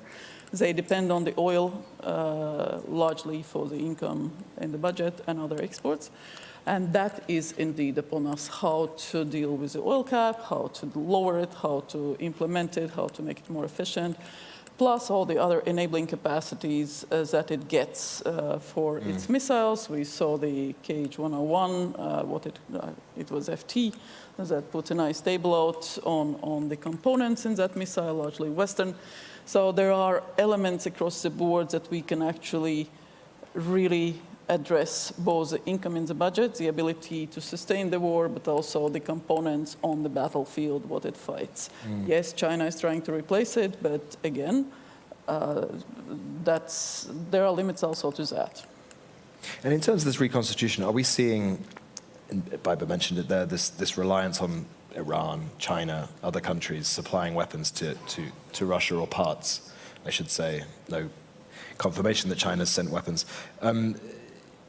Is that changing the nature of the way the Russian military-industrial complex works, or is it still so tiny amounts that they're still the same megalith that it always used to be? I mean, how is that changing how they build weapons? The Russian defense industrial base has different quirks to it, to put it lightly.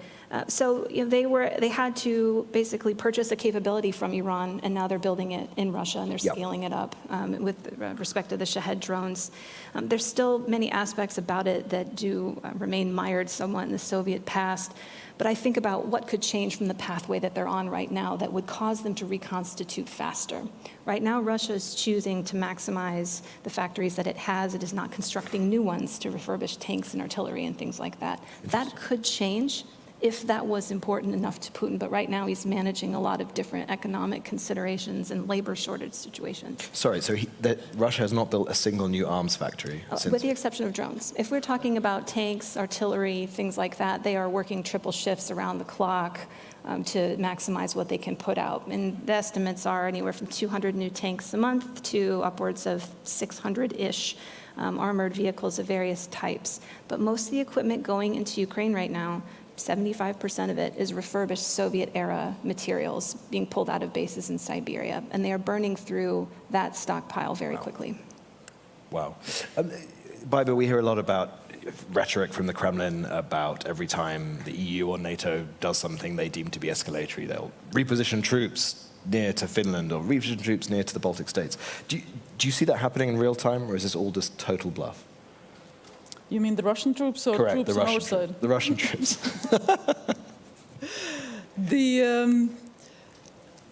It's largely empty. I mean, it's open source information, so I'm not really revealing any secrets here. But feel free to reveal secrets if you want. To our border and further down, at a helicopter base, Pskov, Luga.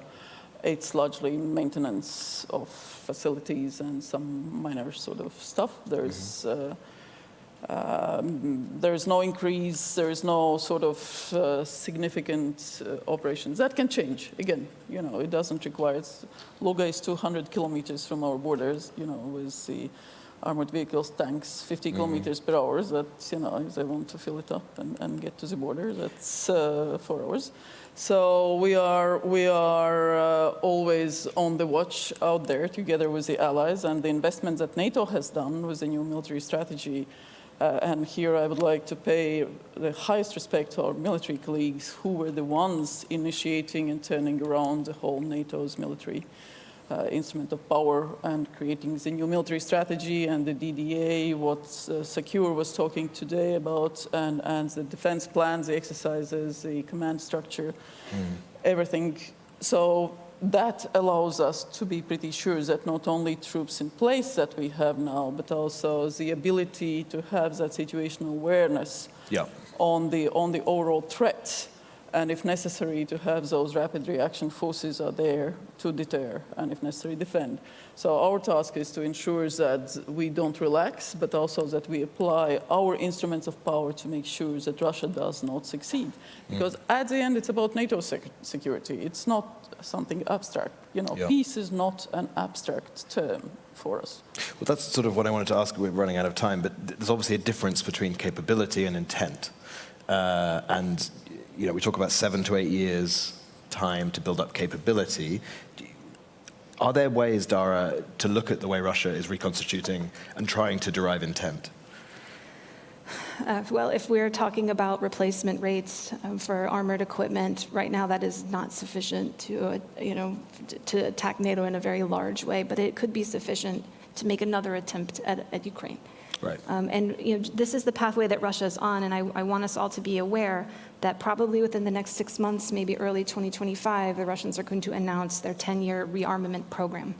And they're signaling that they want a larger army, and they're signaling that they want more drones and more first-person munitions. There's things that they can do to compress that timeline if they're willing to take domestic risks. So I think we should hold 7 to 8 years because nothing ever quite goes right in Russia, even when they want it to.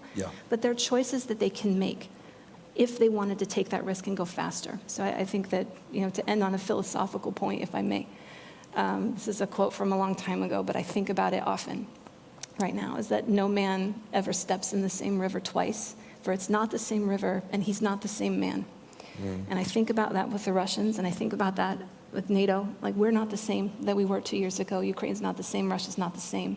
We've learned so much about each other, and we need to update some of our assumptions and our war plans and our procurement and our intelligence and our focus.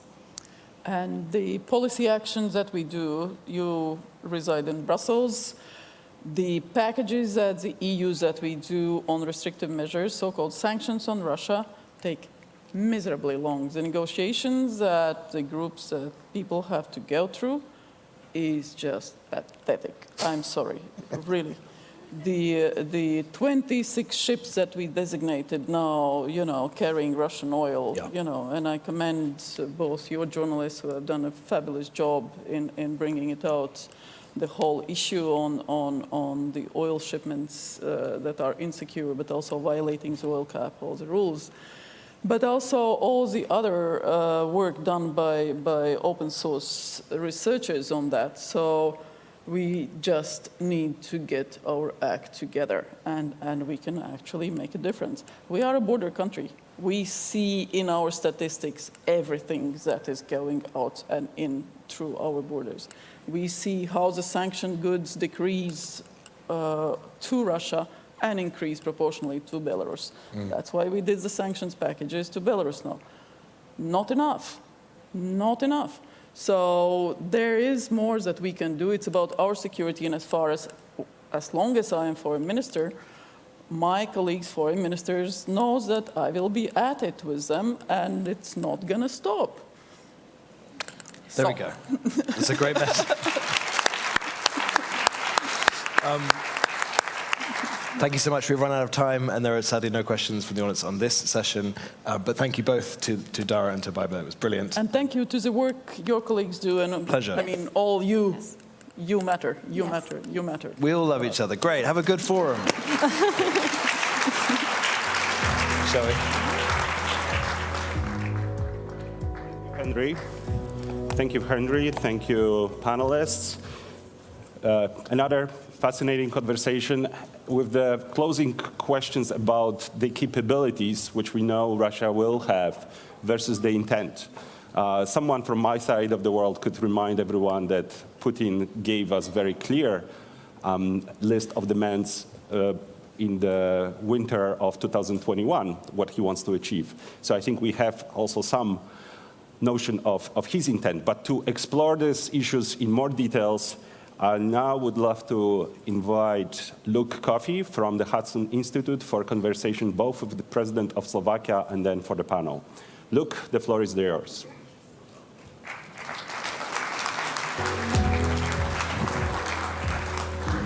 Thank you. Good afternoon, and for those of you watching online in Europe, good evening. Welcome to this event on NATO's policy towards Russia at the NATO Washington Summit Public Forum.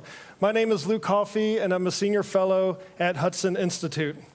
Russia's large-scale invasion of Ukraine changed the geopolitical landscape in the transatlantic community in a way not seen since the Second World War. In its 2022 strategic concept, NATO described Russia as, and I quote, the most significant and direct threat to the alliance. To discuss NATO's approach to Russia, we have a very distinguished panel. However, before that, to kick us off with a scene setter, we are honored to have His Excellency, President Peter Pellegrini, the sixth president of the Slovak Republic, here to offer some opening remarks. So please join me in welcoming President Pellegrini to the stage.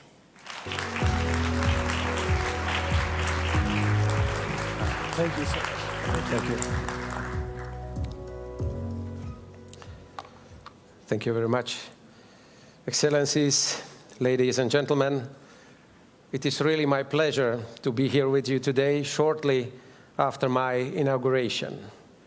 On the occasion of the Washington Summit that takes place in the changing, rather unpredictable, and thus increasingly dangerous world, as we commemorate the 75 years of this most successful defense alliance in our history. I am proud that Slovakia has been a reliable ally for the past 20 years. And we will be so in the years to come for the sake of security of our nations, of our neighbors, our continent, and the world. Our historical experience taught us that there is no better option to guarantee our safe place, security, economic and social development than this alliance. The engine of our success has been and remains as a commitment to democracy, freedom, and human rights, with a clear understanding where we belong. Our present and future is in and with NATO and European Union.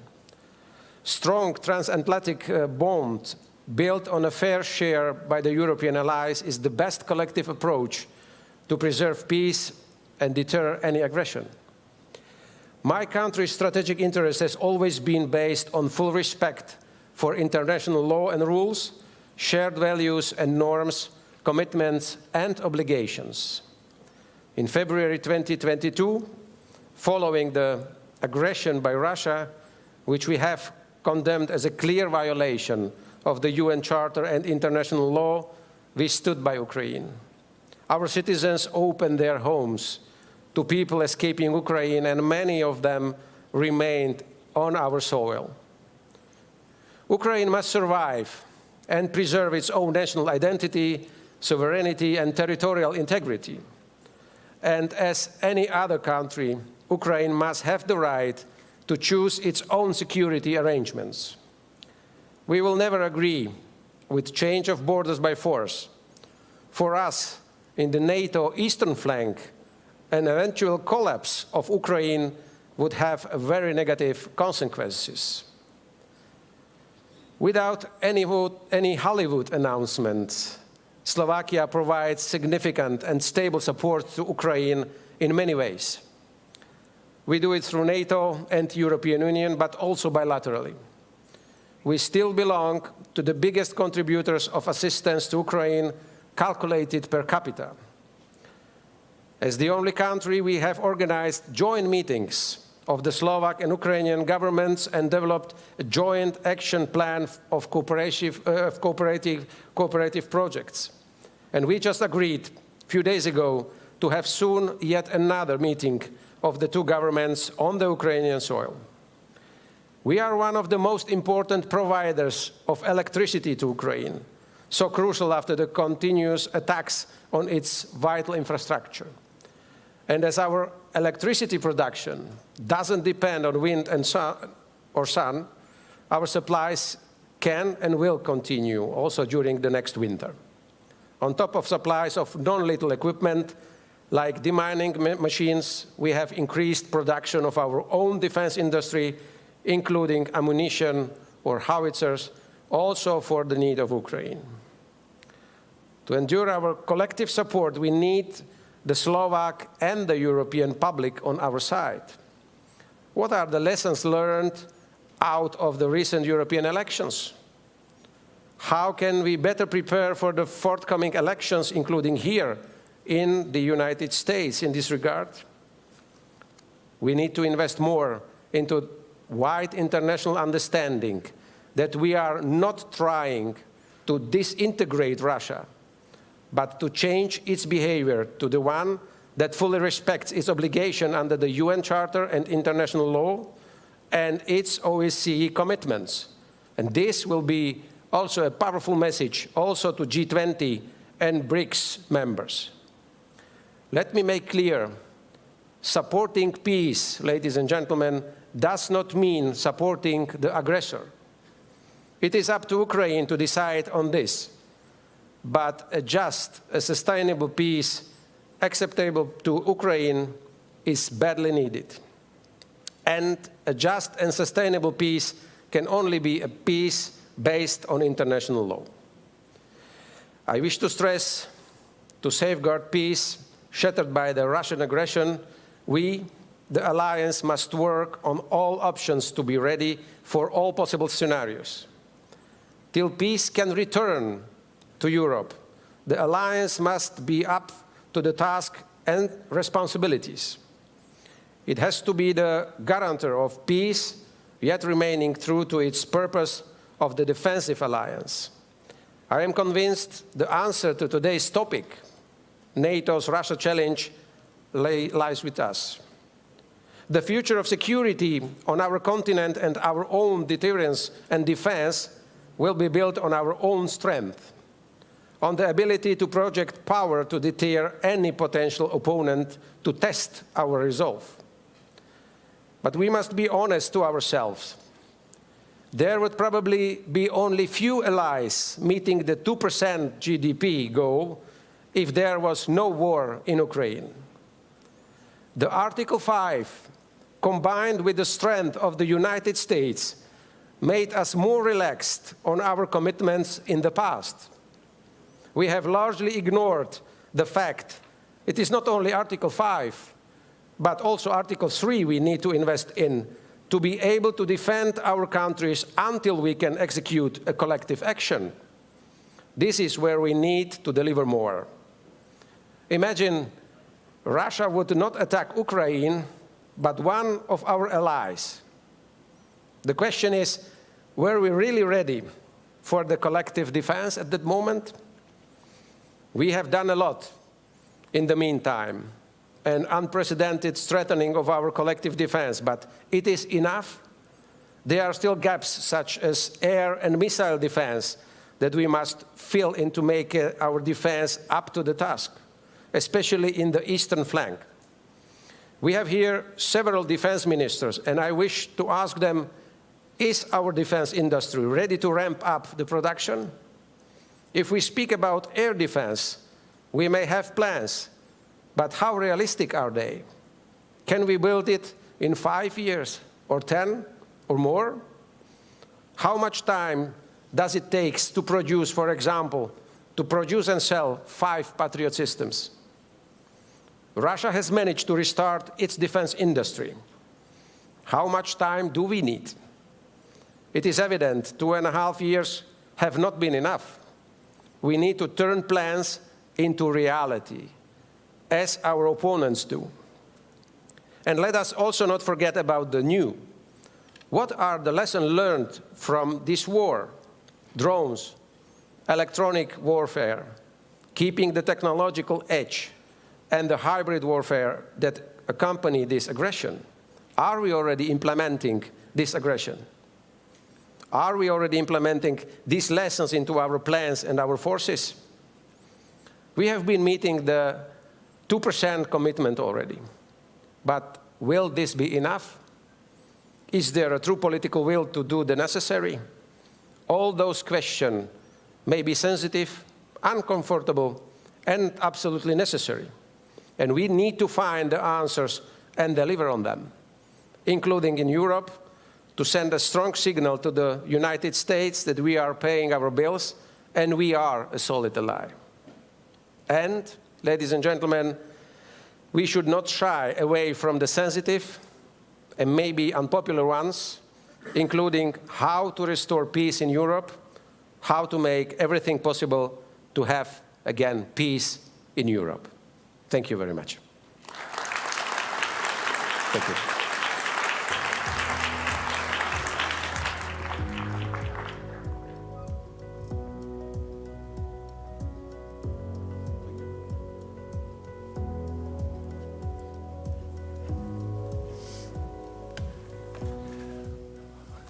Great. Well, again, good afternoon. We are now here with our very distinguished panelists to take this conversation another step forward to assess what the Russian threat is, what NATO needs to do about it, and how we can best be prepared to do this in the 21st century. To do this, we have immediately to my left, your right, Andris Spruds, the Minister of National Defense for Latvia. To his side, we have the Right Honorable John Healey MP, Secretary of State for Defense for the United Kingdom of Great Britain and Northern Ireland. And last but certainly not least, we have Lieutenant General retired Ben Hodges, former commander of U.S. Army Europe and distinguished fellow with GlobeSec. I'm going to turn to Secretary Healey first.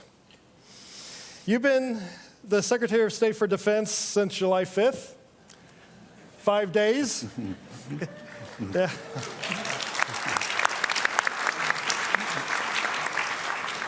I'm told you haven't slept yet. No, I'm kidding. That's true. In this time, you have already been to Ukraine, which I want to touch on that a bit later. But you've also, you're here now at the 75th anniversary NATO summit. It's truly hitting the ground running. I want to ask you first, though, about Russia and the new Labour government in the UK. How will the new government deal with the challenges and threats posed by Russia? And I know you don't want to get ahead of any defense review, but the Prime Minister Starmer said that a review will be carried out. Can you give us a flavor on what you think or how you think Russia might be factored into the thinking with the strategic review? Thank you. I'm slightly awestruck, actually, to be in this chamber with such an audience, because the collective experience and knowledge in front of me is so much greater than my own. And so bear with me, but thank you for inviting me. I'm really grateful. So the Russian threat. Well, for those of you from the US, your president said at the NAC about an hour ago that Russia is our greatest threat that we face as an alliance. It has its sharpest, most immediate challenge in Ukraine. My first priority, the first priority of this summit and center stage is Ukraine. It's my first priority, was why I went in my second full day in the job to Odessa and spent the afternoon with President Zelensky and his team. But the Russian threat isn't just directed at Ukraine. You know this very well. In fact, we all in our own countries have had warnings of this. We've all had knowledge of this and experience of this for a number of years. So we face wider Russian aggression directed at our own democracies, from hybrid attacks to threats in the high north.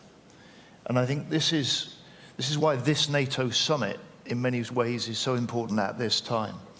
So this is the first time that we've had a NATO summit meeting with 32 members, which I think shows that NATO is bigger, stronger, more united than ever before.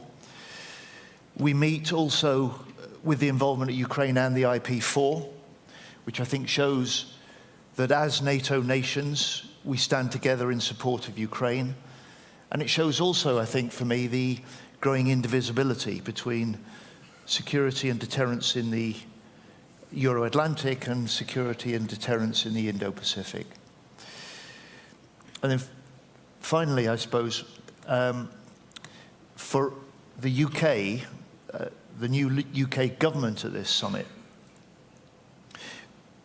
you'll hear Keir Starmer, you'll hear David Lammy as our Foreign Secretary. I'm afraid you'll hear from me as well as the Defence Secretary, that we will be a government that sets out determined to fulfill our NATO obligations, to secure our role as the leading European nation in NATO, and to make Britain democracy's most reliable ally across the world. So to link that to your, I think, third question in your set of questions. My third question and my one question. So we will follow up this NATO summit by launching a strategic defense review. That's the way that we get to grips with the threats that we face, the capabilities in the UK that we've got, the real state of our forces, the state of our alliances, and for all of us as governments, also the state of the public finances we've got to work with. That will be launched by the Prime Minister shortly after the summit. We'll do that at pace. We'll do that properly. But that will be the way that we then set out the approach that we'll take to defence and security of the UK and our alliances for the years beyond that, and it will have a NATO-first commitment right at the heart of it. Thank you. Minister Spruds, a conversation about Russia at a NATO summit would not be appropriate if we did not include the important voice from the Baltic region. So that's why I'm very grateful that you've taken time out of your schedule to come here to speak to us today. Now, for years, of course, the Baltic states, including various Latvian governments, have been warning the rest of the alliance about the threats that Russia poses to the Transatlantic region. But it wasn't until 2014 that the alliance started to get serious about this. And frankly, it wasn't until February of 2022 that we started to see real action. So once again, the Baltics were right. We should be listening to the Baltics more. Looking at it from your point of view in your region of Europe, how do you assess the threat that Russia poses, not only to the region, but also to the alliance as a whole, and what should NATO do about this?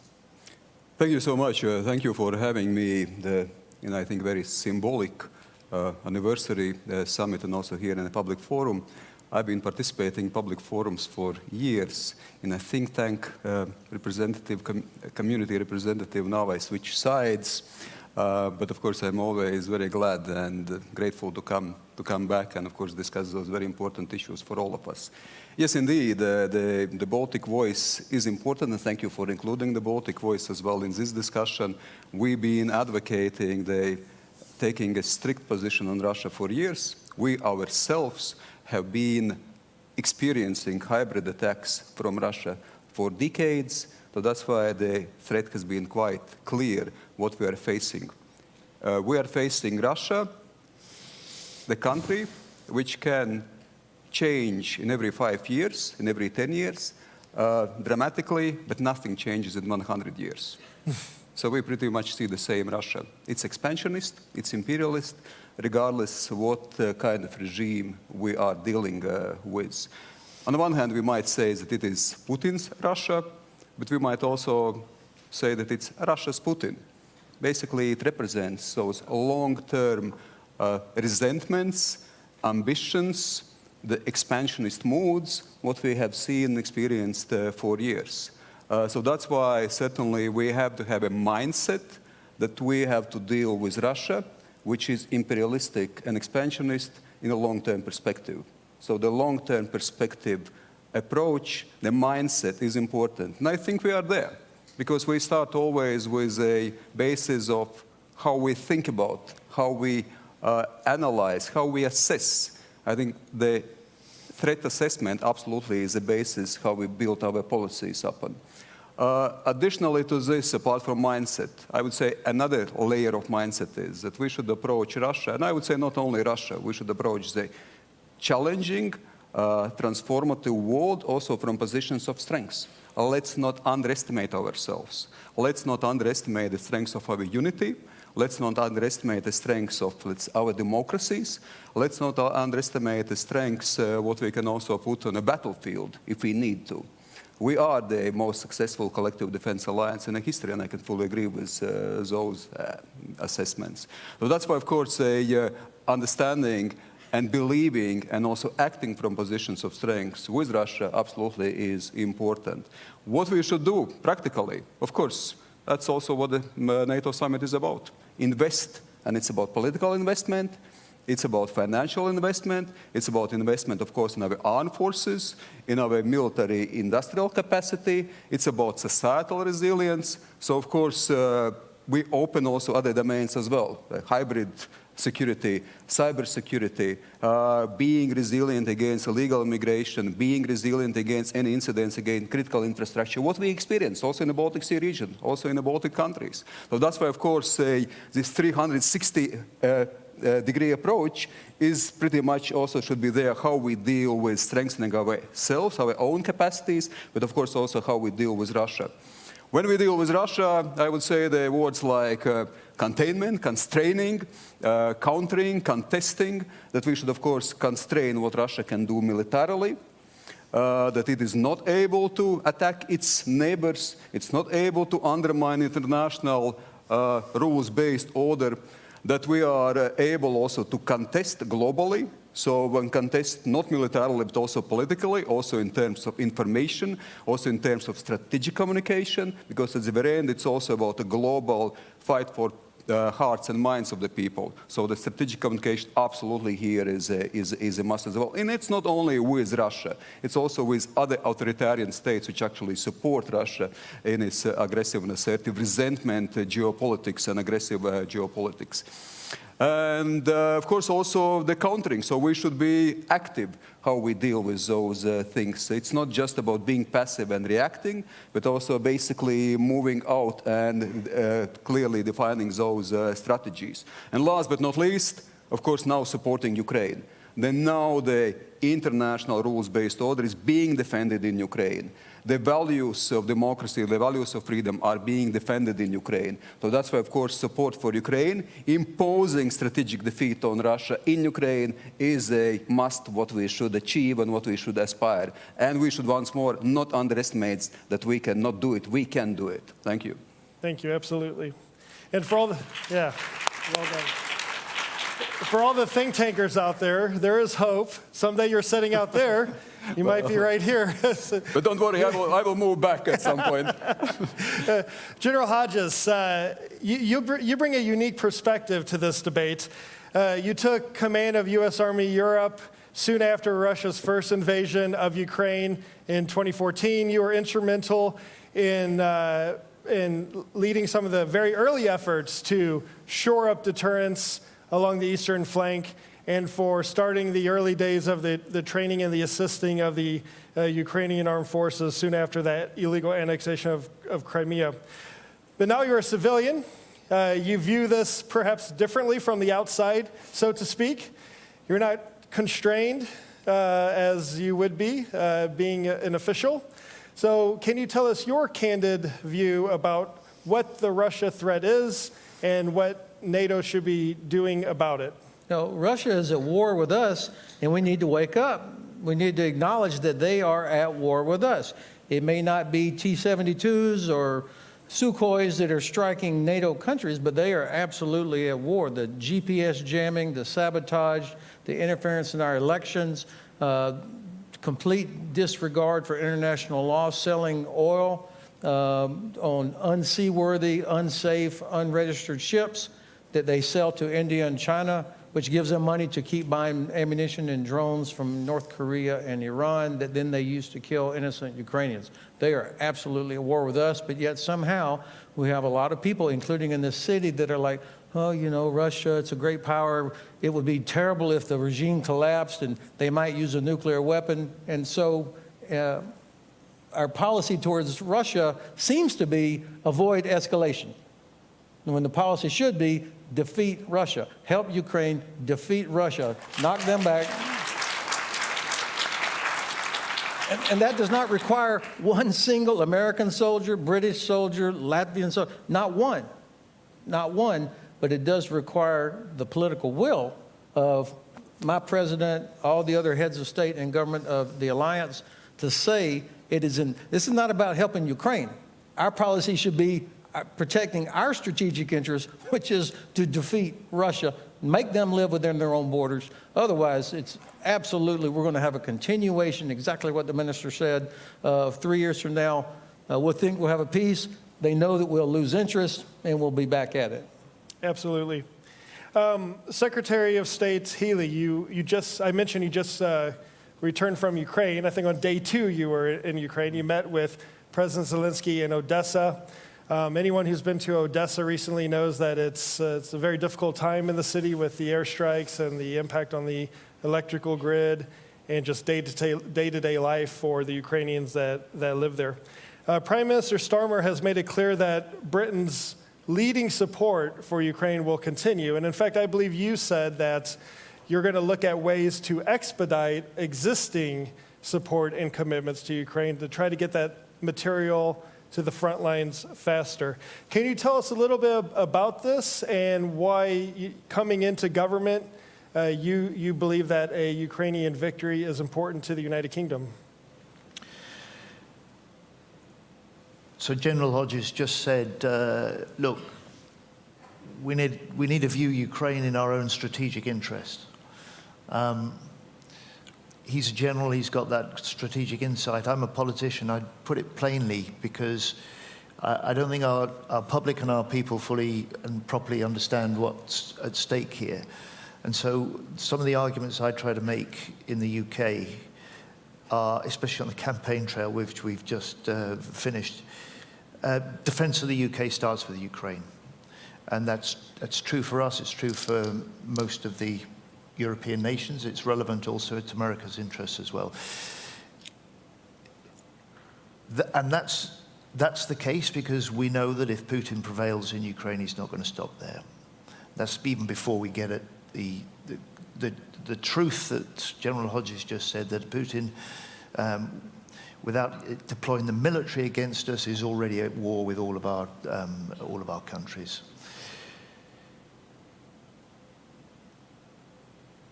There's a wider importance as well, because if Russia does prevail, then it says to other big countries around the world, you've got the scope too to try and redraw international boundaries by force,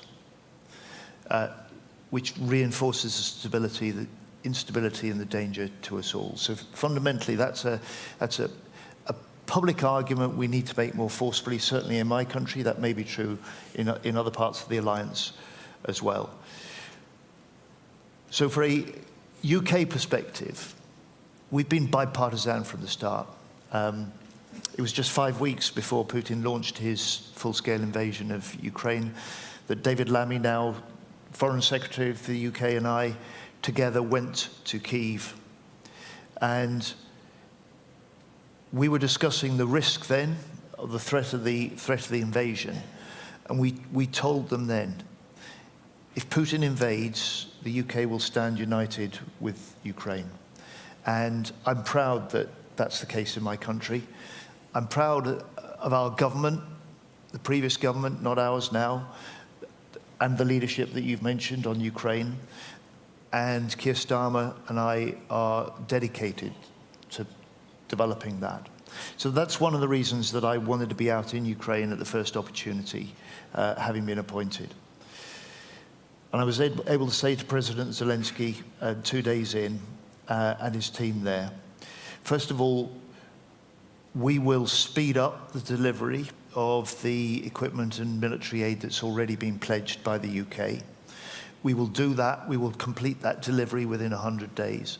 So the big Rishi Sunak pledge in April, the largest UK package to date at that time, will be fully delivered within 100 days with a Starmer guarantee. The second is that I was able to require a immediate stock check of what we could offer, and we've been able also to provide an extra package of equipment, the sort of kit that they're using day to day and need in battle. I can give you some of the details. It's not big, but it's a sign of, an important sign, I think, for the Ukrainians that the UK commitment continues, and there may be a change of government, but there'll be no change in the UK's determination to stand with Ukraine or confront Russian aggression or indeed pursue Putin for his war crimes. The third is that I said to him, we will now work with Ukraine and we'll work with allies to work out how we can step up what we do to support. My view is that we need to see this in a much bigger picture, the sort of picture you were drawing of the Russian aggression, because too often we're focusing on the immediate military battle, the immediate military equipment needs, when if Ukraine's hand is going to be strengthened by us as allies, it isn't just the military help that we can provide, it's the political, diplomatic, economic support and pressure that we can put in Putin.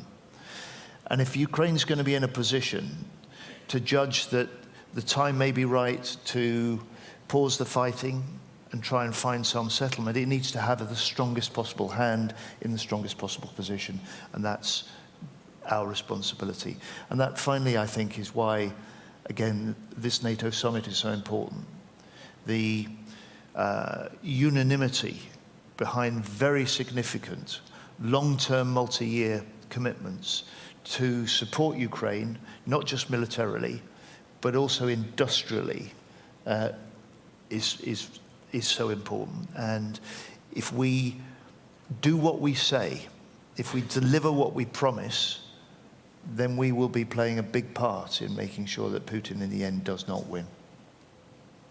I think that is music to our ears, hearing that in 100 days this equipment will be expedited. It's very much needed, of course. Keeping on the theme of Ukraine, Minister, I've heard you say a number of times, and just 5 minutes ago, say that Russia needs to receive a strategic defeat in Ukraine. Can you explain what that is? What is that strategic defeat? What does it look like? Yes, of course. Again, one step back. We must remember what are the consequences of the Russia's aggression in Ukraine, and what are the consequences of how the war goes, and what will be the outcome of it. The consequence is that if Ukraine loses, it's undermining the international rules-based order, it's undermining our credibility, it's undermining our security. So I think the stakes are high, and this should be always remembered, which also means that we must have a very clear strategic goal, what we want to achieve together with Ukraine. We as a transatlantic community of democracies, of like-minded, what is the strategic goal? And strategic goal is not Ukraine not losing the war. The strategic goal is Ukraine winning the war and imposing strategic defeat on Russia. What does it mean? I think it's again clear. It's restoring territorial integrity of Ukraine. It is taking those war criminals accountable for their crimes. What just we've seen a few days ago as well, with brutal attacks against children and innocent civilians. It's also about financial repercussions. They're using the frozen assets. And at the very end, strategically, it's also about Ukraine becoming the 33rd member of NATO. And it will become 33rd member of NATO. How to achieve it? Of course, keeping the strategic ambition in mind, yes, we have to make also practical steps. Practical steps providing military support, and I think the financial commitments here also shows how seriously we take it.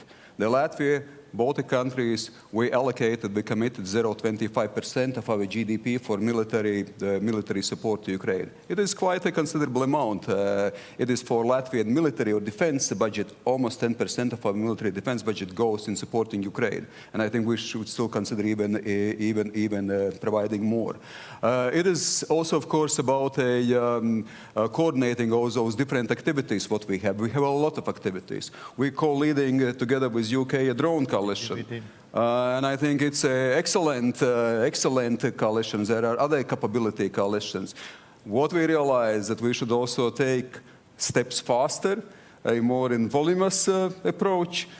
Well, but we are also democracies with our procedures, so unfortunately sometimes things take longer than we expect. Last but not least, we should be ready to support Ukraine as long as it takes, being ready that the conflict must be or can be protracted as well. So be ready for it and support Ukraine, and I think the strategic goal of imposing strategic defeat on Russia will be quite realistic. Absolutely. General Hodges, you've been one of the most outspoken supporters of assisting Ukraine, arming Ukraine. You were obviously not very compelling. Well, we have seen some progress on your focus regarding the long-range strikes, ATACMS missiles, trying to isolate the Crimean Peninsula. We've seen steps in the right direction. We haven't gone as far as I think many of us would like. We haven't gone as quickly as we would like. But practically speaking, what does NATO, and you can talk about the U.S. or individual countries inside the alliance, what do we need to be doing more of and faster to help Ukraine win on the battlefield? If President Biden would come out tonight when he's hosting all his heads of state and government guests at dinner, if he would say, ladies and gentlemen, it is the policy of the United States, it is our strategic objective that Ukraine defeats Russia. And we're going to do every damn thing that they need so that they can do it. Not this empty, we're with you for as long as it takes, but we're going to do everything they need. That right there would be the seismic change that would lead to Ukraine actually winning. And that would be a crushing strategic defeat for the Kremlin. So far, they've been confident that the American president would not do that, the German Bundeskanzler would never do that, and unfortunately, a few other heads of state and government. So the first step is to say, That's our objective. Yeah. If you don't even say that's the objective, then you end up with, I must say, really bad policy decisions such as, okay, well, finally, after 2 years, you can have ATACMS, but you cannot use them against airfields from which murderous attacks are emanating against Ukrainian cities. That's terrible policy. Or this drip, drip, drip, drip. Everything that we are providing Ukraine right now, you can see why I'm retired. Everything that Ukraine has right now from the United States, with the exception of Javelin, was a no for the first months of the war. I mean, you can remember, Luke, there was a time where we shouldn't provide Stinger because what will happen if a Ukrainian soldier shoots down a Russian helicopter with an American Stinger? They might use a nuclear weapon. I mean, that was the thinking. And so it's taken 2.5 years and tens of thousands of lives to get to where we finally are. And we're still underestimating Ukraine's ability to integrate new equipment. So at the risk of sounding like a broken record, make it our policy. This is our objective, strategic objective. And I mean, look, 8 months where nothing came from the United States. 8 months, Russia achieved nothing. All they could do is continue attacking Ukrainian cities. So they could not even exploit for over half a year, despite having all their advantages, they lacked the ability to knock Ukraine out of the war. They can't do it. Imagine if we had been providing everything that was needed with an aim to helping Ukraine actually win, and if we used all of our economic tools. I cannot understand why they are still able to get ammunition from North Korea, drones from Iran, parts from China, and your ships loaded with oil going through the Baltic Sea, which we control. Black Sea, we should still be able to stop it, but unfortunately we're not able to do that. And that oil goes to India and China. You saw the graph that came out the other day. The top 20 countries that are buying Russian oil, India, China, but also 10 European countries, including Germany, still buying Russian oil. Unbelievable. And that money is what pays for that Kinzhal missile that slammed into that children's hospital. So we're not serious. We have to declare that we want Ukraine to win because it's in our interest. Yeah.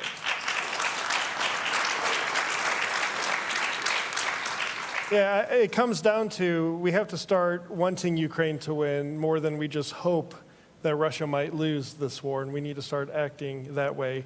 Now, these gentlemen have very busy schedules. They rushed over here from the NAC, and they're going to be rushing directly back to the NAC as this ends, and I'm very mindful of the time, and I don't want to make their schedules delayed. So with that, please join me in thanking our three panelists.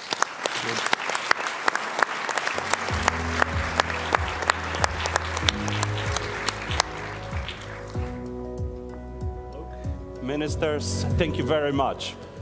I must say that this perhaps was one of my favorite sessions because it was a very clear-eyed assessment of the threat from Russia, also an assessment of the long-term nature of the threat. And of course, we could count on General Ben Hodges to give us very specific ideas of how to deal with this threat. Right now, if you are watching us online, stay tuned for a couple interviews with NATO veterans, as well as a conversation with Senator Roger Wicker.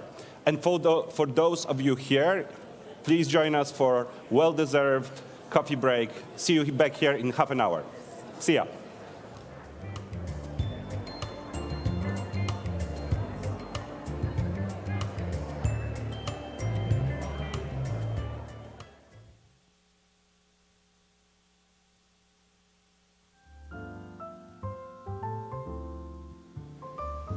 Good afternoon.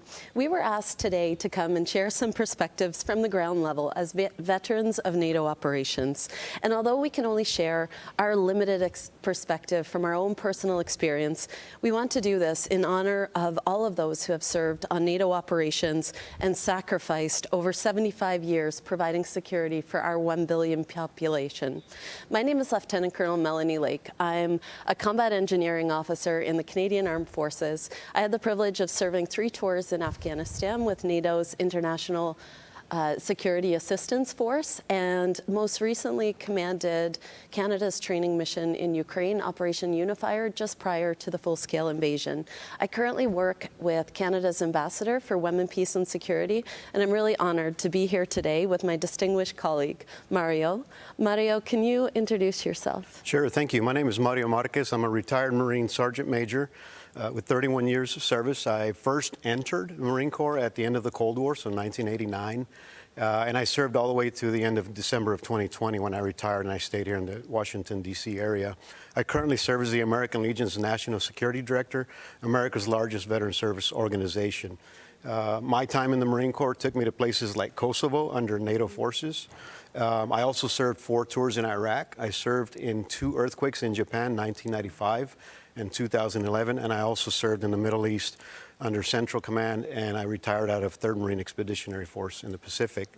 I'd like to close out my remarks by saying that I am grateful to the Alliance for invoking Article 5 after the 9/11 attacks when I was a young 31-year-old Marine in solidarity for the United States and on behalf of our nation. We are grateful for that, and we will never forget.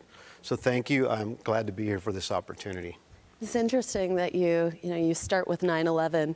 I was a young 4th-year officer cadet at our Royal Military College in my last year when, on that terrible morning, when we watched as aircraft crashed into the World Trade Center and the Pentagon. And in those moments, I mean, all of us, all we could think was, how do we help our American partners in this time when they're under attack? And I had a very similar feeling on the 24th of February of 2022, watching as Russia launched its full-scale invasion into Ukraine, where I had been just 4 months earlier, feeling that we need to do everything we can to help our Ukrainian partners as they defend their democracy and ours, and to enable victory and defeat of this unprovoked aggression. I was struck really recently by these images of President Zelensky meeting with a U.S. veteran on the shores of Normandy during the 80th anniversary of D-Day, and seeing them recognize that commonality in their fights against evil and oppression, and the courage needed to face it and face it decisively. And I think we're reminded of how critical that is right now after seeing, this horrible attack on Monday against a children's hospital in Kyiv. As soldiers in the Alliance, I think that those of us at ground level, we've always understood and accepted that great sacrifices might be required of us in the defense of our values, our democracies, protecting other nations' rights to self-determination, and deterring others who might be aggressors. And we stand very willing to do that and ready to do that. Finding ways to contribute for me when things go wrong in the world gives me a way to counter some of that frustration and anger that I think many young people are feeling right now watching world events. Mario, I know you have immense operational experience. What have you learned on your many tours working with allies and partners?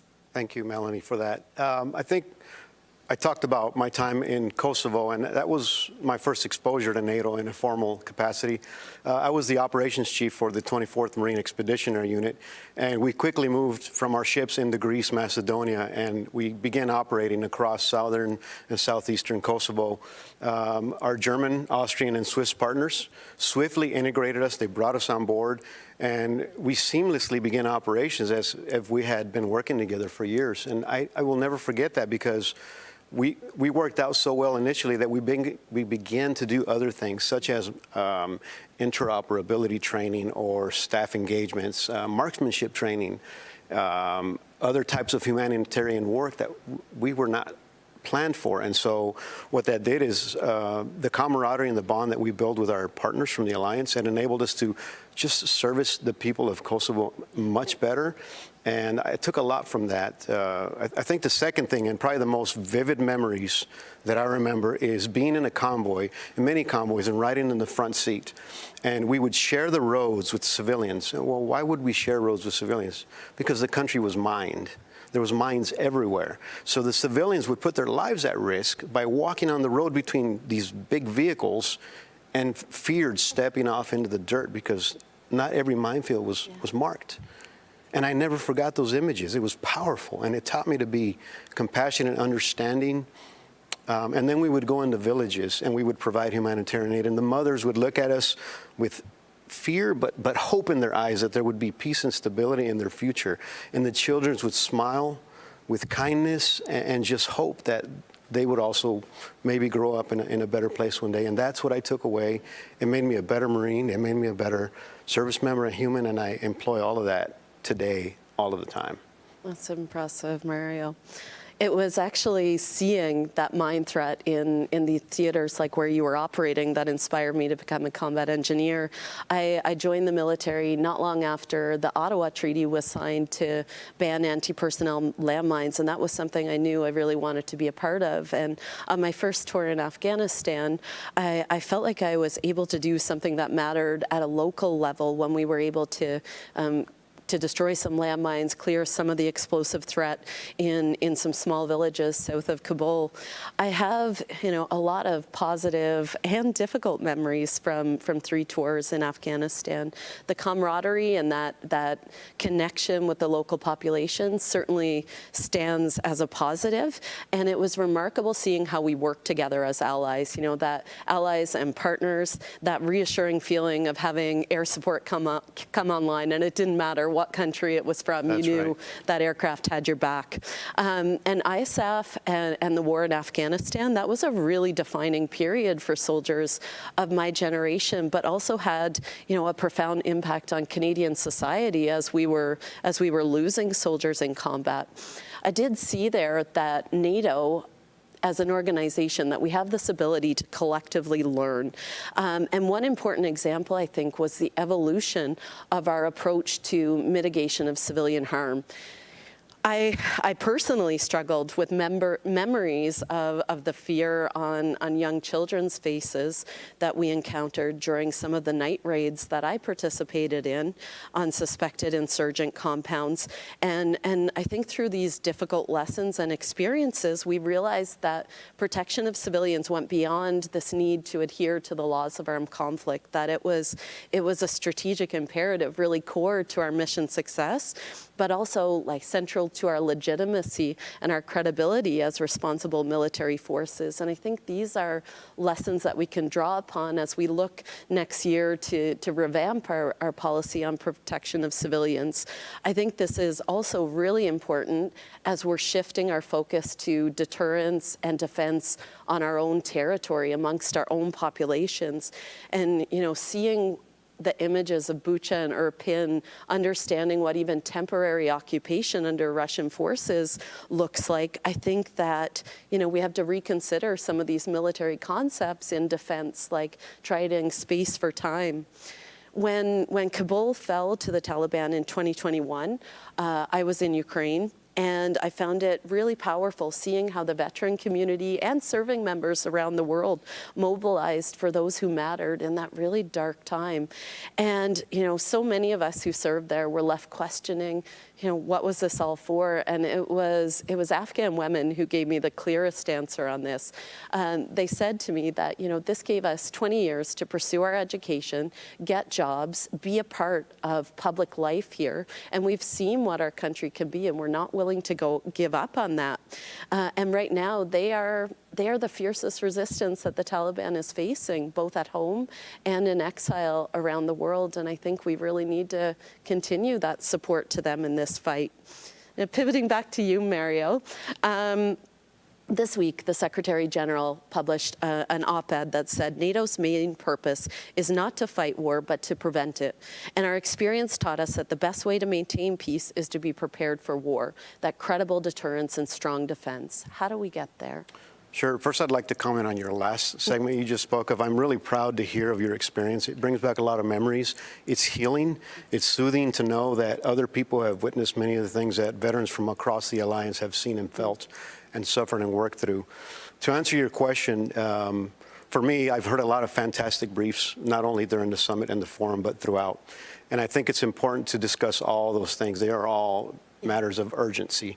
But my advice and my recommendation to every leader that is listening today, both partner nations and the alliance, is to invest in your non-commissioned officer corps.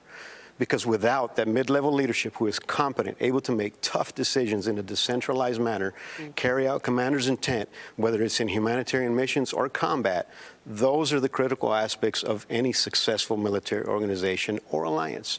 You will never achieve your full aim without a competent non-commissioned officer corps. I couldn't agree with you more.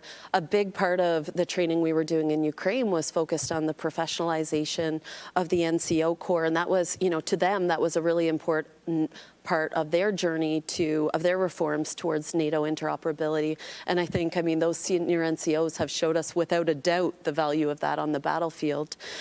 From Canada's experience, as we stood up our Enhanced Forward Presence Battle Group in Latvia, which is now growing to brigade with 14 countries all working together, we're working through many of the complexities that come with interoperability. There's a lot of challenging technical aspects, like how do you get your radios to talk? How do you work through language barriers? How do you get your resupply? How do you resupply each other when you have all different systems? But, we're doing a lot of work on this right now, figuring out how we really work together effectively and getting through those challenges so that we can work together effectively in crisis.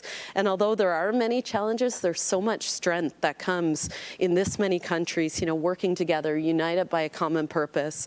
It was a young Master Corporal on my training mission in Ukraine when we were training the 4th Rapid Reaction Brigade, he had just arrived, and we were training, and he said to me, "Ma'am, I would go to war with these soldiers tomorrow." And I looked around, and all of our soldiers were wearing Ukrainian flags on their arms. All the Ukrainians had Canadian flags. And it struck me that, the foundations of interoperability, they truly start at that most basic level with human relationships, friendships, bonds, and that understanding that comes from working side by side. One final note on this, I think that, another lesson from Ukraine is around civil society and citizens, how they're integrated with their military. And I think there's a ton that we can learn around civil-military cooperation in total defense from Ukraine to strengthen our own resilience.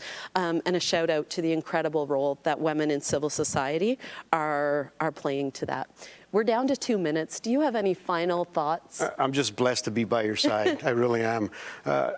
Look, for the leaders out there, the alliance, the partners, and even other people watching this throughout the world, we need to do a better job about incorporating our veterans from military to civilian life. If we start doing that, our veterans will be more productive citizens. We have a powerful voice. We impact and influence policy and decision-making at the highest levels.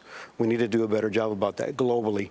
There's this thing called a military recruiting crisis. It's not an America problem. It's a global problem. And until the world starts taking care of veterans and including and showing them the value, including veterans and showing the world the value of our service, then we're going to continue to have those problems. I totally agree. And I think it's the thousands of small acts every day interlinked together that create security. This is all about people and our connections. As a final thought, I think that our values within NATO are actually our strategic advantage. Our human rights, liberty and freedom, gender equality, these things are actually our best weapons and the biggest threat that we pose to authoritarian regimes. The fact that everyday life for our citizens is better in democracies, that governments are accountable to their people, and that our citizens are invested in their countries. But in order to defend these values, we have to live up to them. We have to be willing to defend them and fight for them, even when that's most difficult. But I think that's when we're truly at our best. We're seeing more conflicts around the world than at any period in my lifetime, with devastating consequences for civilians. And I believe that, with this alliance, by courageously living up to our own values and defending them, we have the ability to change this, to be a force that stands in the starkest contrast and opposition to authoritarianism and the defense of freedom. Thank you so much on behalf of both of us for this time today. We truly honor the service of all those who came before us, those who continue to serve, and we never forget those who gave the ultimate sacrifice for all of us. Thank you.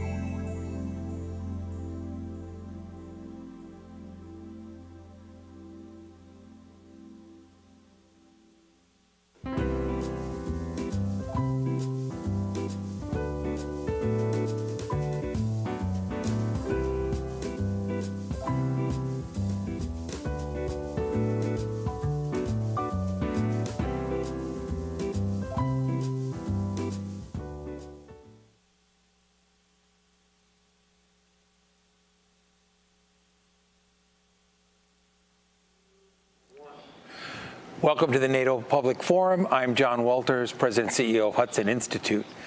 I am very pleased to be joined by United States Senator Roger Wicker of Mississippi. He sits on the Committee on Armed Services in the United States Senate.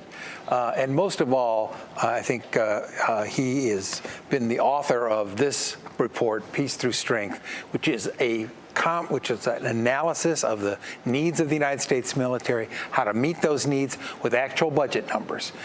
So we're not talking about talk, we're talking about actual dollars and building capacity. Thank you for being with us. Thank you, John. Glad to be with you. Thank you for your work. You released this report on how to maintain 21st century peace through strength. Can you give us a little idea about the key parts of this plan? Because you're the author. Well, the key parts of this plan are getting us back to 5% of gross domestic product, just like Ronald Reagan did. During the Reagan years, we stood the Soviet Union down by saying we're going to be strong enough that nobody's going to take us on. That's called peace through strength. That was Reagan beginning in 1981. So my plan is modern day peace through strength. And really it's based on everything we see in the news, but also the specific testimony that we've gotten from defense leaders and from people who actually are tasked within the Pentagon and within the administration to keep us safe and get the job done. Yeah, as a think tank head, I read a lot of reports, government, so forth.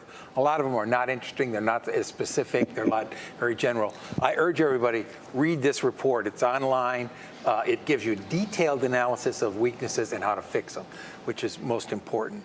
Thank you very much. Well, we did put a lot into it, and I have to credit my staff for working through the minutia.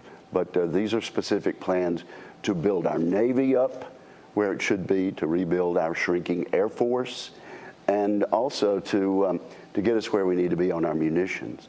There's so much that needs to be done, and of course this interview is taking place in connection with the NATO Public Forum, so we need to work with our allies and a great alliance we've had. What do you see as the biggest shortfalls, and where do we need to make up deficits? The nice thing about the report, I think, is also it does near-term needs and threats and building a base for longer term. Well, the principal shortfalls are in the Indo-Pacific, but also this report asks us to recognize, and excuse me for my voice, that we are facing an axis of aggression between Russia, China, North Korea, and Iran. And in regard to what we are being challenged by, what's going on in Ukraine, for example, it's Russia on the attack, but there's no question Iran is helping. North Korea is even sending assistance to Russia. And certainly, Xi Jinping is doing everything he can to keep the West tied down in Ukraine so he can continue to build up in the Indo-Pacific. This NATO summit is on the backdrop of burden-sharing discussions, burden-sharing and what allies actually owe each other and how they work as allies and not as dependents or protectorates. And that's a big debate in the United States. You've been a part of that debate. Can you say a little bit about how you think, where we stand? Are we making progress on burden sharing? How do we deal with this? Given the threat environment, it becomes more critical. It is absolutely important, essential, that our NATO allies keep their promise that they made several years ago at a NATO conference that each country would spend at least 2% of their gross domestic product on national defense.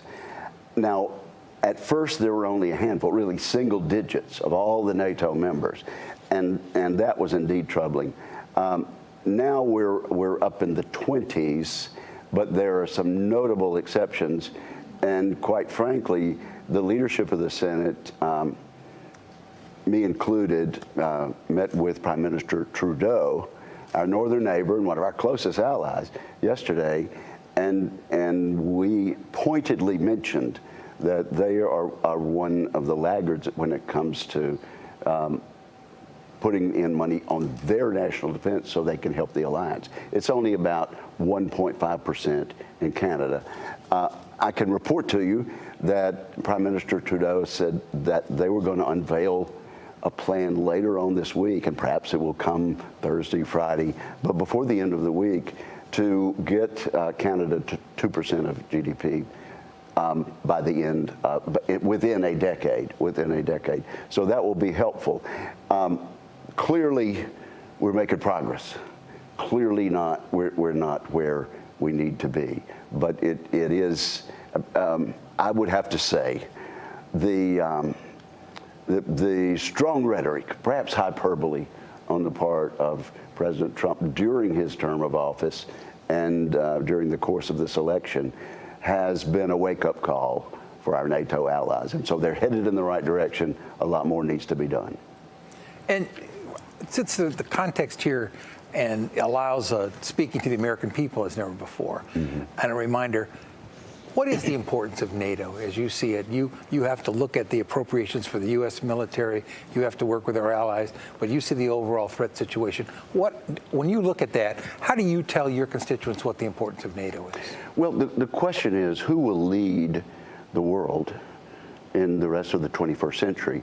Will it be dictatorships like Iran, Russia, Communist China, North Korea, or will it be the great democracies of the West and people like them, like we're beginning to form alliances with in the Indo-Pacific, Japan, South Korea, the Philippines even, and Australia. So someone is going to lead in the world. Will it be the dictatorships of Putin and Xi Jinping, or will it be the United States and our allies? And that will determine what kind of world we live in. I don't want to turn this country over and the rest of this century over to my grandchildren in a world that is ruled by dictators. Democracies don't invade their neighbors. Look around. The countries that threaten their neighbors and try to change the borders by violent aggression and armed forces are the dictatorships of this world. And chief among them are this war criminal named Vladimir Putin. Absolutely, if Russia were a democracy, they'd be tending to their own business and seeking to internationally recognized borders that the rest of the world has agreed to abide by. Since we've had NATO, we've had a relatively peaceful Europe, and that has meant a relatively peaceful Atlantic alliance, including the United States and Canada. Yeah, I think people forget that the combined GDP of America and its European allies, when they worry about being swamped by the economic power of China and others, we dwarf them out as far as you can see. We'd have to let them not wreck that. True, except for this. China is increasing their defense spending dramatically, and that's why we have this report. We are being overtaken by the dictatorships of this world. They don't have to spend money on school lunches, on social spending, on retirement programs, and we need to be absolutely mindful of what the witnesses in this year, last year, and the year before have told us, and they tell us this is the most dangerous era that we have faced in half a century or more. And so, yes, while we have the economic might, we're not spending a big enough portion of it on defending our future and defending freedom and democracy. Well, I want to thank you again for this plan. Well, John, thank you for your so much. leadership. And thanks for the Hudson Institute. We really appreciate it. You're welcome. Thank you, sir.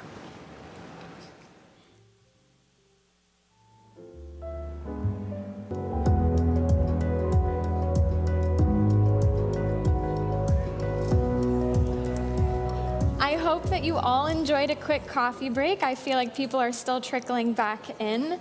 Please now join me in welcoming to the stage David Shulman for our next session, The Axis of Upheaval.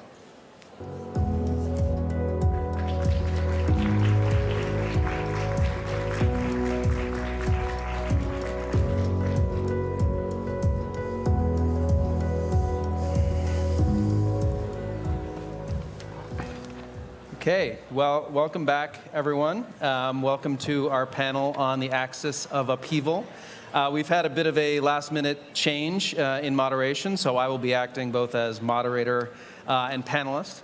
And what we're here to discuss over the next 40 minutes or so is, we've discussed over the last couple of days, of course, NATO's successes in recent years and expansion, but it's critically important that we discuss as well what NATO adversaries are doing. Obviously, Russia, we've talked a lot about China, but also the role of Iran and North Korea and what that means for the NATO alliance, what that means for the United States and for Europe. Just as Russia's invasion of Ukraine has revitalized cooperation and cohesion among the NATO allies, it's also spurred a lot more cohesion among Russia and its backers. We've seen the consequences of that in cooperation that's on full display in Ukraine, where the support Russia has received from China and Iran and North Korea has enabled it to sustain its warfighting machine, and we've talked a lot about that over the last couple of days. But that's really just the tip of the iceberg. We see their relations deepening in a whole range of different domains. They're increasing trade, all of these countries. Russia has become China's largest supplier of crude oil. Trade between China and Russia hit a high mark last year. Moscow is now Iran's largest source of foreign investment. And they're finding ways to work around the Western financial system in critical ways that undermine US and NATO foreign policy tools, including de-dollarization. And of course, they're also deepening military cooperation. And we see China and Iran and Russia having held naval exercises just recently in the Gulf of Oman and having done that now 3 years in a row. And they're also looking to expand their access to other countries. So this is a really critical domain that we need to dig into further. And we have some excellent panelists here today to discuss it from a variety of different angles. I'm happy to be joined by John Alterman, who's a senior vice president and holds the Brzezinski Chair in Global Security and Geostrategy, and is director of the Middle East program at CSIS. And we have Benedetta Berti, who serves as head of policy planning in the office of the Secretary General at NATO. So maybe, why don't we get started and just jump in, maybe start with you, John, and give us a sense of where you think Iran is when they think about this axis that we're talking about between North Korea and China, Russia and Iran. How do they view it? How is it of utility to them? And where are maybe their concerns going forward? Thanks very much, David, and thanks to all of you for coming. Very important set of discussions this week in Washington. It seems to me that Iran feels very isolated in the world and looks and talks about how much it shares in common with Russia and China. And one of the principal things it shares in common is it hates that countries aligned with the United States have non-kinetic means of coercion. What they would like to do is say, if you want to stop us doing something, we'll fight you. And that's a high threshold. And they have lots of asymmetrical tools to use, and that's the space they want to be in. When you start talking about sanctions, when you start talking about diplomatic action, from an Iranian perspective, that makes Iran more isolated, weaker, and they love the fact that they feel that both China and Russia share an interest in undermining the ability of the United States and its allies to use those non-kinetic tools. So they try to build that sense of commonality. They try to use China and Russia to defend them in international fora. I think the rub is that oftentimes the Iranians understand just how weak they are vis-a-vis China and Russia. China represents about 30% of Iranian trade. Iran represents less than 1% of Chinese trade. And the Chinese have a much bigger game to play. And they use Iran. And Russia has had a long and often difficult relationship with Iran. It's changed with the Ukraine war and with sending drones and other materiel. There is a tactical sense of partnership, but deep down, Iran aspires to be a great power. It knows it's not a great power.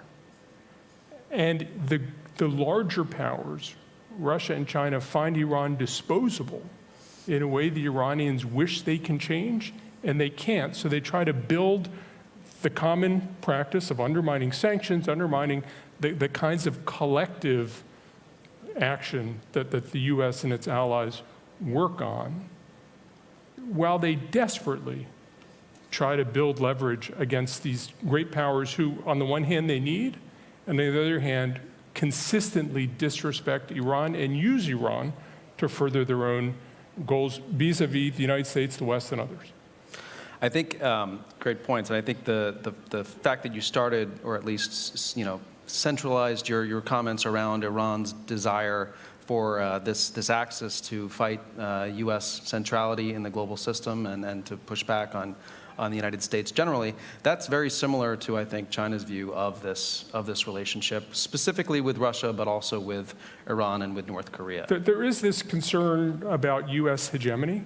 Yeah. And they feel that if you reduce international affairs to how do we undermine U.S. hegemony, not only do the Russians and the Chinese and the Iranians share a view, but then you start to bring in this whole sense of a global South, a very diverse and disaggregated group of people. But if you can put it in terms of undermining U.S. hegemony, those are the sort of common terms that Iran finds very, very close alignment with Russia and China on. Yeah, I mean, from the China side, there is definitely of value in terms of more of the security space, in terms of how to push back on the United States in terms of relationship with Russia that has bolstered China militarily, in terms of the trade that China's gotten from Russia for years for defense equipment. But in addition to that, the deepening of military exercises with Russia, that has been of great value to China, a PLA that has not had a lot of operational experience, more joint training with Russia, that has been of great value. And there's the potential for deepening collaboration on cyber, on military AI, on intelligence, of course, and on potentially getting even more in the way of advanced technology for defense that China wants from Russia. So there's that aspect, and then there's also the aspect of China hoping that the U.S. and NATO and other allies having to worry about a potential contingency where you have to worry about the China, but not just China, also Russia, also North Korea and Iran, undertaking actions at the same time that complicates planning for the Pentagon and for other defense planners. That, I think, is of great value to China in this security space. And then more broadly, this sense, and we've discussed it at the summit over the last couple days, that you can't divide Asia from Europe, right? So I think in Beijing, there is a sense that if Russia were to succeed in what it's been trying to do with its brutal invasion of Ukraine, if the NATO alliance and the United States were to fail in pushing back on that, that would have fundamental consequences for any kind of contingency in Asia over Taiwan, over the South China Sea, and China could be more confident that there would not be a robust response from the alliance. And there's a very important way in which Asian countries look at how the world deals with Iran, and thinks that that's how the world will deal with an Asia contingency. Asian countries have profound energy security interests in the Middle East, and therefore the extent to which you can work through allies and partners and provide security, that gives you security not just for Europe, not just in the Middle East, but it extends to helping provide security in Asia.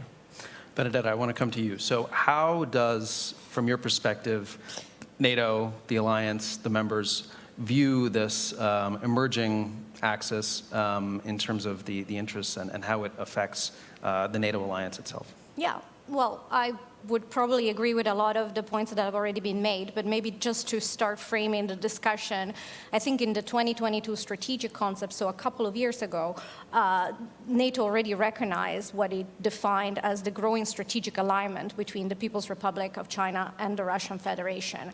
Now that trend remains very much part and parcel of how we look at the security environment today, but I would say that as of 2024, the scale and scope and just intensity of that relationship has grown in a way that wasn't perhaps forecasted in the 2022 strategic concept. And now really we're looking much more at what does concerted action and increasing strategic alignment by the PRC, the Russian Federation, Iran, and the DPRK look like, and what's the impact on Euro-Atlantic security. To make a long story short, I think you need to look no further than Ukraine to see how this all crystallizes and comes together. And that's one of the reasons why we talk about Ukraine as a test, both for the resilience of Ukraine itself, but also for the future of European security and global security at large. And in terms of what are their concerns, what are the trends that we pick up in Ukraine, and what are we learning about it?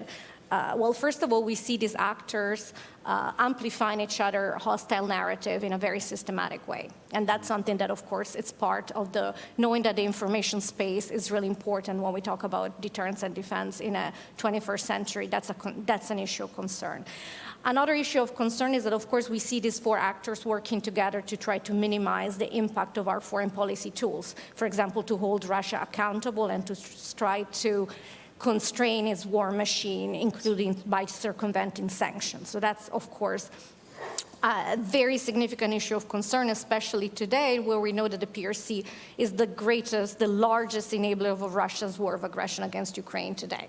And really key to how the Russian Federation is reconstituted, its military instrument of power, and why that's working out at a faster pace than anticipated. So that reciprocal enablement is, of course, a very strong issue of concern. That goes also with, that's not just an issue between the PRC and Russia itself. We also see, as was mentioned, the Iranians supporting the Russian Federation through drone technology, but Iran gets something in return. And the same is true for the DPRK. Just as important, I think I would highlight the trend of authoritarian learning, mutual learning. And I think you have to look no further than the recent example from the Iranian strikes against Israel, in which they use a large combined swarm of drones and missiles in a way that very much resembles what the Russians are doing in the Ukrainian theater. So these two theaters operationally are more and more linked, and that's a cause for concern. The more these actors learn from each other, the more, of course, we have to be concerned. And then at the macro level, there is what we defined already in 2022 as a pushback against the rules-based international order and the attempt to promote an alternative authoritarian model of global governance. So all of this together, I think, are just one of the many reasons why what's happening in Ukraine and the stakes are so incredibly high. And the concern, of course, is the more the Putin's war of aggression is seen as succeeding in Ukraine, the more these actors will be emboldened. And that's why for Ukraine to prevail is for us one of the most important, if not the most important test for the future stability of the Euro-Atlantic space. In terms of what we're learning, I will say very much agree with you in terms of this highlights the interconnectedness between the different theaters and the fact that we might wish to separate, but our adversary are not going to play that game, and they're rather driven by opportunism or strategic logic. They're going to try to create strategic dilemmas simultaneously for us, and we need to prepare for that. Maybe 30 seconds just to say that since you asked me to highlight the concerns, I did that. But I also want to say that these actors working together are, yes, a reason for concern, and yes, their strategic intent and actions are growingly convergent, but they do not have anything that resembles the type of alliance that we have with NATO. In terms of institutional, in terms of force structure, in terms of military might, economic heft. So we need to also remember that. And when we work together with our Indo-Pacific partner, then we're talking about 60% of the world's GDP and military might. So yes, it's a cause for concern. No, it's not a cause for panic. Yes, it's a cause to double down on the rebuilding of our military instrument of power and on that cross-theater solidarity that we see at play this week in Washington. And if I could just add to that point, one of the interesting things about the way that these countries engage with each other is they're constantly calibrating how close should we be, how far can we be. There isn't this sense of common purpose. They have some shared strategic goals. They have a whole number of goals that don't overlap. And I think there's more agility within how these countries are really willing to sell each other out all the time because they are in it for themselves. And one of the things that's different, listening to Benedetta talk about how the alliance works, we are in it together, and there's a way in which this isn't an alliance, this is a pickup game. They can help each other. They sometimes pass to each other. They sometimes don't pass to each other. They sometimes let him take the hit. And it just operates in a different way, and it I think is difficult for us, but I think we also need to recognize that for all that these countries are together, you can also pick them apart on different issues. And certainly with the Iran nuclear program, there was a time when both Russia and China decided it's actually constructive to try to put the Iran nuclear program in a box, and that time has changed. But there are times when you can bring these countries together and work with them. I agree with that. I think I want to make clear, though, from at least my perspective of where China sees this axis, and especially the Russia relationship, that while it may be, at some level a marriage of convenience and based upon alignment of interests that are potentially temporary, there is such a deep and I think abiding level of congruence on how they're looking at what they're trying to achieve, not only in light of undermining the United States and undermining kind of NATO. But I think also, and this comes back to what Benedetta was saying, the fundamental drive to transform the current global order is really at the heart of what China wants to do in the next 5, 10, 15 years. And for them, that is essential to China, establishing itself really as the central economic and technological player globally. And these actors are, just one second, these actors are really central to that because China is, and we've discussed it a little bit already, it was kind of China as the benefactor, right, for Russia and for Iran and for North Korea and the destabilizing actions that they're taking. China's playing a kind of a neat trick now where they are supporting these different actors as basically agents of war and chaos and upheaval. And then, a day later, coming out and saying, okay, now we're going to play the role of being the peacemaker. We're going to play the role of being the stabilizer. We're going to propose a 12-point peace plan for this conflict that we have helped to create by continuing to support Putin's war machine. And then beyond that, also proposing, okay, now we have ideas for a common future of shared destiny for mankind, the Global Security Initiative, the Global Development Initiative, the Global Civilization Initiative, these grand ideas, which are ideological at their root, that are meant to fundamentally transform the order and put China at the center of it. And it's not really possible without partnership from these other destabilizing actors that can make everyone stand back and say, oh, this order is unstable, it's not working anymore, and the United States can't do what it used to be able to do in terms of preserving the peace. And it seems to me that fundamental to the Chinese notion of world order is world order is predicated on bilateral relationships between states, where China is stronger than every bilateral partner except for the United States. And as they look at a map of the world, that's a nice way to be. I think it is important not to underestimate how much distrust is between the Chinese and the Russians, how much disdain the Chinese have for the Russians. I've had some really interesting conversations with some Chinese about, the Russians are drunk and they don't work hard and they're not serious and the place is falling apart. I mean, the Chinese are happy to jump all over how inept the Russians are. The Russians are useful, but let the Russians take a hit from having a confrontation with the West. The Chinese will trade, the Chinese will build win-win solutions, they'll build these big international conferences, right? Let the Russians do the aggression part. And ultimately, I think as there's a huge power disparity between the Chinese and the Iranians, there's a huge power disparity between the Chinese and the Russians.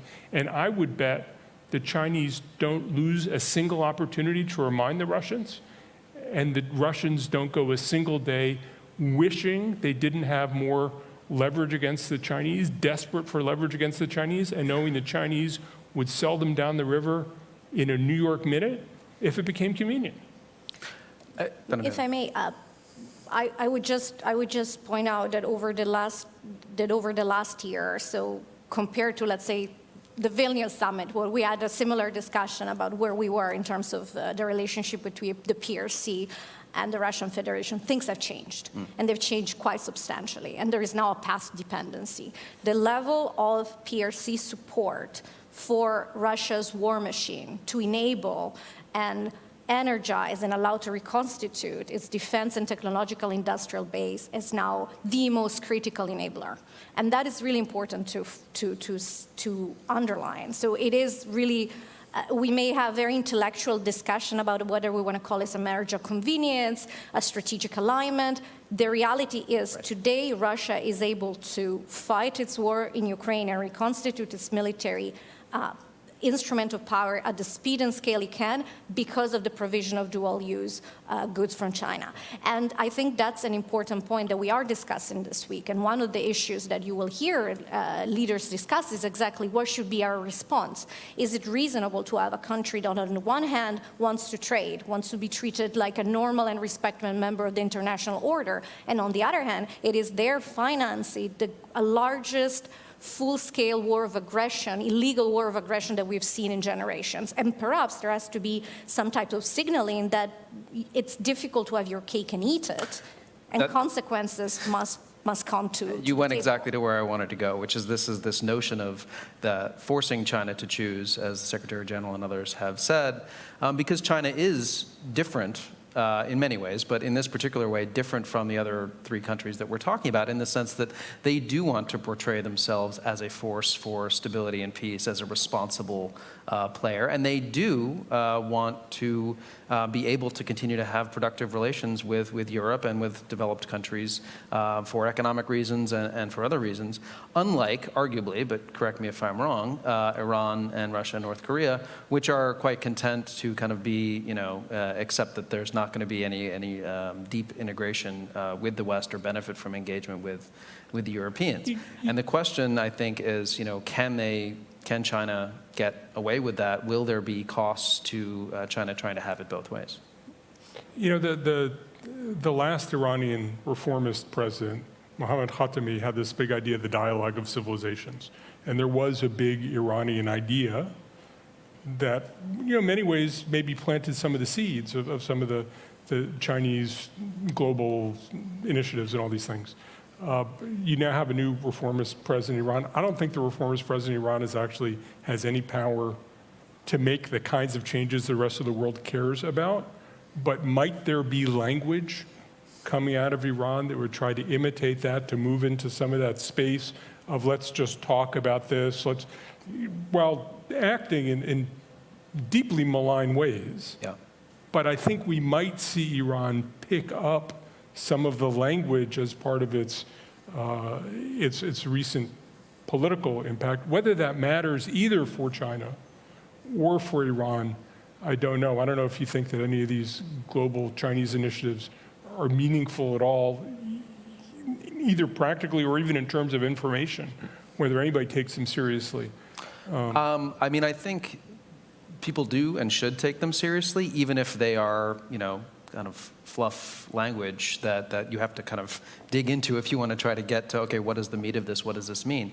Understanding how these kinds of phrases and these kinds of initiatives, including the Belt and Road Initiative, have shaped China's grand strategy and foreign policy approach, especially in developing countries, over the last 10 years.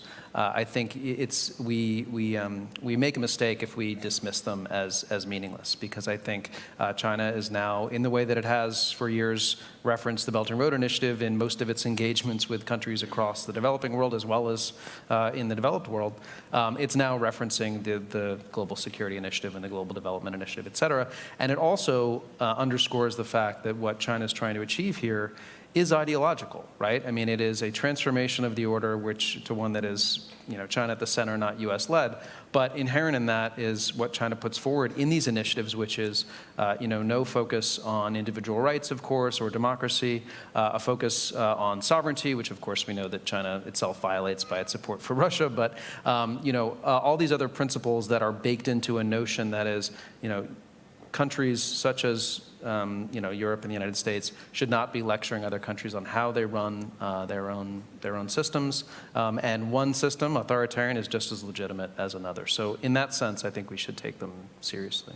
And certainly there's enthusiasm in the Middle East, not only in Iran, but in the Gulf and Egypt and elsewhere about Belt and Road and what it means for them. And I think it's important as we think about the alliance that there isn't a Western strategic vision that's attractive either to people in Iran or even throughout the region. And certainly the Gaza war has created even more fissures between the region and for countries like Iran that say we're part of the resistance to what's happening in Gaza. It gets them support throughout the developing world. And the Iranian strategy under President Raisi, which was let's look more toward Asia, look toward regional partners, let's stop chasing the West, and let's support these agents of resistance. That strategy, from an Iranian strategic perspective, I think most Iranians think it's worked really well. Mm-hmm. And the Western alliance hasn't come up with a way to undermine it. Yeah. Well, we have a few minutes left, and then we're going to come to questions. So I encourage people to start to come up to the mics if you have questions for our Q&A session. But before we get there, and you were starting to take us in this direction, John, I want to start talking about, what should the NATO alliance be doing in terms of pushing back on this budding axis, if we want to call it that, among these adversaries? What is essential both in terms of our response to those adversaries, and then what is essential in terms of trying to ensure that the key swing states that we're looking at in the international system, your Brazils, your Saudi, your Indonesia, all these kind of key countries that may determine kind of where the future order goes, make sure that they feel invested in some version of a current order that maybe does need to transform, but we don't want to necessarily buy into what China, Russia, North Korea, and Iran are offering. Maybe we can start with what we are doing, because we are actually doing a lot. But let's start with Ukraine, because I think maybe I will repeat myself, but I think it's worth doing so. Right now, Ukraine is the test case. It is the laboratory for authoritarian learning, authoritarian cooperation, and the stakes there are incredibly high. That's why I go back to Ukraine. There are very different paths for our future. One is where Ukraine prevails as a sovereign, independent country and is vindicated in its fight for freedom. And that's a world in which there is a powerful lesson sent to Beijing, sent to North Korea, sent to Iran, sent to Russia itself, of course. And that's a message that, of course, supports the global rules-based order, supports the beginning of the rethinking of a European security architecture, which right now it's on life support because of Russia's brutal war of aggression against Ukraine. So if you want a strong first policy proposal, and that's exactly what NATO, the alliance is doing by supporting Ukraine, is, first of all, Ukraine must prevail. The war of aggression must fail. These authoritarian actors need to see that using force does not pay off. And that's really important, because the alternative, one in which Putin's war of aggression is successful, is where these actors become even more emboldened, even more brazen in their actions. And we already see it in the last year with Iran's destabilizing role in the Middle East, support for terrorism, non-proliferation concern. We see this in the Korean Peninsula. We see this, of course, with the PRC enabling Russia's war of aggression. We see this with the Russian Federation itself, which is now stepping up its hybrid activities in our allied countries. And you will hear statements from allied leaders this week expressing not just concern, but also our response options to make sure that we build resiliency and counter this hybrid attacks. So first of all, Ukraine. Ukraine must prevail. These actors must understand that aggression will not pay off.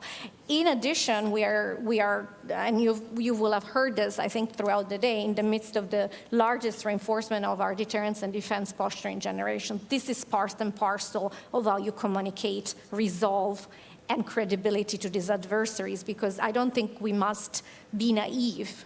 The main language that Putin understands is power.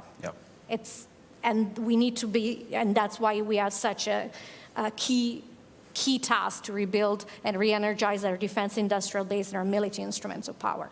So we're doing that. We're also working on resiliency of our infrastructure, supply chains, of our societal and democratic institutions. All of this is so that we are better placed to respond to this coercive hybrid tactics by these authoritarian actors.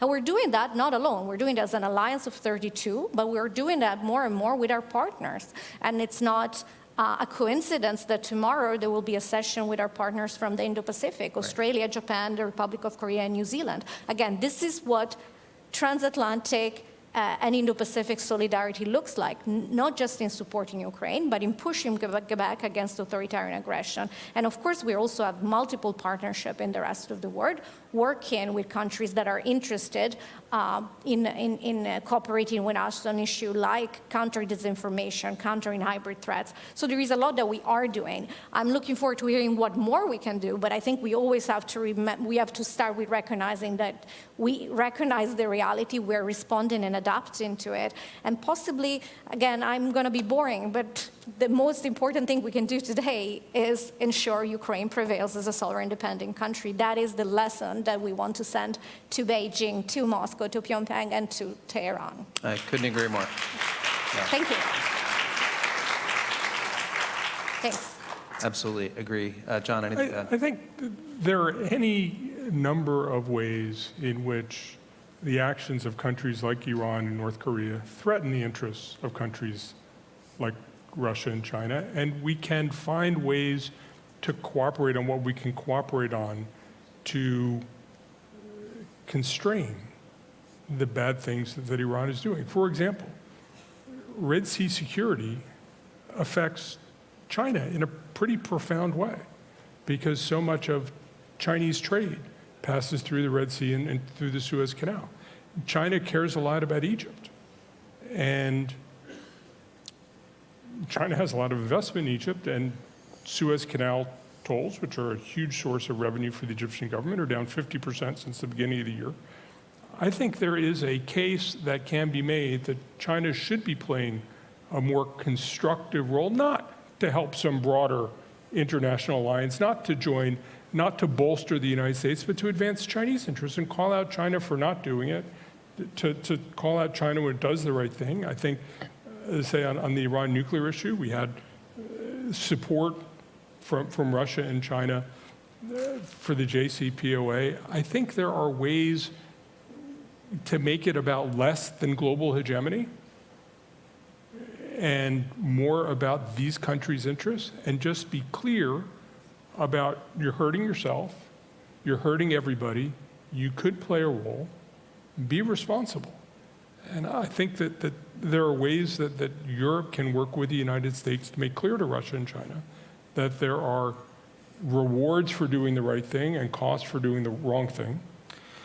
And we should find ways to, again, you don't have to agree on everything, but there are some things, they're not in anybody's interest, or they're certainly not in Russia's interest, or certainly not in China's. When energy costs go up, that's good for Russia. It's really bad for China.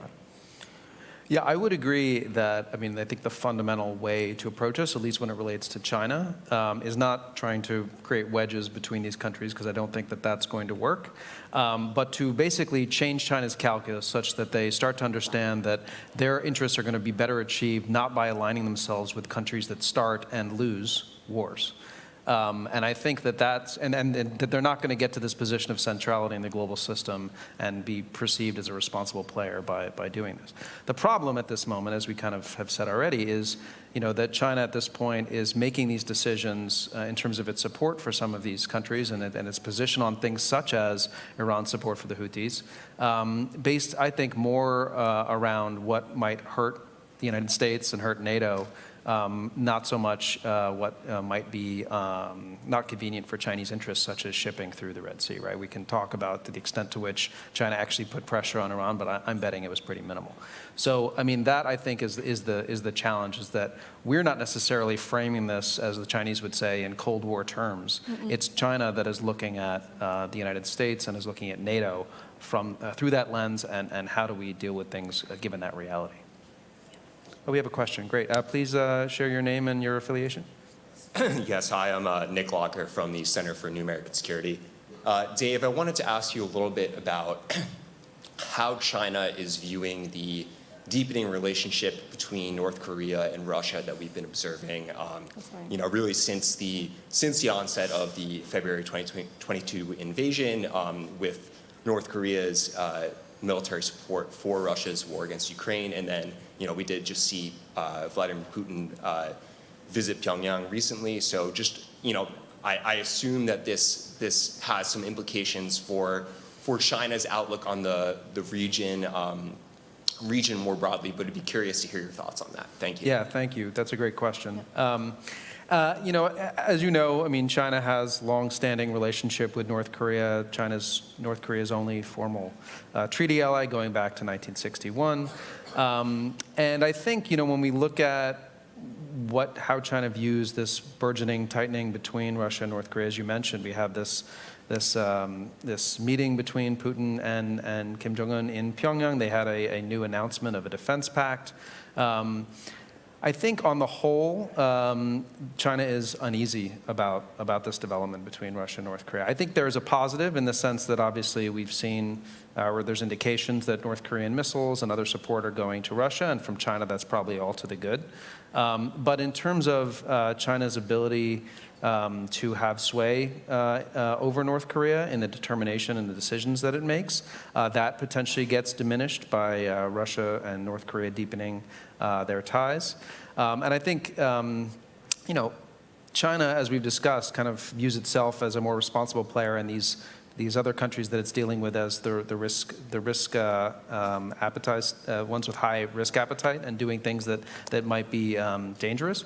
And when you look at the Korean Peninsula, right on China's border, I think the notion of Russia and North Korea getting closer and potentially making decisions that are risky that damage China's security is of great concern to China. Potentially Russia even giving North Korea advanced technology that helps North Korea to further its nuclear development in ways that could create even more security hassles for China in the region. So on the whole, I think China is watching this warily, not terribly happy about it. But there's not much they can do about it, to be honest. And I think the question that I've gotten about this is, well, is this an opportunity to create a wedge there between these countries? And I don't see that at all. I think it's just something to watch and wait. But it is an indication, as we've discussed, that there are these. This is by no means a smooth relationship between these four countries that we've been talking about. No, Anything I would agree that smooth is possibly not the word that comes to mind, but I think still the reality is that it is further along than what we would have, I think most analysts would have anticipated before 2022 and the beginning of Russia's war of aggression against Ukraine. And that also goes when we look at the DPRK-Russia relation. And there are, of course, very serious concerns, as you highlighted, about what would, in the future, or even a very imminent future, the North Korea get in return for the significant military support that is providing to Russia, and what would it do in terms of stability in the Korean Peninsula, what would it do in terms of concerns over non-proliferation, and more broadly, what would it do for the stability of the Indo-Pacific theater, which, as we know, is incredibly important to global stability, global prosperity, and of course has also direct implication for the security of the Euro-Atlantic area, being such a central domain of growth, development, and competition. So it is a very, I think, concerning development, and I would agree that maybe not everyone in this quote-unquote axis, which is a word I'm a little hesitant to utilize, but maybe whatever you want to call it, strategic convergence, not everyone may be enthusiastic about it, but yet none of these actors is taking active steps to slow down the cooperation or undermine it or call it out in international fora or, frankly, support sanctions to North Korea. So I think that again, we see that despite the fact that there may be baked-in frictions and disagreements for the time being, the broader strategic direction of trying to undermine the United States, NATO, and its allies remains, I think, the dominant consideration. That's something that we need to take on board and reflect upon and adjust our posture and actions accordingly. But of course, it's something that we need to keep a close watch on. Yeah.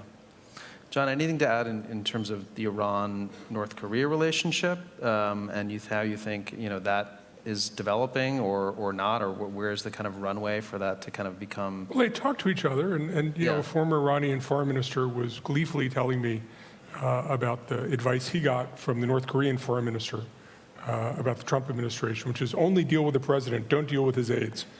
So I think there's a lot of conversation. I think there's conversation probably on some of the nuclear issues. I don't think there's a lot of trust and mutual respect, but these countries don't have a lot of options. There aren't a lot of people who will talk to them. And I think that they do think there are things they can learn, and they are in contact.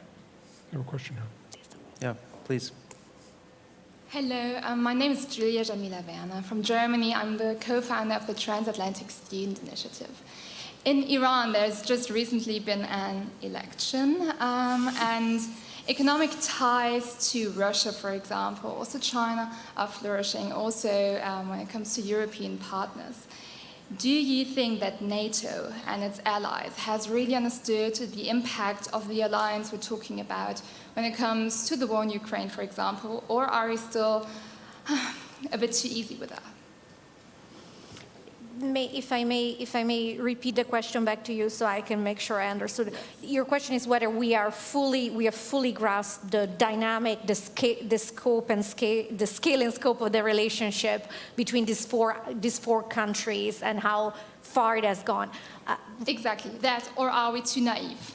That's always a good question because it's really good to check our assumptions, and we may in the past have been that way. But I would say that as today, and you will see it this week in the discussions that the NATO leaders are having at this summit, I think we're clear-eyed about the fact that this relationship is incredibly worrisome, that there is a strategic alignment, that there are concerted actions.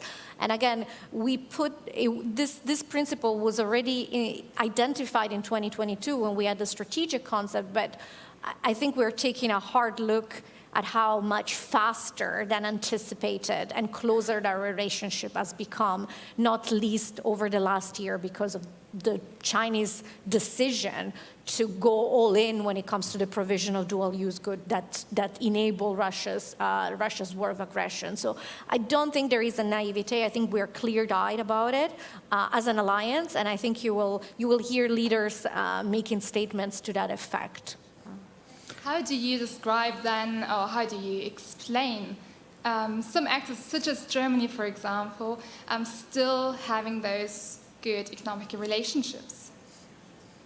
Well, I think that each and individual countries is balancing between different considerations, and that's really how policy works. You're balancing between economic and trade considerations, domestic politics consideration, defense and security, foreign policy. That's how you square the circle of policy making. And I think that applies to how many, and I'm not going to go into individual member states, but I would say that applies into how each and every member state is looking at the one hand, enhancing security, ensuring collective defense, on the other hand, maintaining prosperity and having healthy economic relations. And one of the conversations we're really having, and it's really important, is how do we better integrate national security consideration into our economic policies? And I think this is something that we are learning.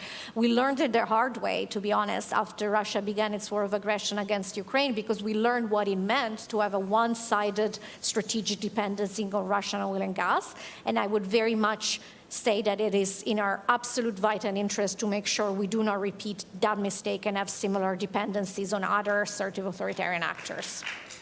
I think that's a great place to wrap up because, I mean, the very fact that we're having this conversation here at the Public Forum indicates that there's a growing understanding of the need to discuss not just China's support for Russia, but the role of these other actors as well, what that means for NATO, what that means for all of us in terms of the future and how we need to deal with it, but that there's a lot more that needs to be done in terms of more unity of vision on these issues and what we might be able to do about it in terms of joint efforts. So with that, thank you, Benedetta, thank you, John. And please join me in thanking them for this great panel.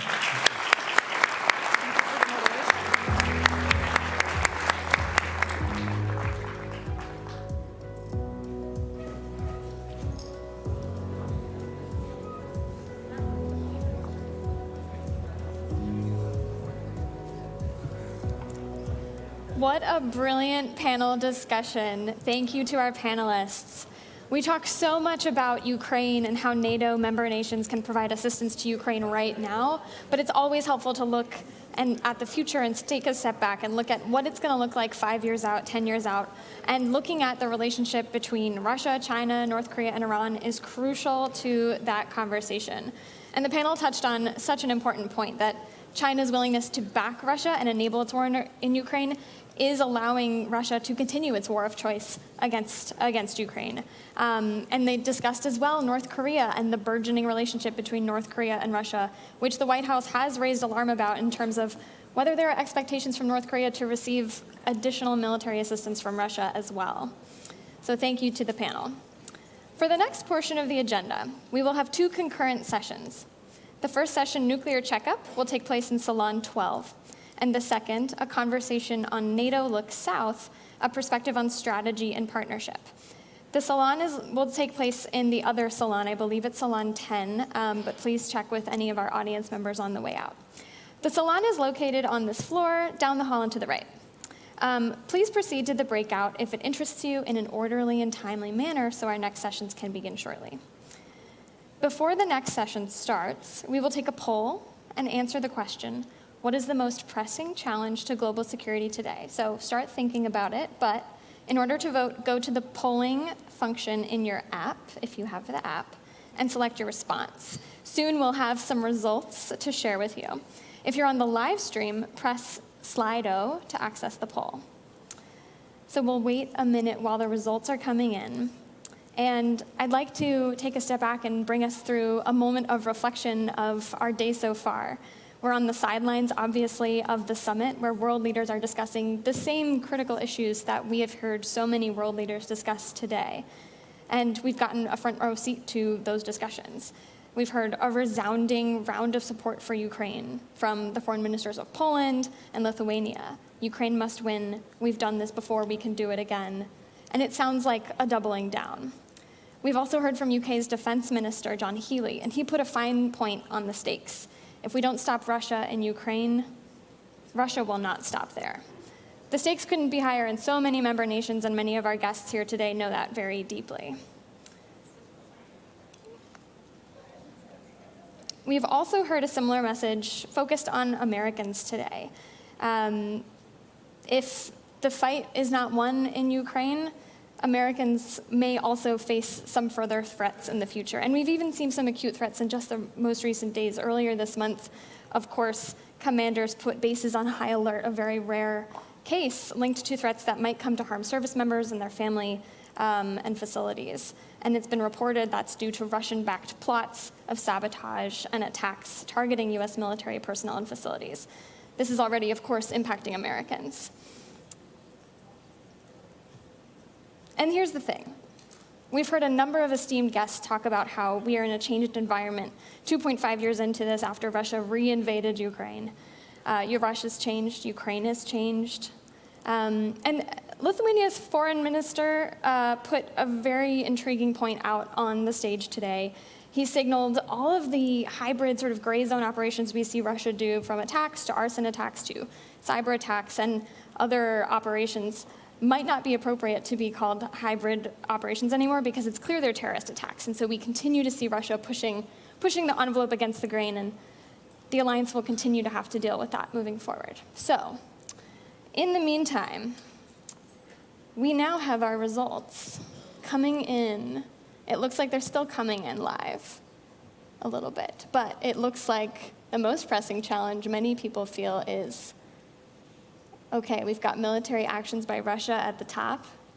However, the erosion of democracy is a close second, 6% behind here. And with that, I think I will turn us to our next panel. Please join me in welcoming to the stage GMF trustee and Senior Vice President of Global Public Policy at the Boeing Company, Steve Began, who will moderate a conversation on the perspective of NATO's southern states. Thank you.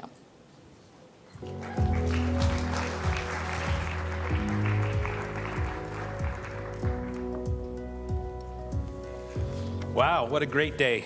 And thanks to all the organizers and to NATO Public Affairs for organizing such a great conversation. We've covered a lot of territory today, literally and figuratively. We've talked about NATO's plans, we've talked about the priorities for the alliance, and we've talked about geography as well. We've spoken about the threat to the north and to Central and Eastern Europe. Of course, appropriately, we've talked quite a bit about the war in Ukraine, but there's one part of NATO that's very important that we haven't spoken about, which is NATO's southern flank. And it's my honor today to be here with Prime Minister Pedro Sanchez of Spain to have that discussion. Prime Minister, you've been in office since 2018. If I did my math and dates right, June of 2018, which means this will be your 6th NATO summit. Yes. And during that time, you've not only been a witness to the transformation of the alliance, but you've also been one of the people who's been steering it and guiding it.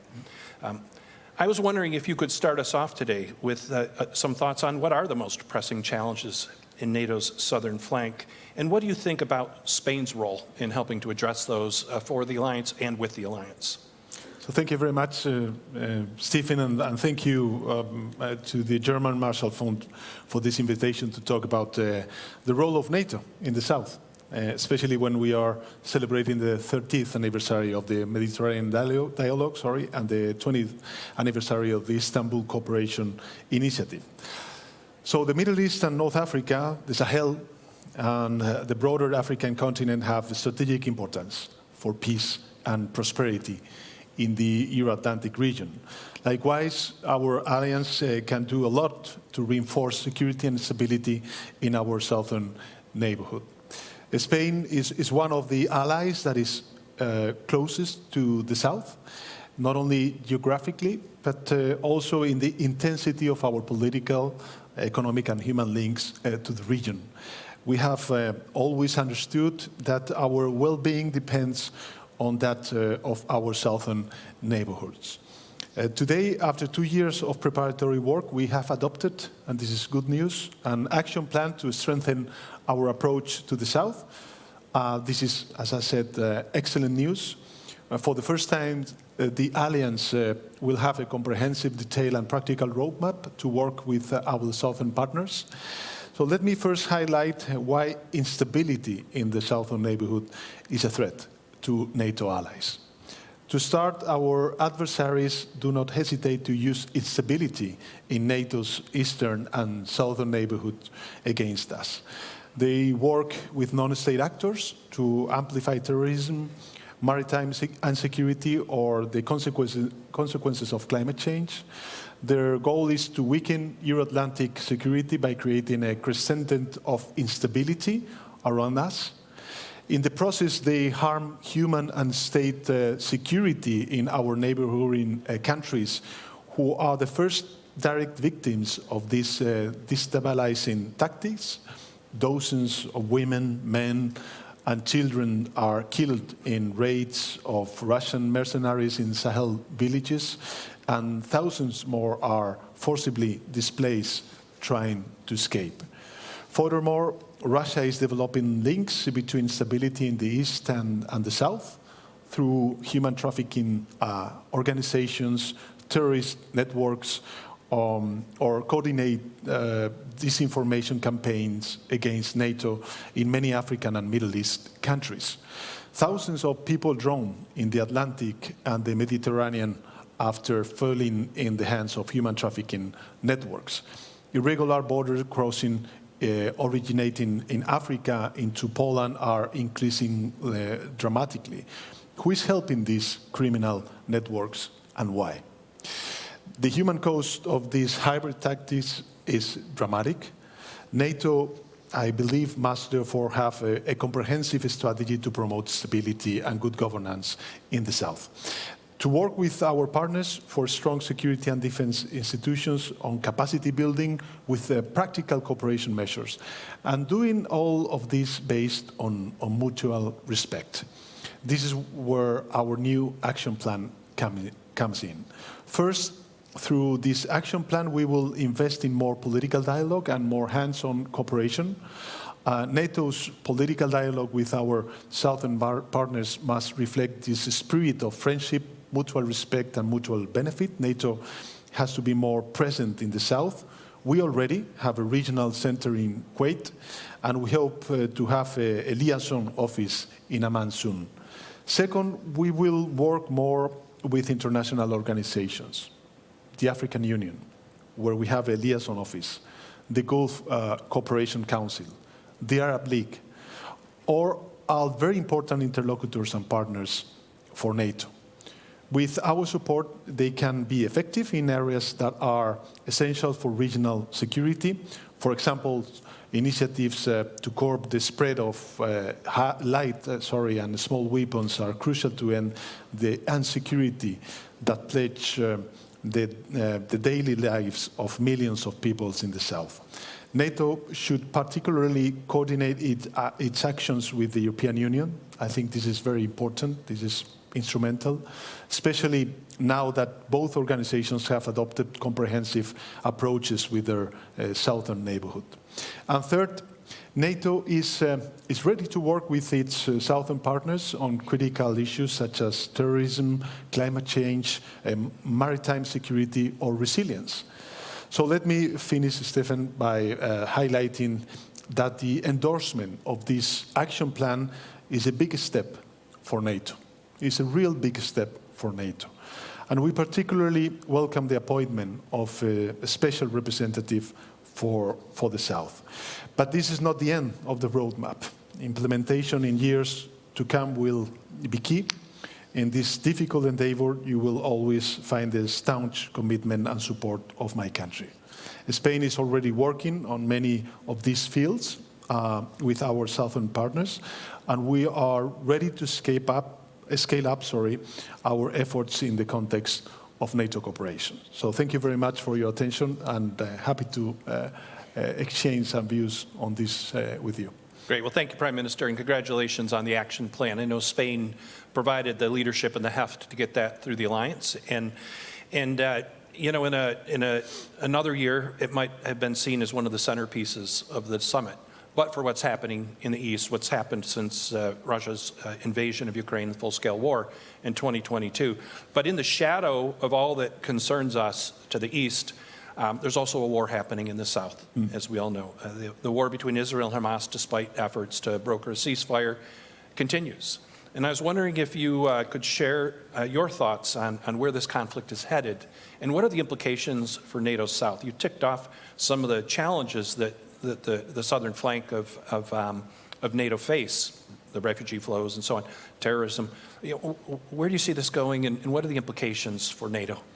Well, I believe that the implications are, very difficult for all of us, for NATO, and of course for all the countries in the region, in the Mediterranean, and of course the Middle East. But I think this is a global challenge for all countries.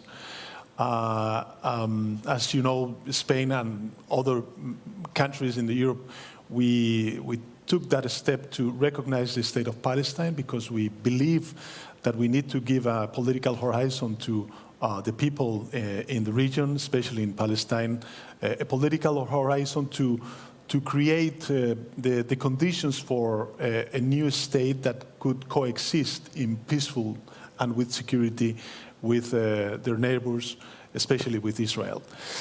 So I would like to acknowledge the efforts that President Biden has been taking since the beginning of the war regarding different aspects. The first one is the release of the hostages.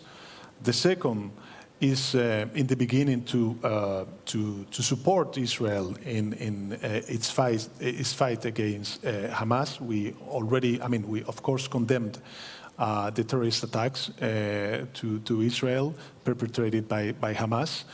But on the other hand, we understand that we need to create the conditions for an immediate and urgent ceasefire. Why? Because first of all, we need to avoid any risk of escalation, and there's a real risk of escalation to Lebanon.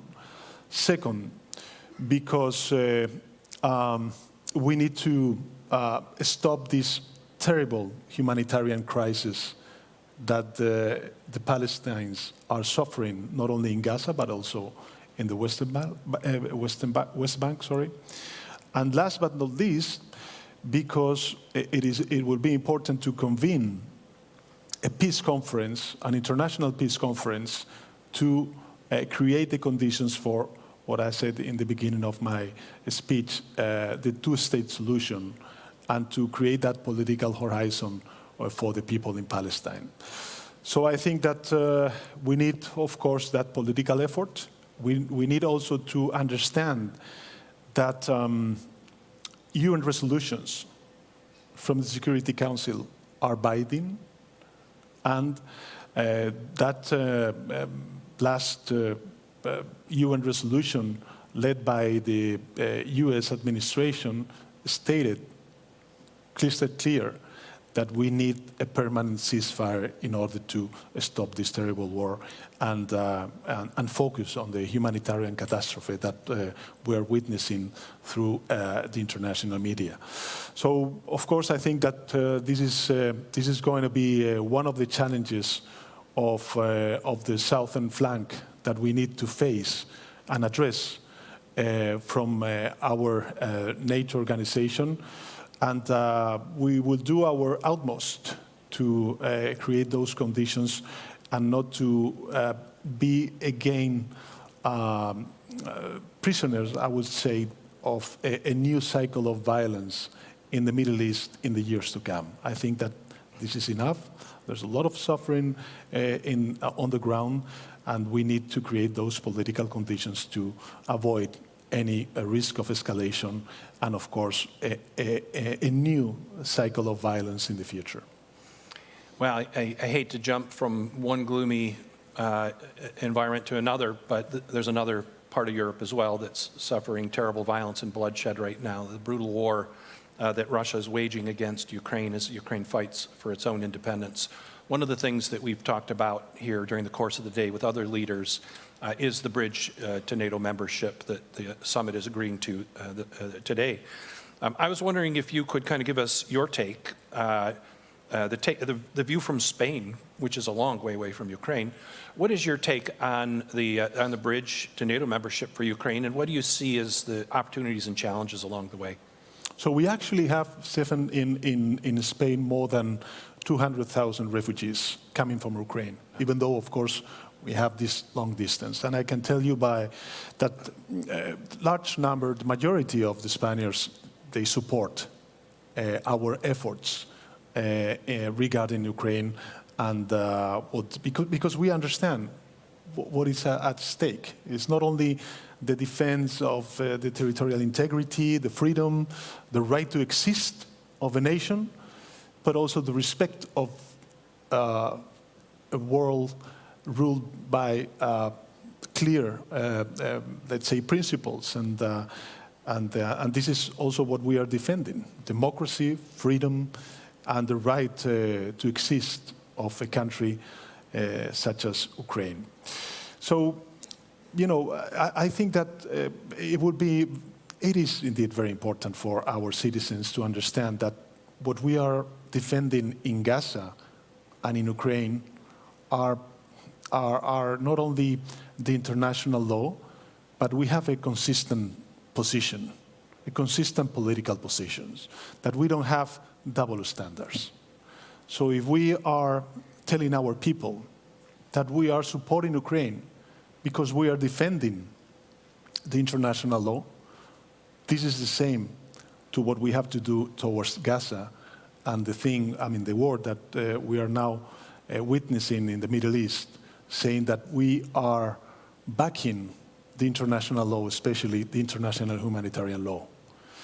So this is, at least from our perspective, what we defend as a country. And I would also add that, coming back to Ukraine, perhaps we don't have the conditions yet on the process for the integration of Ukraine in NATO, but in the statement, the declaration that we already endorsed, we say that that path is irreversible, and this is something that is going to happen. In the meantime, what we need to do is to support and back Ukraine as all member states from the NATO. From NATO, we are doing. And last but not least, I would say that it is important, this double path, not only NATO enlargement, but also the European Union enlargement. And second semester of last year, we had the privilege to chair the European Council, and we were leading, along with the Commission, the process for the enlargement of the European Union towards Ukraine. So I think this is also very important, because at the end of the day, NATO and the European Union, we have a strategic partnership that could create those synergies, not only on the defense and security dimension, but also the political one. And this is something that I think is recognized, and people in Ukraine are grateful for that.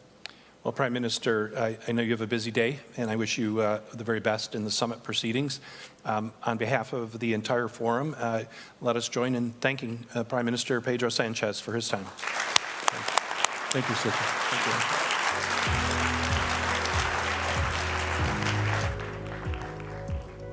Thank you, Prime Minister Sanchez, for that insightful perspective on NATO's strategy and partnerships in the South. It is now my pleasure to soon welcome to the stage Matthew Koenig, Vice President and Senior Director for the Scowcroft Center for Strategy and Security at the Atlantic Council, for our next panel on Nordic security redrawn. Please join me in just a moment in welcoming Matthew to the stage. All right, let's welcome Matthew to the stage. Thank you.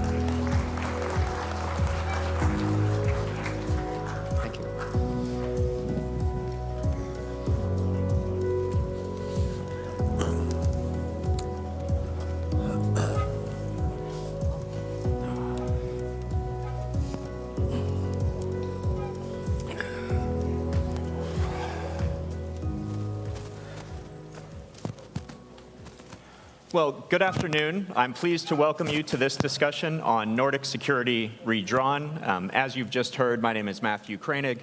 I'm Vice President and Senior Director of the Atlantic Council's Scowcroft Center for Strategy and Security. As we all know, NATO has 2 new members, Finland and Sweden, bringing the NATO alliance to 32 countries. It also means that now every Arctic country except for Russia is a member of NATO. So to dive into some of the challenges and opportunities presented by this new Nordic security landscape, I'm honored to introduce some distinguished panelists. So starting all the way at the end here, we have Minister of Defense of the Republic of Finland, Antti Hakonen. Welcome. Next, we have Minister of Defense of Norway, Born Arild Gram. Welcome. Next, we have Minister of Foreign Affairs of Iceland, Thordis Kolbrún Rayford Gylfadóttir. Welcome. And then next, Minister of Defense of the Kingdom of Sweden, Paul Johnson. And last but not least, to my immediate left, Minister of Defense of Canada, Bill Blair. So, Your Excellencies, welcome to the NATO Public Forum.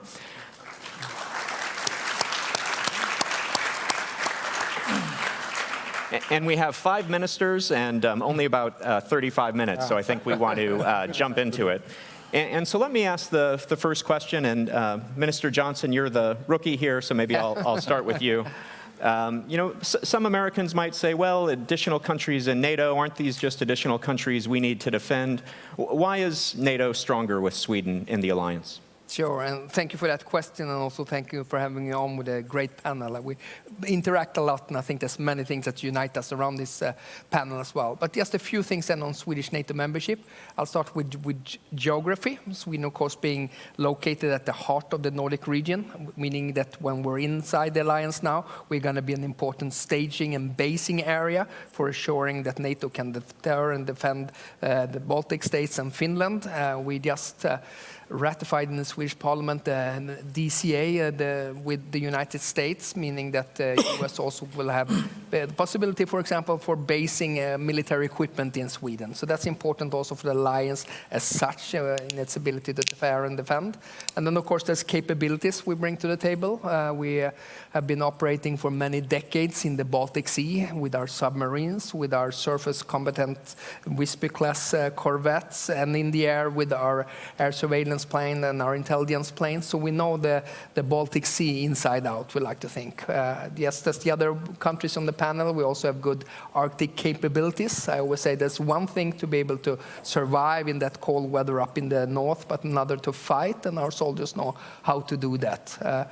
We also, for being a smaller country, we have a quite strong defense industrial base, since there's no other country in the world of 10 million who can produce fighter aircraft, submarines, advanced surface combatant artillery systems, and IFSWs. And we score quite well on innovation, both military innovation and civil innovation. So we are also enthusiastic about joining Diana and the NATO investment fund as well. So that are a few things that we can bring to the table. And in the end, I think Sweden is safer and NATO is stronger by having us inside. Many impressive strengths indeed. And let's go to Finland next. And Minister Hakonen, same question to you. Why is NATO stronger with Finland as a member? Well, I think that when there's a situation that the most of the democracies belong to NATO, NATO is stronger in that case. That's why that's the one point. Like we see that the world is dividing to autocrat countries, and they are playing even stronger together, and that's why democracies must play also together. That's the main big issue. But what Finland brings to NATO, for example, we have decades built our own defense. Neighboring Russia, we have thought that we have to manage by ourselves. That's why we have almost, I think, the highest number of will to defend the country, over 80%. And 90% of our people also say that they are willing to defend NATO allies. Now, this is the recent newest poll. We have a large reservist army. We have almost 900,000 citizens who are military trained, wartime strength almost 300,000. We have old traditional warfare capabilities, but also new highly valuable capabilities. We have almost largest artillery in Western Europe. We have kind of been prepared for that kind of conventional warfare what Russia is now waging in Ukraine, because we have true intelligence, watch it really closely what Russia is doing. That's why end of the Cold War, we didn't let our guards down. We kept our large reservist army, large artillery, large land forces. And now we are also purchasing new high-tech capabilities, F-35s, and developing our army with heavy investing programs, 2.4% last year. And now it's a new thing for us to do a close cooperation with all our allies. We have done it closely with the Nordic countries, with several partners in JEF cooperation, and with United States for decades.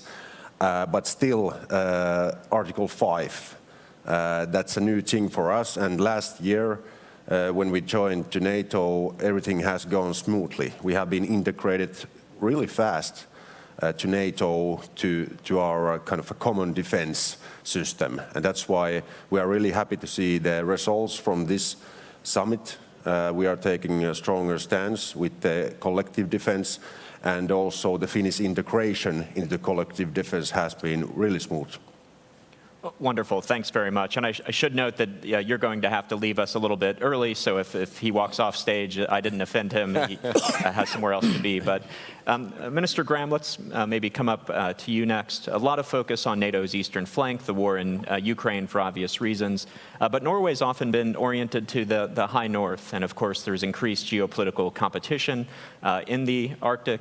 Tell us a little bit about why we should be focused on the security challenges in the high north. Why could a conflict with Russia escalate into the high north? How should we be thinking about this? You know, we have a border with Russia. We have never been in conflict with Russia, but we see their will to use force against another peaceful neighbor of them. And Russia is always the point of interest when we think of our defense planning. And just a few miles across the border, we have one of the world's non-Western largest nuclear bases. Russia has much of their strategic nuclear weapons, nuclear submarines and so on the Kola Peninsula, just across the border. And this basing complex increases in importance for Russia these days. Much of their conventional forces on the land has been sent to Ukraine, and they are depleted there. They are killed, but they have most of their nuclear forces, their submarines, their airplanes intact. And with the difficulties they face in the Black Sea with their naval forces, the Baltic Sea is more of a NATO lake, you could say. Then the Northern Fleet and their basing in the Kola Peninsula is even more important for them. They, of course, want to defend and protect these capabilities. So for us, it's very important to have situational awareness, to have presence in the High North, follow the activity. This was also a very important part. We had just presented and had a unanimous support in Parliament for our new long-term defense plan. Increasing the situational awareness when it comes to the space domain, to maritime surveillance, the intelligence, to being more present with the naval forces and so on. I think this is a very important part of the deterrence. We want predictability and stability in the High North. We welcome more allied activity also in the High North. At the same time, we want to calibrate this and as I said, have a stability and predictability. So this is important for us. We also watch closely what kind of development we see with the Russian and Chinese cooperation in the High North. We have Chinese researchers on the Svalbard Islands, the far north. So we have to watch this closely. But can I also say, because you asked the importance of Sweden and Finland joining NATO, I think this is a huge thing for us as well. Of course, for Sweden and Finland, this is a huge step. I mean, Sweden, more than 200 years as neutral or alliance-free. But also for us, this is a huge development. Being able to see all the Nordic geography, the whole of the Scandinavian peninsula, when it comes to defense planning, to operational cooperation. We have been used to be, for the first time, we have a border with a land border with a NATO ally. That was when Finland joined last year. Trusted ally.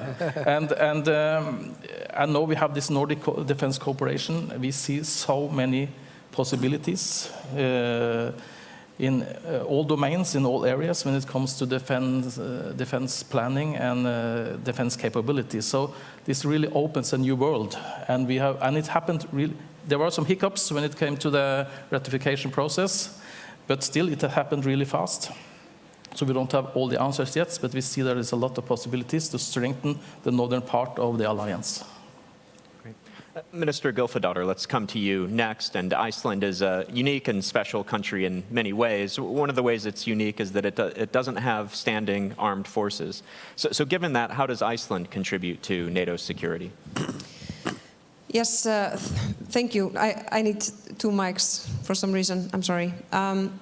First of all, Iceland is a founding member of NATO, 1 out of 12, and our contribution is partly, literally our strategic location, being in the middle of Europe and North America.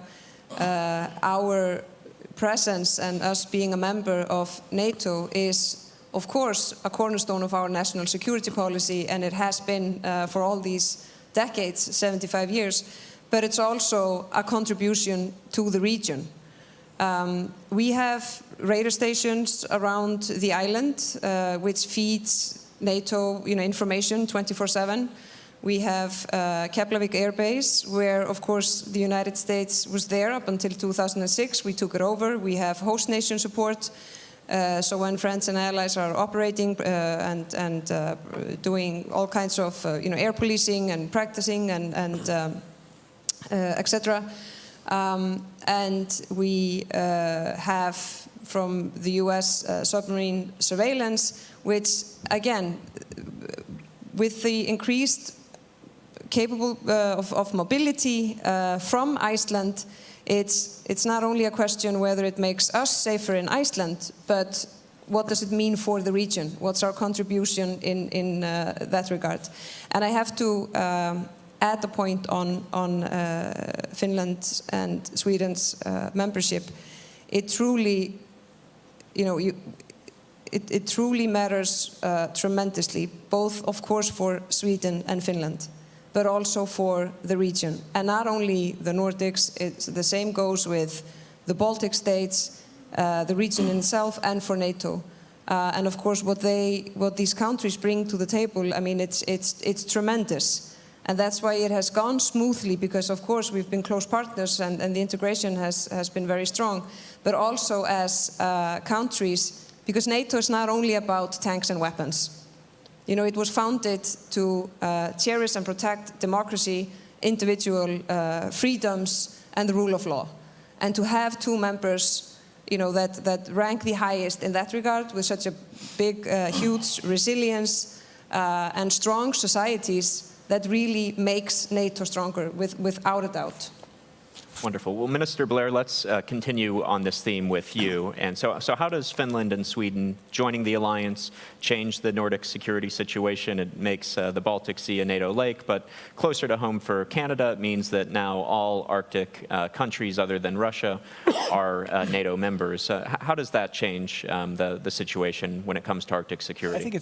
I believe it's hugely beneficial. And frankly, it has brought to my country a renewed focus on some of our responsibilities. And for the last 150 years and plus, my country has been blessed by extraordinary geography. We're surrounded by 3 oceans, one of which has been mostly frozen. We also live next door to a great superpower, a benign and supportive ally and friend. And so almost for our entire history, Canada has not been invaded, but we have a very significant armed forces, and all of our work for the last century and a half has been primarily expeditionary. We have fought in almost every war, but not in our own country. But there's been an acknowledgement. The world has changed, and I think we've seen certain evidence of that with Russia's illegal invasion of Ukraine, but we're also seeing through such impacts of new technologies, and in particular with climate change. Our Arctic is becoming far more accessible. The high north is actually being impacted by climate change at 4 times the global average. And what we're seeing is the melting of the permafrost, but also new accessibility in the Arctic. And we estimate that if we continue on the same path, and hopefully we won't, but if we do continue on the same path, by 2050, the Arctic Ocean could be the primary point of transit between Europe and Asia. And as it becomes more accessible, security concerns become, I think, far more significant to us.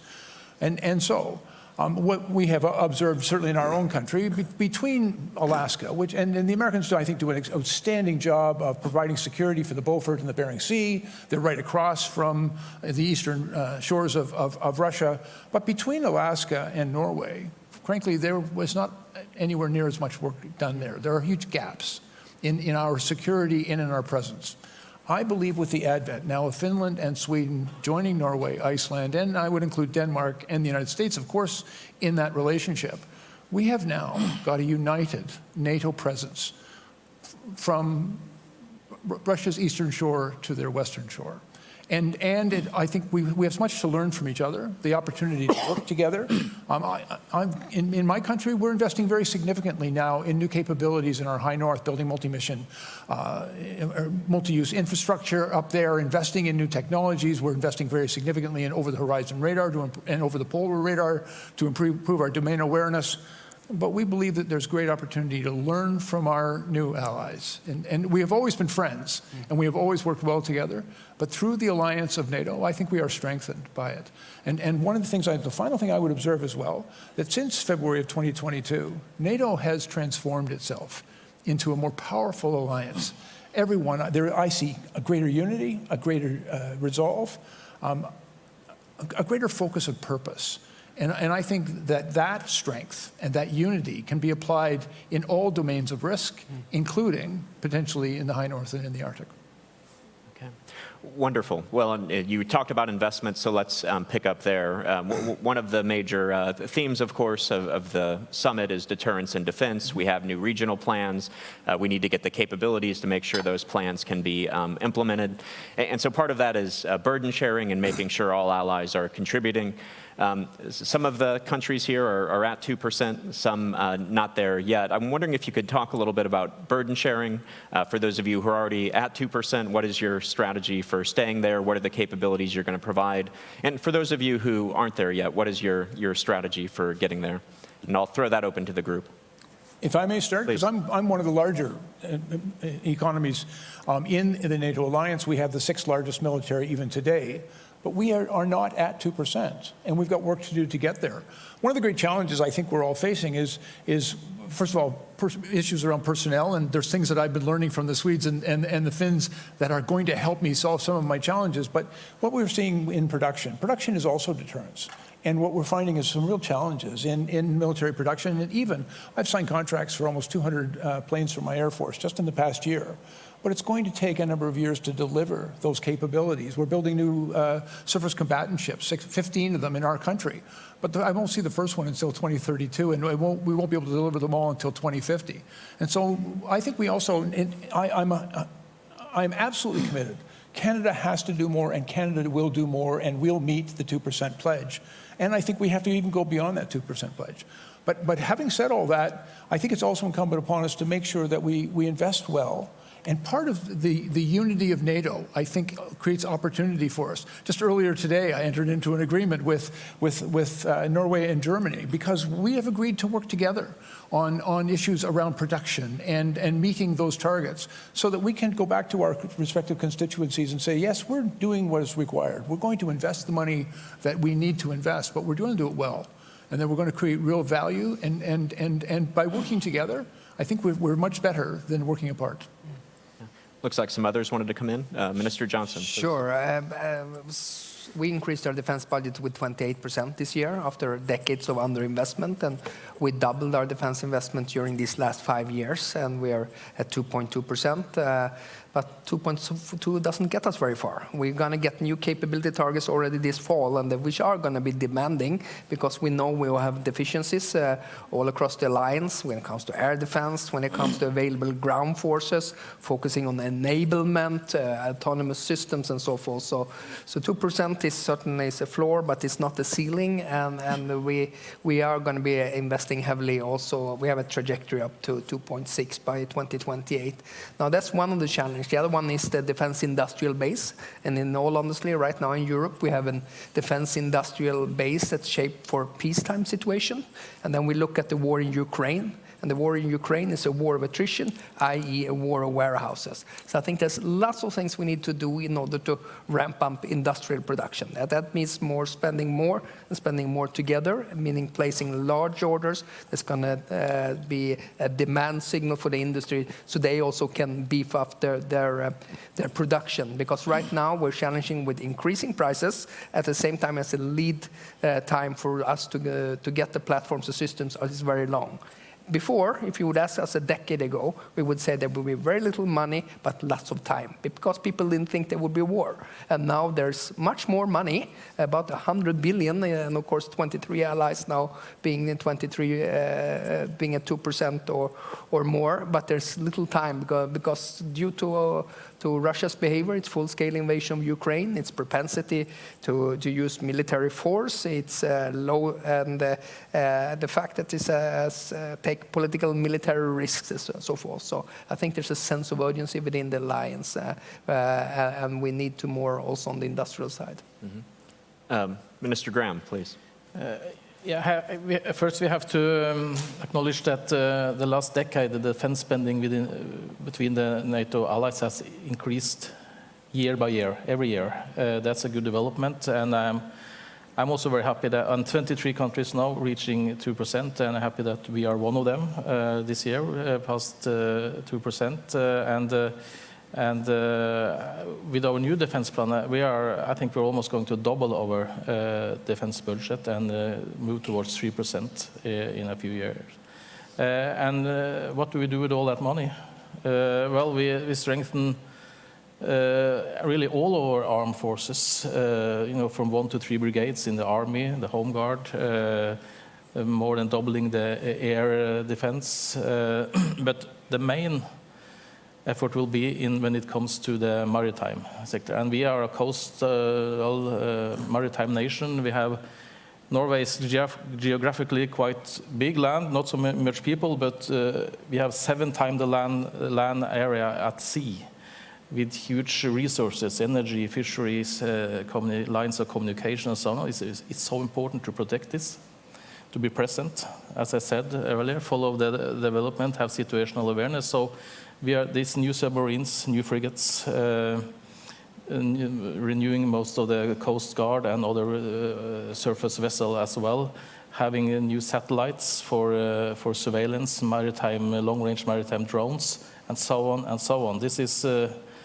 absolutely necessary, but we are also worried that it takes time, and Paul mentioned, you both mentioned production capacity and what can the industry deliver, and so that is also we have to focus even more on that, and it's a topic on this summit that's very important. We see also what can we do together in the Nordics, but also with other close allies to see how we can enhance production capacity and procure more together. That's an important part of the answer to that, I think.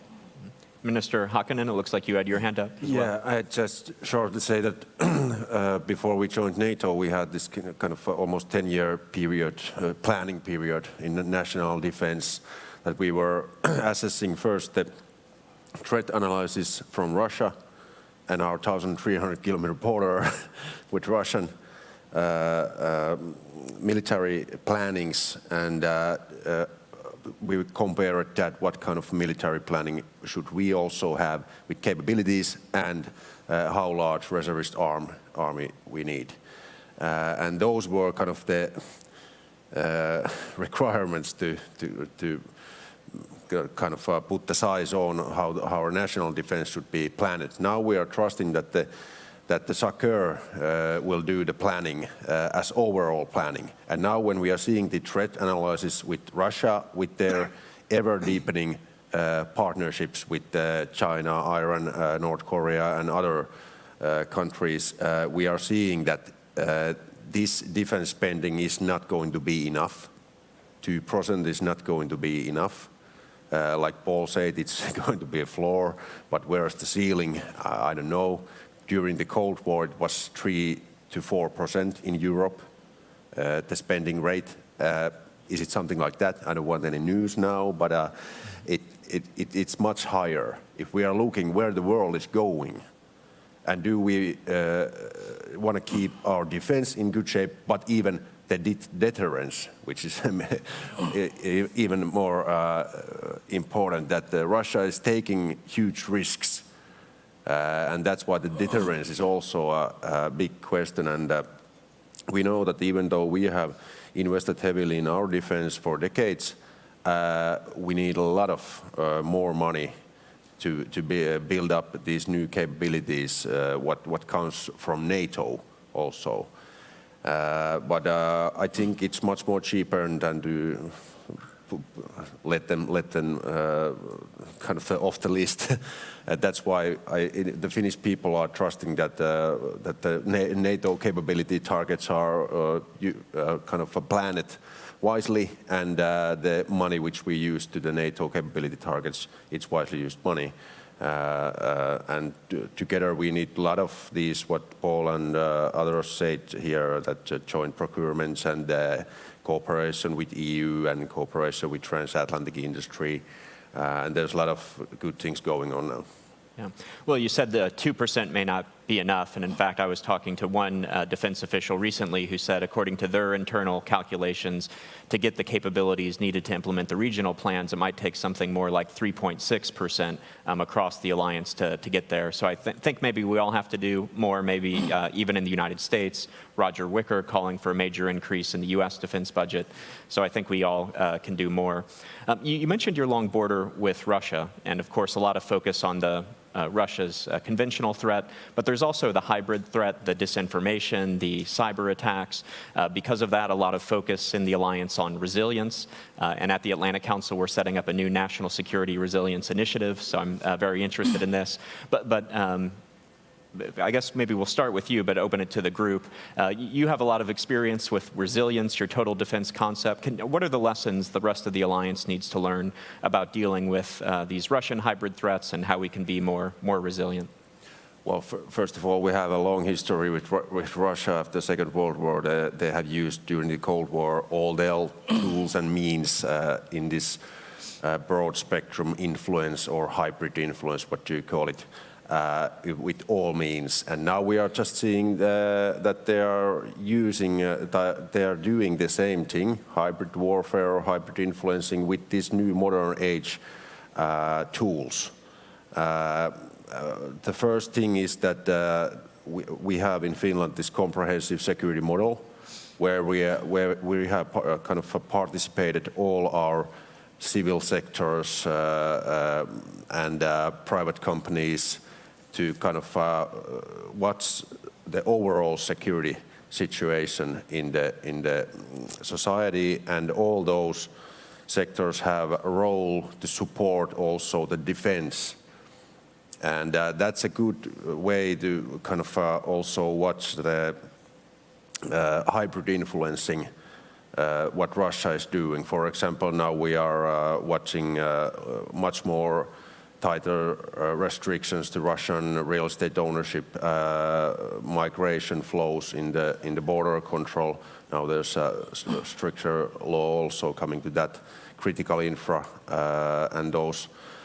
We have done a lot for last decades, but now we are seeing that Russia is finding new tools. For example, migration is a new tool, and tackling also in the cyberspace some new measurements.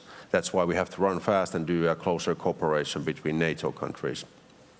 Others want to jump in on resilience? Maybe you, Minister Johnson. I know you have a new national security strategy just out with resilience as a major concept. Sure, we launched it on Monday actually, and I think what do you should think this about resilience, and this is not an issue I'll be able to solve at the Ministry of Defense and not even at the Ministry of Justice. So this is a whole of government, but even better a whole of society approach, I think is really important. I mean, there's various forms, and we see that Russia is stepping up when it comes to activities such as cyber attacks, disinformation, cyber espionage, foreign direct investment into critical infrastructure. So build a whole of society endeavor, making sure you have good interagency cooperation, making sure your security services are working well with the police and the military intelligence, I think is really, really crucial to it. Good private-public partnerships is crucial. A lot of the critical infrastructure right now, being at least in Sweden, being it in energy, banking, telecom, it's in the hands of the private operators. And of course, they are also exposed to a lot of hybrid activities, and then we have to be able to share intelligence going two ways, and enhancing our resilience in that regard as well, I think is really crucial. Okay, great. Minister Gylfadottir, you wanted to come in on resilience. Yeah, just to add some points, because I think societal trust and national resilience, information sharing and political unity are probably the most important issues to counterattack that. And we have increased the cooperation and information sharing a lot, and I think we need to do even more, because what we're seeing as well as it's really important to look at it holistically. There's a pattern there, and we're being tested, and we have to have the overview of what is really happening, and we also have to have honest conversation with our peoples about what is happening. Both because it shows the development, it shows that what is truly at stake, because we're always saying, you know, we're being tested, they're going to test, but still a lot of people think it's quite far away from them. And I know that from my own country, for example. And we see the development, and we need to do the information sharing between friends and allies, but we also have to have an honest discussion with our people. And the other reason why we have to do that is because we need resilience within the society to counterattack that. So people always also have to be vigilant. And we need, you know, we have misinformation, disinformation, and then, you know, way more serious hybrid warfare. But we need to be more on the same page, because it also takes time for individuals to digest new reality, which is darker than it was, and we're still moving in the wrong direction. So we have to take that seriously, but for us to do that, we also have to have an honest debate with the general public. Okay, great. We're almost out of time, so maybe a final word to Minister Blair and Minister Graham. And what is the most important thing you think the audience should take away from this discussion? And you had your hand up first. And you also mentioned an interesting thing in the green room about some things you're doing in Canada. Don't know if you maybe want to share that with the group. Well, I think we're all doing some interesting things. Yeah. I'm hoping over the next few days that we'll be able to articulate for our colleagues a credible and verifiable path for Canada and the investments we have to make. I think one of the ways we're finding the smartest way to do that is through alliances. If I just may add just a small point to the last thing, because we've talked about hybrid warfare and asymmetrical warfare, and I think quite understandably at a NATO conference we're talking primarily about Russia. But we are noticing a very significant level of activity directed towards Western societies and Western democracies by the People's Republic of China. In many respects, it is more insidious and more threatening to us. I think what we're seeing is a very overt action to undermine our public institutions, attack our critical infrastructure through various cyber attacks. I think in many respects our response has been, I might even characterize it as somewhat naive, because we constantly attempt to defend ourselves from these daily attacks. But I think we need to be very outspoken to our own populations, as you mentioned, how important it is to attribute the activities of hostile nations in their actions against our interest. We're seeing that the Russians do it in a very different way. The Russians are I think, trying to torque up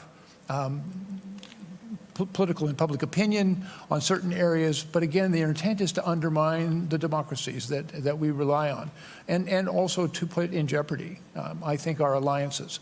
And so our awareness of that and a very strong response, a united response, I think is the great strength of NATO and the possibility that presents itself here. And that's it for me. Okay, Minister Graham, final word. Well, yeah, since we're out of time, I just want a few words on the resilience part, and because we are all strengthening our defense forces now, doing a lot there. That is absolutely necessary, but it still isn't enough, because we have to think about the hollow society. Securing the state security, that's one thing, but health security, food security, and civilian resistance is also an important. When we have all of this in place, then we are truly resilient and can be able to defend ourselves. Well, it's been a fascinating discussion. I've learned a lot. I wish we had more time, but I'm afraid we're out of time. So thank you very much for sharing your insights. Please join me in thanking our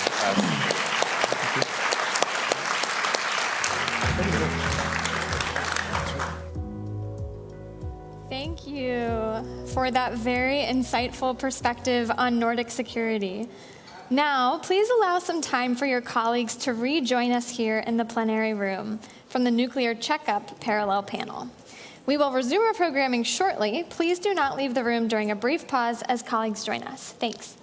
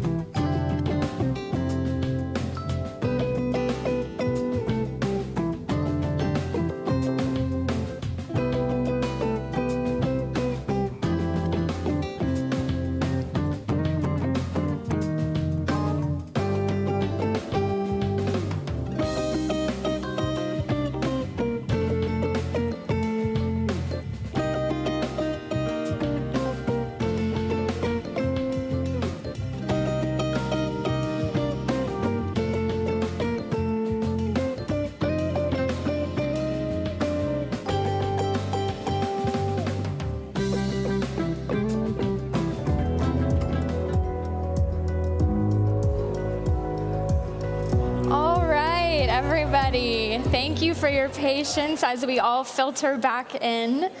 I want you to now please join me in welcoming Francesca Chambers of USA Today, who will be moderating our next panel on the legislative commitment to transatlantic security.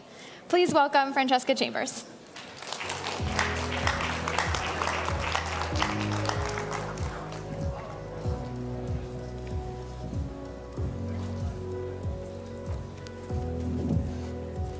Everybody left. And come back in. Well, I'm Francesca Chambers, White House correspondent for USA Today. I am thrilled to be leading this discussion between Senators Jeanne Shaheen and Thom Tillis. Thank you all for being here, and thank you for the invitation to speak at this forum, marking the 75th anniversary of the NATO alliance. As you may know, Senators Shaheen and Tillis are the co-chairs of the Senate NATO Observer Group, a bipartisan group that they reestablished in 2018 after more than a decade of inactivity. The topic of this panel is the legislative commitment to transatlantic security. And that is where we will begin, taking head-on the question on everyone's minds. Regardless of who wins the U.S. presidential election in November, how will you ensure that the United States remains a member of NATO and that it will uphold its Article 5 obligation to every member of the alliance, regardless of whether they spend 2% of their GDP on defense or not?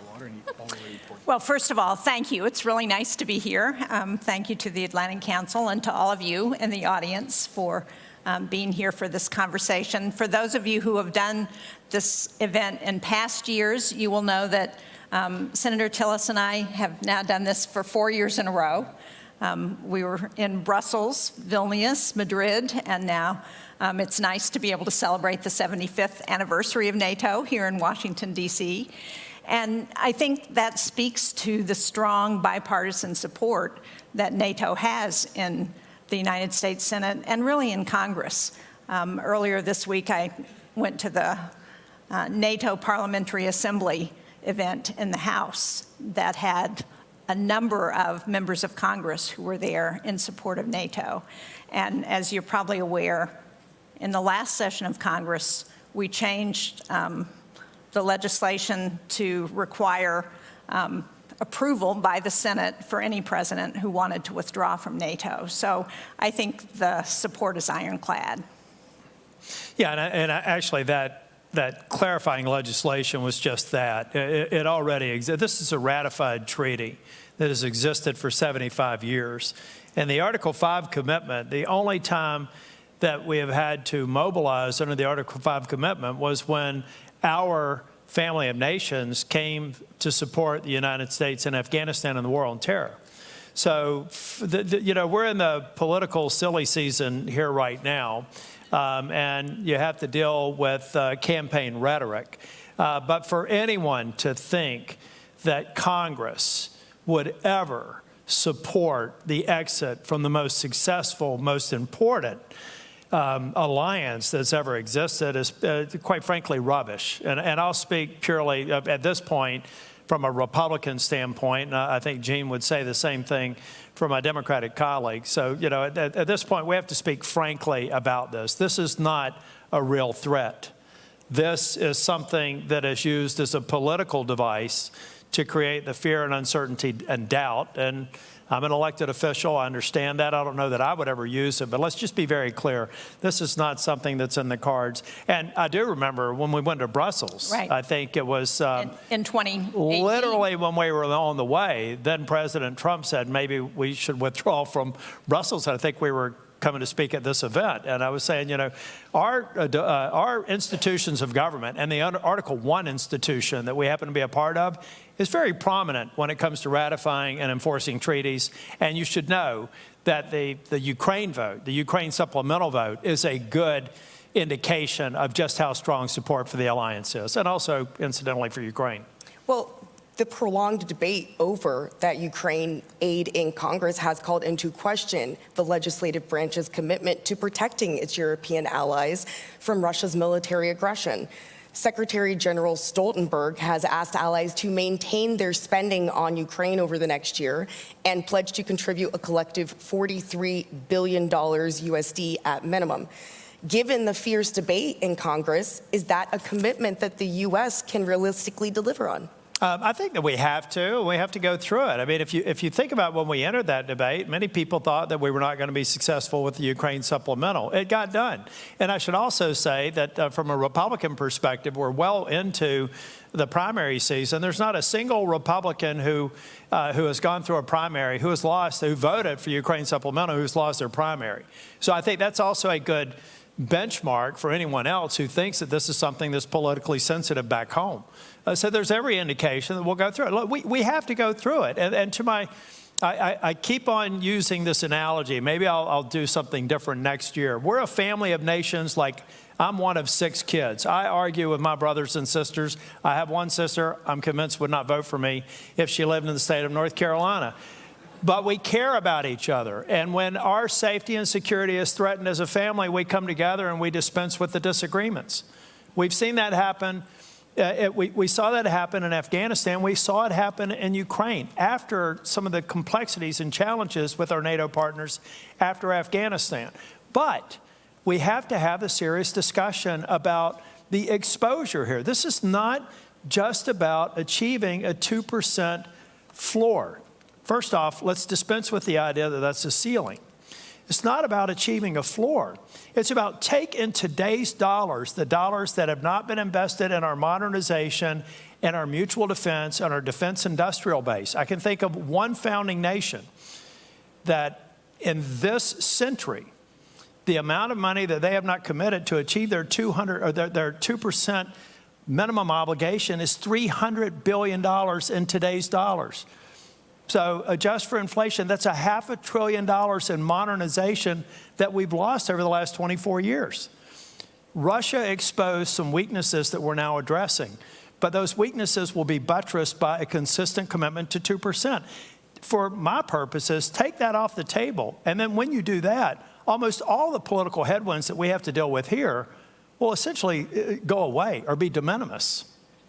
Look, I think we will continue to support the Ukraine effort against Vladimir Putin, not just because it's in Ukraine's interest and Europe's interest, but because it's in our interest in the United States. The reason the Ukraine supplemental bill got done ultimately is because a significant piece of it went to our defense industrial complex here in the United States. And as Senator Tillis says, one of the things that the war in Ukraine has exposed is the challenges that we have to get prepared for war, to support our own national security. I had a chance to go to the Indo-Pacific back in March with a delegation. And we visited the Philippines, Vietnam, South Korea, and Japan. And one of the things that really surprised me was the focus among the leaders that we met with about what was happening in Ukraine. Because they got the connection between what happens in Ukraine and what Xi is looking at in China and his interest in the South China Sea and in Taiwan. They got the fact that there is a connection between what happens in Europe, NATO, and what happens with our adversaries. So it's not just our allies who are watching what we do in the United States, it's our adversaries. And the best thing we can do to slow Xi down in China, to help ensure that in Iran and in North Korea that they are being very careful about challenging the United States, is to see Vladimir Putin defeated in Ukraine. Staying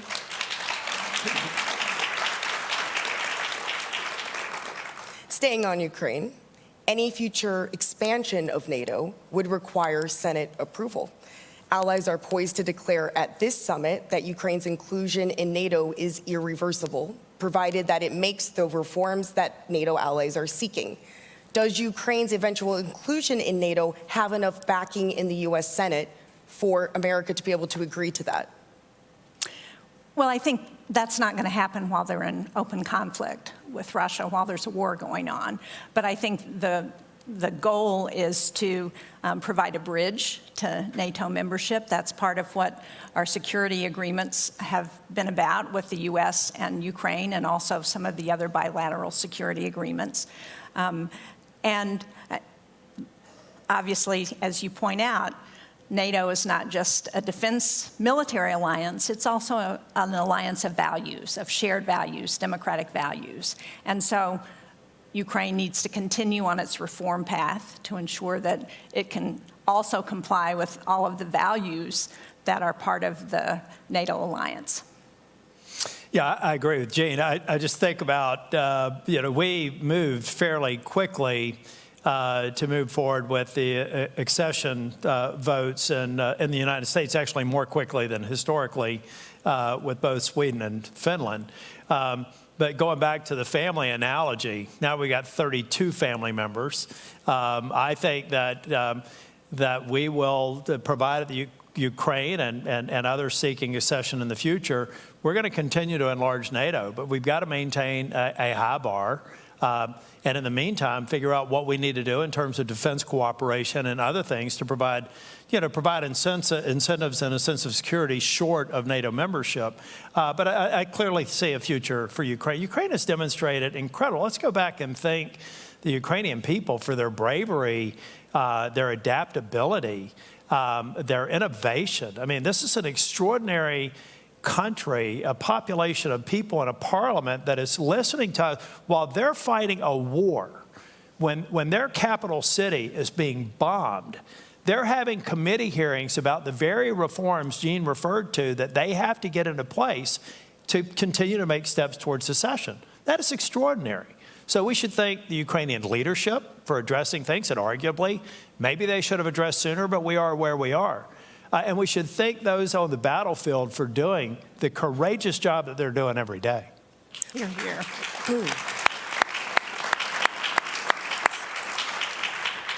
So you're comfortable with that language, irreversible? Yeah. Okay. And I'm really comfortable with Vladimir Putin reading that language.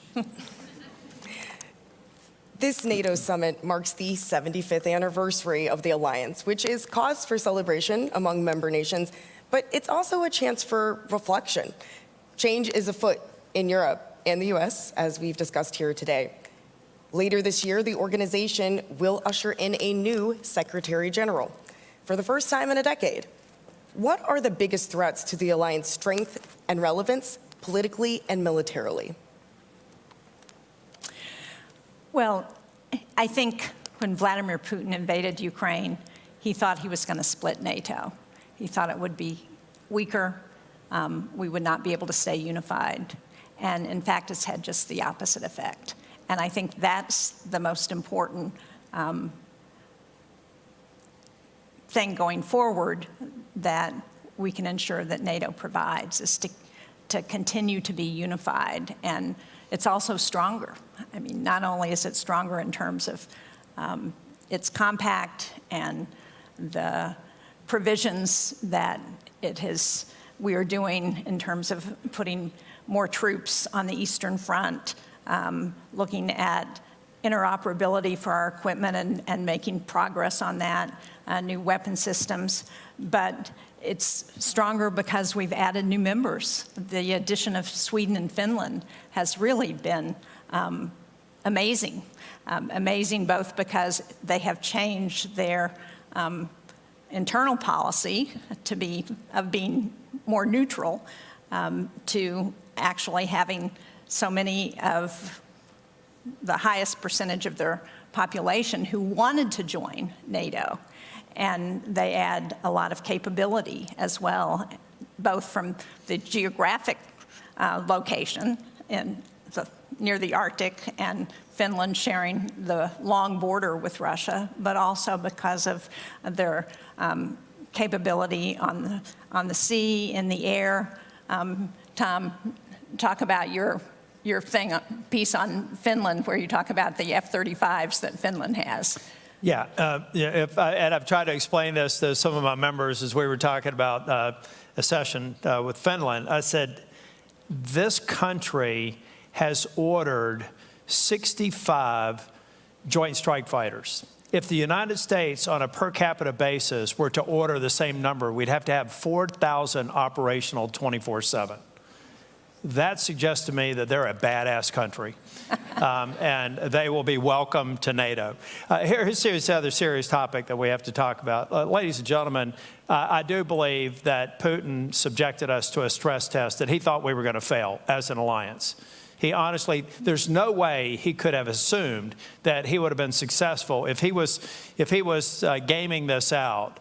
He had to make a certain assumption with a high degree of probability that there would be fractures in the alliance, and that did not happen. But we also have to understand, we understand a lot of weaknesses. Number one, our intelligence about Russia's capabilities was wrong, absolutely wrong. They have non-commissioned officer corps that's going to take them 10 years to develop. Their weapons platforms are far short of what they should have been, and I'm reminding some of our friends who buy Russian platforms, they may want to dispense with the brochure and see how it actually operates on the battlefield and rethink their weapons sources. But we have to modernize, we have to invest, we have to have latent capability that can be scaled up for the defense industrial base. These are not necessarily things that have to go 24/7, 365 today, but we have to be able to demonstrate that capability, hopefully never have to use it, but it will be an enormous deterrent. But if we don't have it and we get into a live fire situation, we will be dramatically limited in terms of our response without addressing elements of the stress test that were not relevant to what we've done in Ukraine, but would be absolutely relevant if we had to come together and satisfy our Article 5 commitment. You know, the other thing that NATO is working on, and I'm really excited about this because I've been involved in the U.S. in women, peace, and security, and I know there's going to be a panel after this one talking about this. But you know, back in 2000, the UN passed a resolution on women, peace, and security that basically recognizes that women need to be integrated into all aspects of what we're doing. NATO is working on this. They have a proposal that they're presenting this week on implementing WPS into all aspects of their operability, which is really critical. And it's based on the recognition that when women are at the table in conflict negotiations, that those negotiations are 35% more likely to last longer than 15 years if women are part of that. That's there are a number of other data points that show the connection between women's participation and empowerment and stability in societies. But that's one that I think is really critical, and it's exciting to me as the sponsor of this legislation in our Congress back in 2017, and as we're the first and only country that has implemented this legislatively, and to see NATO adopting it and really fully implementing this policy is important. I'd like to go back to something.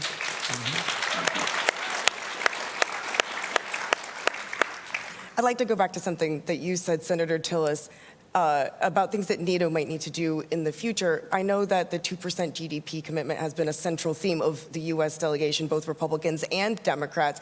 So what have your conversations with member nations been like about that? What is your argument to those that are below that number about why they need to increase their spending sooner rather than later? Okay, number one, I complimented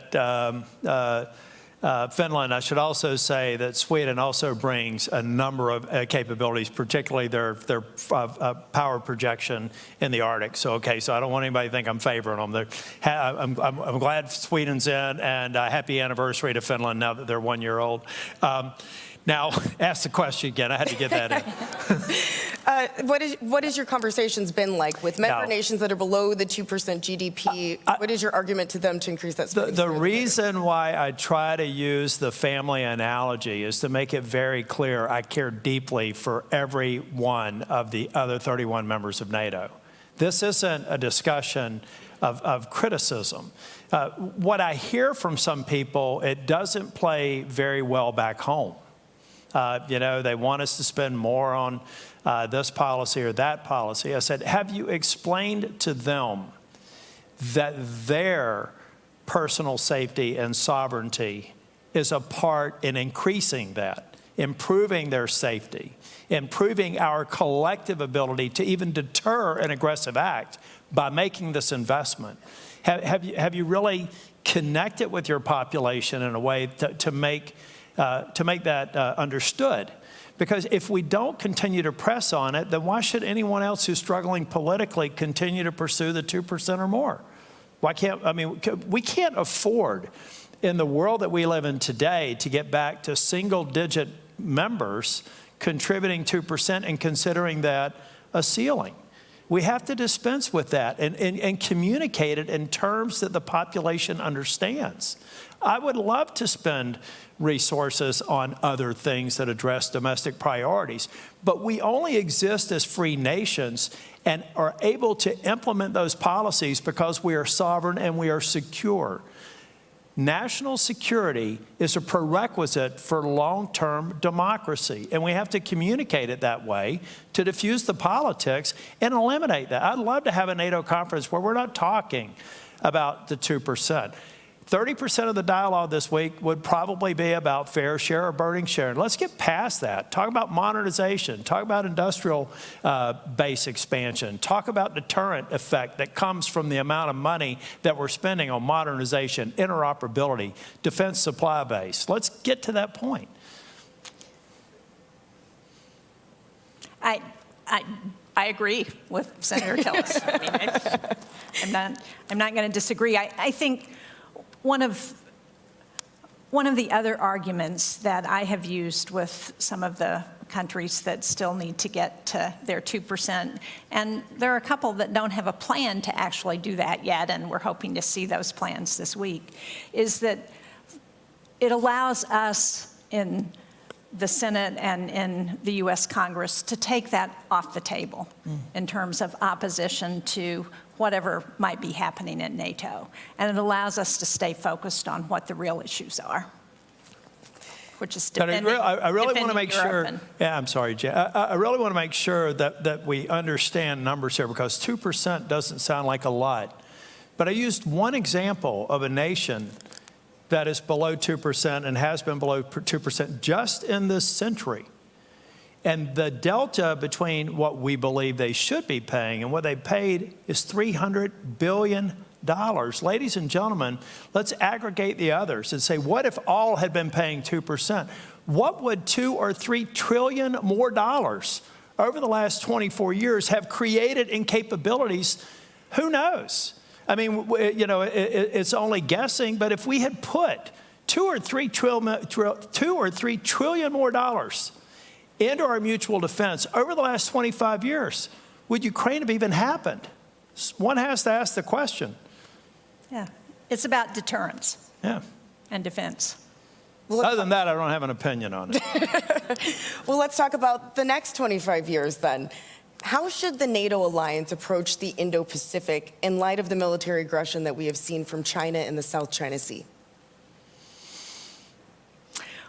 Well, I think one of the exciting things that's happened over the last 3 years has been the addition of those 4 Indo-Pacific nations to, they're not NATO members, but they are participating in the NATO summit. The NATO compact coming out of Madrid talked about China for the first time and the threat that China presents. And I think having those partners in the Indo-Pacific who recognize the connection between what's happening in Europe and the potential for what happens in the Indo-Pacific is really critical.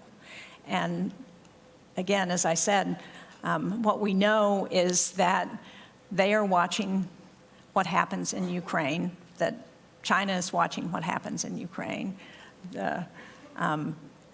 because it has an impact on what President Xi might actually do in Taiwan. They see the connection. If Putin is successful in Ukraine, what's to prevent Xi from going into Taiwan? So it's connected, and they understand it. It's not by accident that Japan has announced this year that they're going to double their defense spending, because they recognize the challenges to their own security that China and North Korea present. I actually think having the IP4 here since Madrid, right? Yep. There was a funny story. We were meeting with the Japanese delegation, went to the wrong Marriott. But we finally got there and had a wonderful discussion with them, welcoming them to the NATO summit. But having the IP4 now for the third year, China's watching. You know, I don't know that China is necessarily concerned with quantitative differences between our arsenals and theirs, or maybe even qualitative differences, but we know that China is concerned with our alliances. And that the more we see this cooperation, for the first time in the strategic concept, China being mentioned 6 times, those are things that China watches. I think by itself it has a deterrent effect, but it also forces discussion amongst our allies, amongst the IP4 and this forum and other forums, which I think are very helpful and by themselves have a deterrent effect. Do you see a role, though, for NATO in that theater? And if so, what would that role be? You know, I for one thing, I don't want to get into NATO necessarily becoming a global alliance. It may be. I mean, in terms of the United States, the world is small. And I think increasingly our colleagues in Europe feel the same way. But I don't want to get into the complexity of making NATO a global sort of alliance. I think that we could have something short of that and have other agreements, alliances that make sense for that part of the world. And for some of our partners in NATO, it may make sense. For others, it may not. But I don't think we have to get there yet, because we're only 3 years old in terms of having Indo-Pacific nations represented here at NATO. And I think we continue to build on that. That by itself is great progress. Yeah, I think NATO will determine that, along with other countries, what the appropriate role is. Well, you'd have to in change the future. acronym and everything, too. Well, we are almost out of time here, so I just want to offer you both the opportunity. Are there any closing thoughts that you'd like to deliver? Well, just to reiterate that 75 years is amazing to have the strongest, longest lasting military alliance in history. I was talking to the president of Kosovo yesterday, President Osmani, who was talking about Kosovo's liberation or freedom as an independent state being one of the biggest successes of NATO. And she said, 25 years ago, we became a country, and my children are the first generation that hasn't had to struggle with war that we can remember in our country. Well, I hope that 25 years from now, we will be hearing from the people of Ukraine that their children don't have to worry about war because of NATO's support for Ukraine.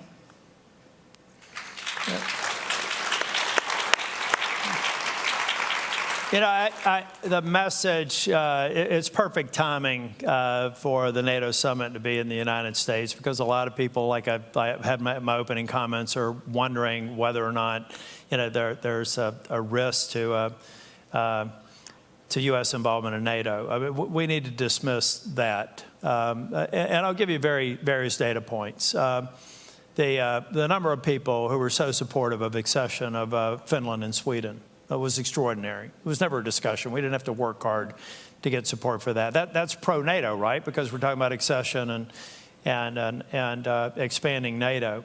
Ultimately, what you saw with Speaker Johnson, in spite of all the political headlines and everything else, you saw Speaker Johnson support the supplemental over the objections of some of the members of his conference in a very tumultuous time. That's another demonstration of long-term commitment to NATO.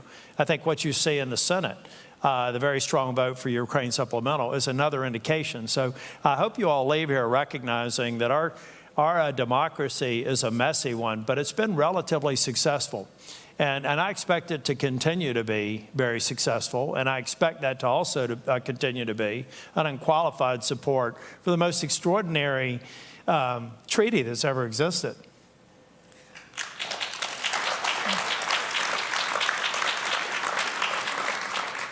Well, thank you both for being here again and doing this panel again together. And thank you all for coming. And I think we have another panel after us. So thank you very much.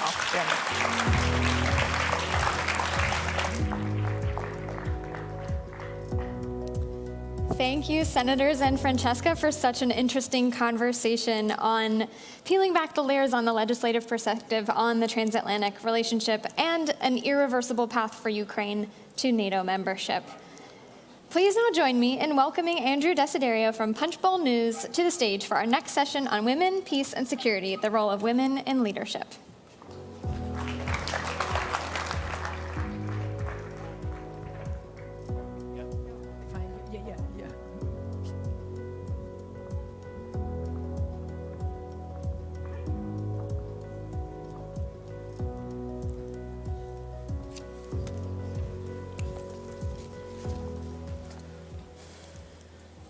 All right, good evening, everyone. It's my pleasure to welcome you all here to Washington and to this session on women, peace, and security, the role of women in leadership.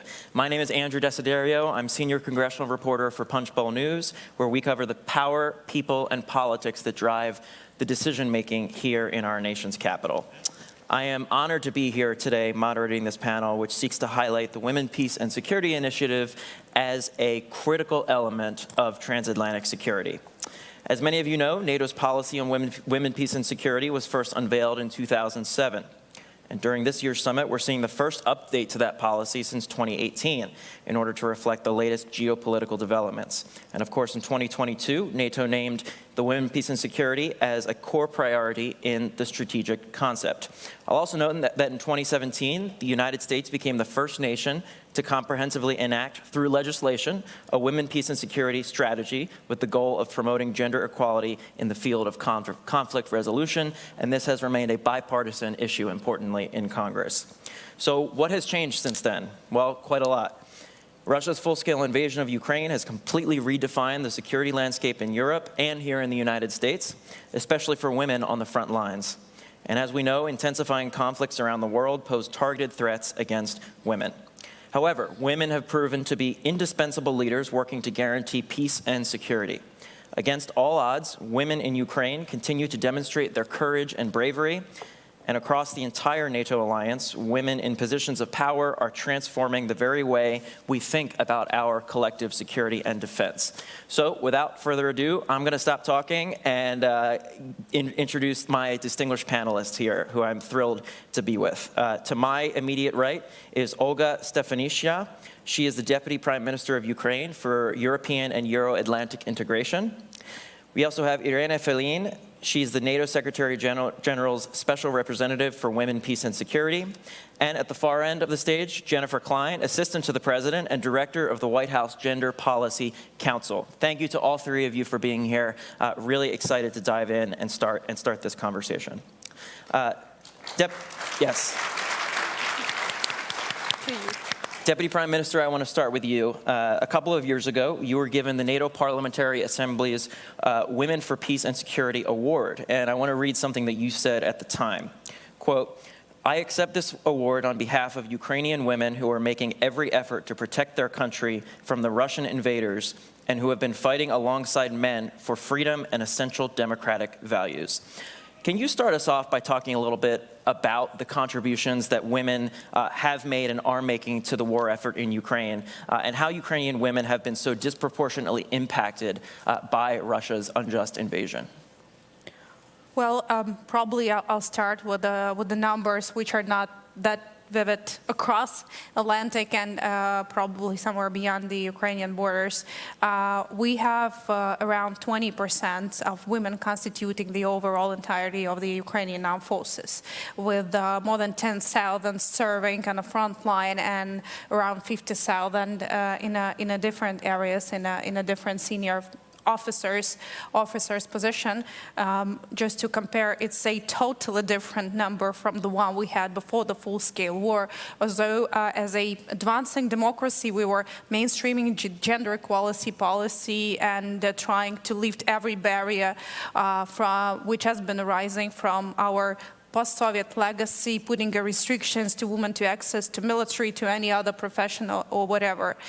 But the situation has changed dramatically because of the war, and as a country who has continued to be an advancing democracy throughout the war. A country was remained fully functional and resilient, regardless the massive aggression and amount of the war crimes. We also made sure that we can catch up with our legislative and institutional changes, enabling women to be more effective throughout the war. That's why we have started a lot of transformations. We lifted all the barriers for women to access any profession in the armed forces, in the security and defense sector, enabling them to have the same access to defend their country as the men had before. It is done. We, of course, reinvent the woman's role in recovery and reconstruction of Ukraine as we're going through a mobilization period where we need a mobilization to be scaled up, to be capable to defend and win back our territories. So, and mostly conscription addresses the man, and that's why but the recovery needs are not getting smaller. So we have a massive program, which means that women would get more access and more engaged in the recovery and reconstruction process. But of course, with around 6 million of people who had to flee from the places they were living in Ukraine, whether it's to the other parts of Ukraine or Europe, the vast majority of them are women and children who had to save their lives and their families. They lost their houses, they lost their lives, basically in a very moral way of this understanding. Many women are still facing a lot of challenges because their families are split, because men are serving in the armed forces. These are the same men who were designers, painters, technicians before the war. These are different people. So there are a lot of challenges related to that. And also we are working hard to work with those families who are with the men and the women who are coming back from the combat experience, and their reintegration back into the society is really different, and it's really hard to keep the family going from this very challenging period. And that's all the complexity of things we're thinking about. But also, moving through these challenges opens the priorities for ourselves. We have started to advance and pioneer a lot of new experiences, and with Iran together, I think we have invented the new NATO standard, which is a female uniform and everything related to enabling women to serve in the armed forces equally, not on the paper, but not on the front line, but also according to the procedures and the standards. And NATO is about to launch and finance a new massive project which will sponsor the development and production of the female uniform and everything related to that. So Ukrainian women will feel that they are not serving because of their desire, because the country is proud of them and make sure that they're part of it. So many things are going on, but I think from this point, when the full-scale war started, we all were standing as a nation, as one, women and men, elderly and younger one. And of course, I think the major element of morale for all the people serving on the front line is that those families who keep the country running, and these are mostly the women of Ukraine. Thank you very much for sharing that with us. I think it's a very good foundation for the conversation we're having today.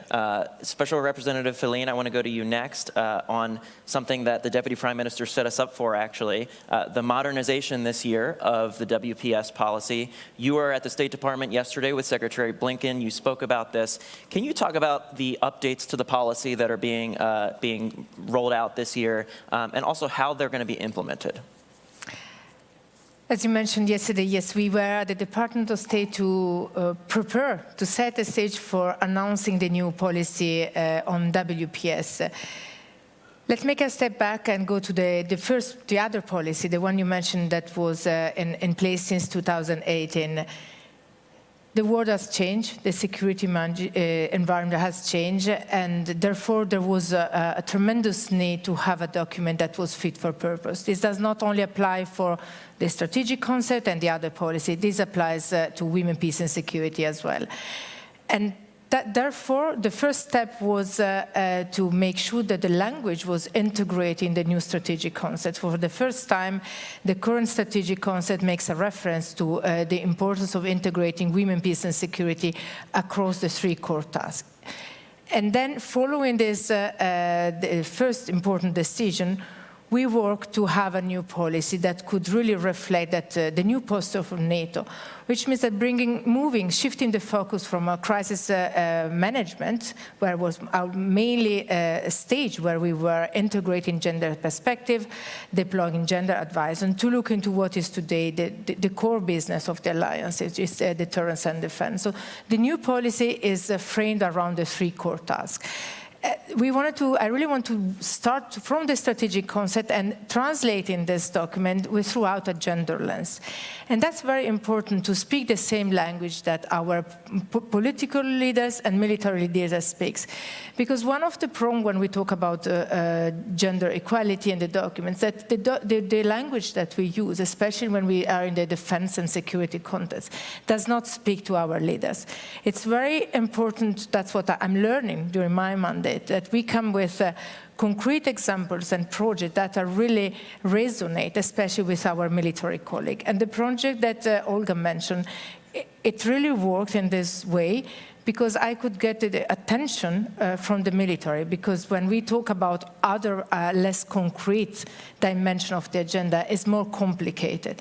So we brought the uniform last month at the NATO HQ to really showcase what it means having different uniform fit and develop around the female anthropomorphic data.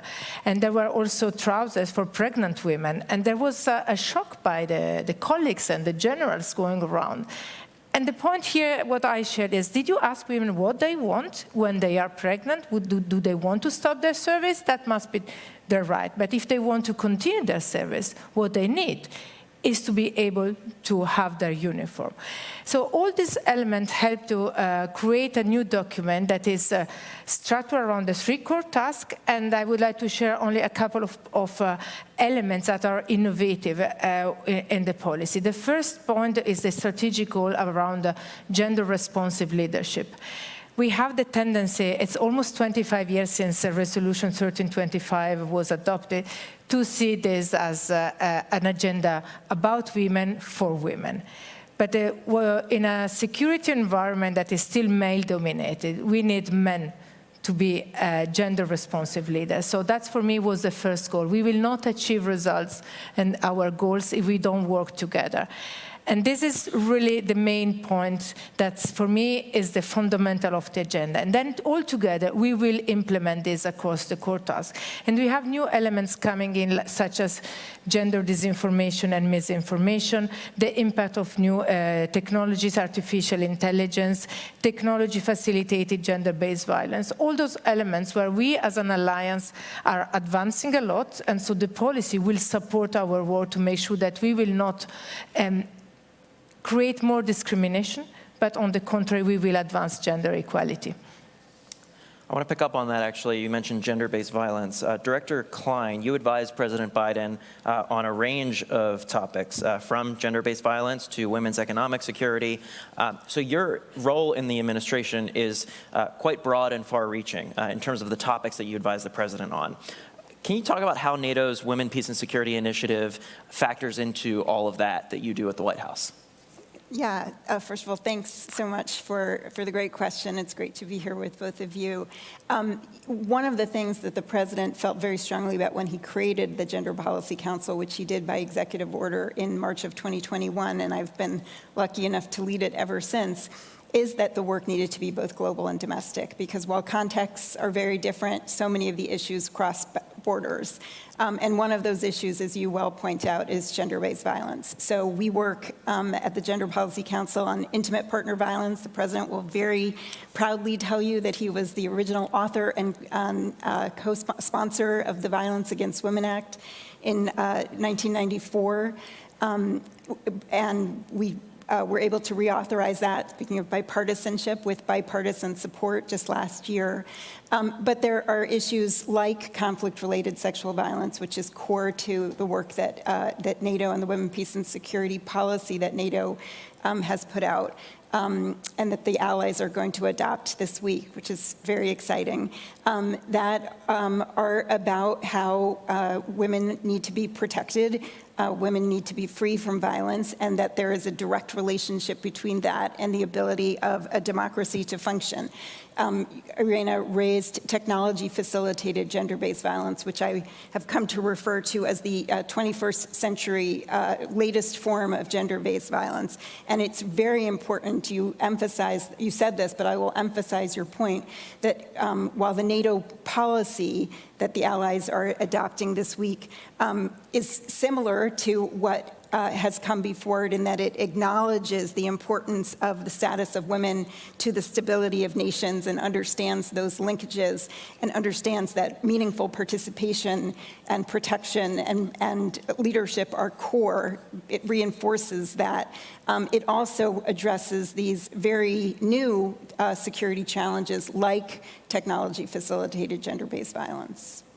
Deputy Prime Minister, I want to come back to you because I'm wondering what you want to see from the allies out of this year's summit in terms of the Women, Peace, and Security Initiative.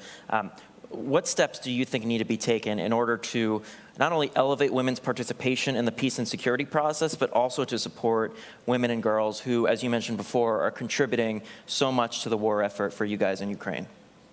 Well, probably I could have focused on something related to women, peace, and security, I think, but I think the best response we can get is to bring more air defense capabilities to Ukraine to save Ukrainian women and children from being murdered by the Russian Federation, by Putin, but also for those women who has been tortured and raped in the occupation by the Russian Federation is the justice.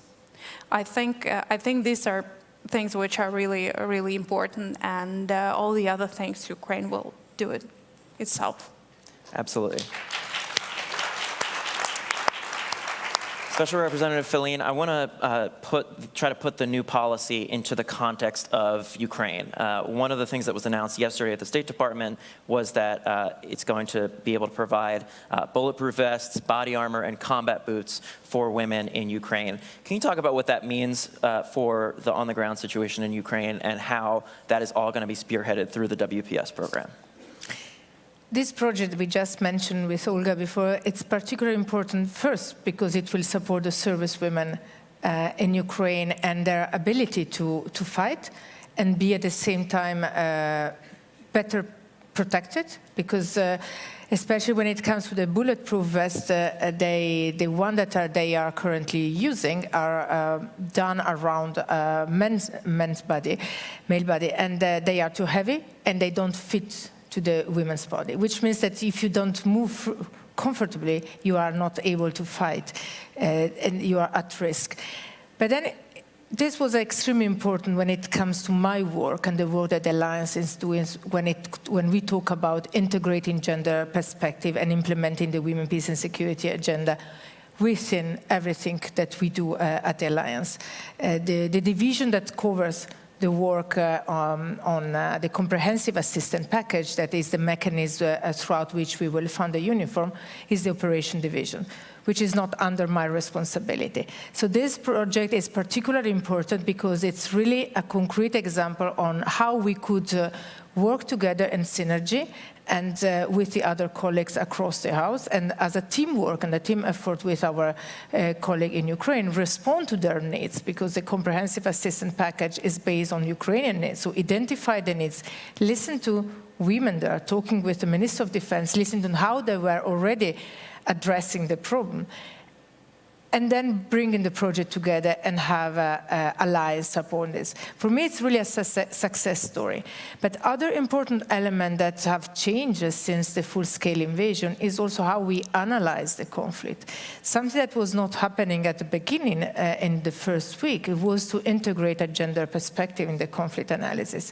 And that is something I started 4 weeks before this full-scale invasion. So I had to learn very quickly and then to see how we had to integrate this. And the alliance had to adapt to this as well in terms of having the weekly briefing and monitoring the situation and developing the support. And that's how to work closer with intelligence, for example. And this is something where we have to increase our research and change our way of doing our business. So the Women, Peace and Security agenda is an agenda that is not static. When it was endorsed, adopted the resolution in the year 2000, there were some priorities. They still remain the same. Talking about participation, I was thinking how the language has changed, refer to what you were saying, Jen. We were talking before only about meaningful participation. Today we talk about full, equal, safe, and meaningful participation. And the safe part relates to different aspects. One, because once you are participating, then you face more challenges, physical. But the other one is also the online lack of safety then has an impact on our political participation. So there are different ways. We also need to adapt on this way of working, and that's why the new policy is extremely important, because it is the tool that will enable me as the main focal point for the Alliance and our colleague to better support Ukraine in the months to come. Director Klein, I know we've touched on this a couple times so far, but the event yesterday at the State Department in which Secretary Blinken, Special Representative Feline were there to sort of talk about and unveil the modernization of this policy. Clearly the administration is committed to it, and the president, when he comes to these summits, obviously has a lot of competing sort of priorities, right? The Deputy Prime Minister mentioned the need for air defenses in Ukraine, obviously a major point of discussion here at the summit this year, and of course the last couple of summits as well. I'm wondering if you could give us some insight into the president's thinking on all of this, especially since there are so many priorities that are competing for his attention at the NATO summit every single year when it comes to specifically the Women, Peace and Security Initiative. Well, as I said, the existence of the Gender Policy Council is sort of, one proof point of his commitment to this set of issues. The other thing is, both in the military and in his own government, he has really prioritized women's leadership. Obviously, we have the first female vice president. We have the first gender equal cabinet.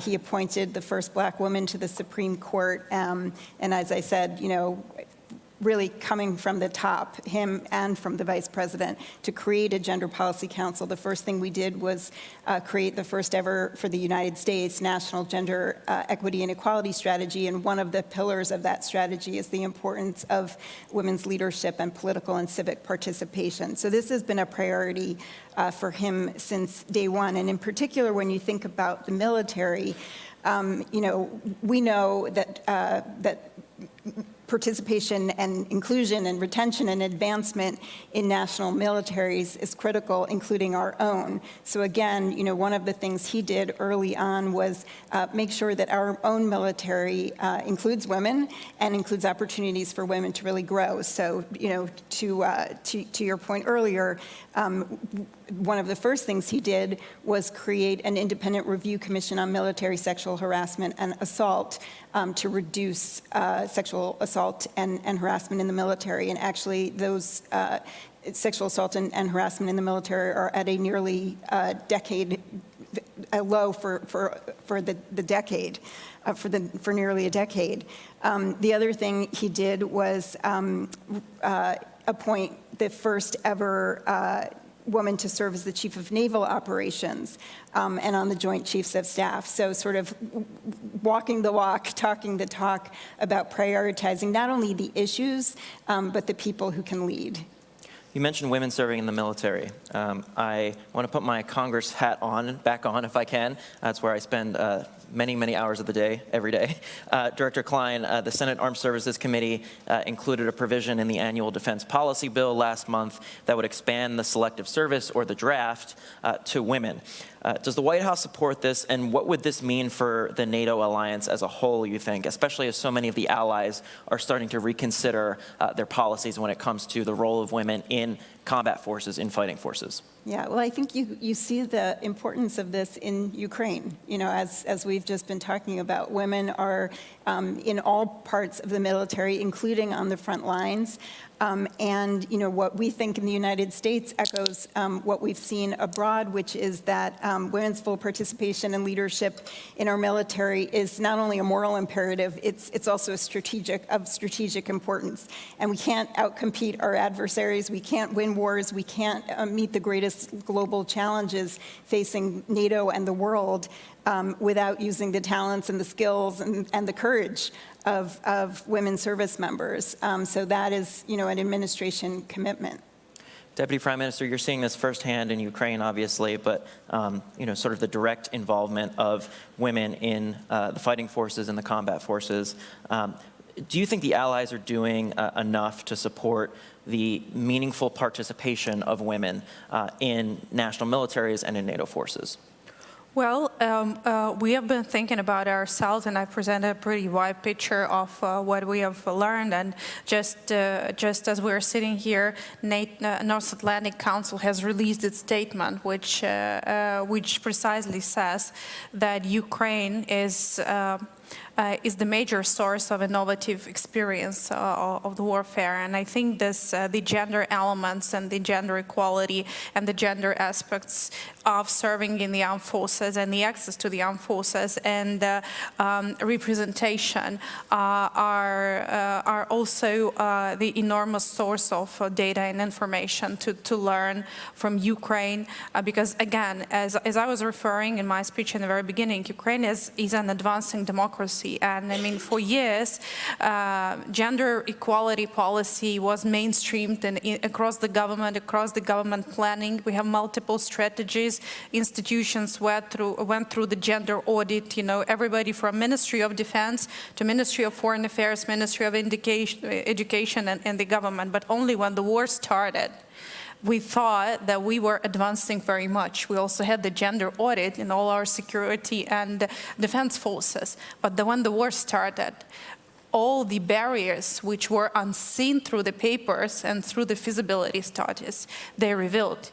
And we had to close every loophole, a barrier after barrier. So if there are any new experience that could be gained to strengthen the bond of the women, peace and security vision and the concept, they could of course be learned from Ukraine. Speaking about the uniform, we were just exchanging with Iran that in fact it's only Sweden from all of the allies who has a really precise approach to the female uniform and everything related to that. And now we invest 7 million euros to invest in Ukraine, in women in Ukrainian armed forces. So definitely the outcome of this project will become a new NATO standard. And Ukraine is obviously setting a very, very good example for the rest of the world, certainly the rest of the alliance as well. Special Representative Feline, we only have a couple minutes left here, but I want to get your thoughts on what the Deputy Prime Minister was talking about as well in terms of integrating women more fully into the fighting forces of the allied nations. As also it was said, it's clear that Ukraine is leading by example on this.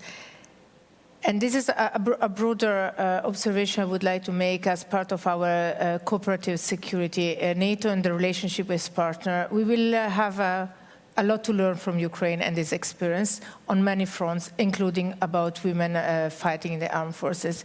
And what this example showing, and what Olga just said about the fact that the alliance, about the uniform, that this is something that is missing across the lines as well, says a lot about the need that we have to integrate this perspective in peacetime, which applies also to the fact that integrating women in the armed forces during peacetime, it's what we need to be ready when, if and when we have to deploy them.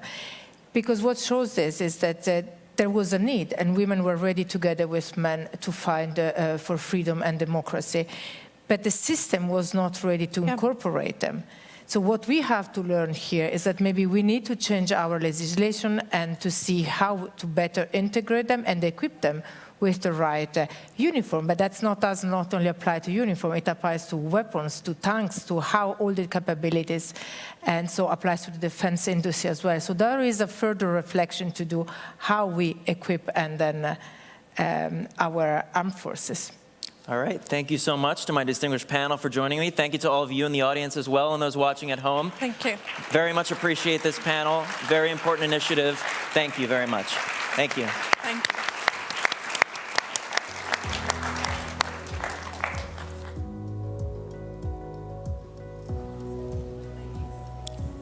Thank you to our esteemed panelists and moderator.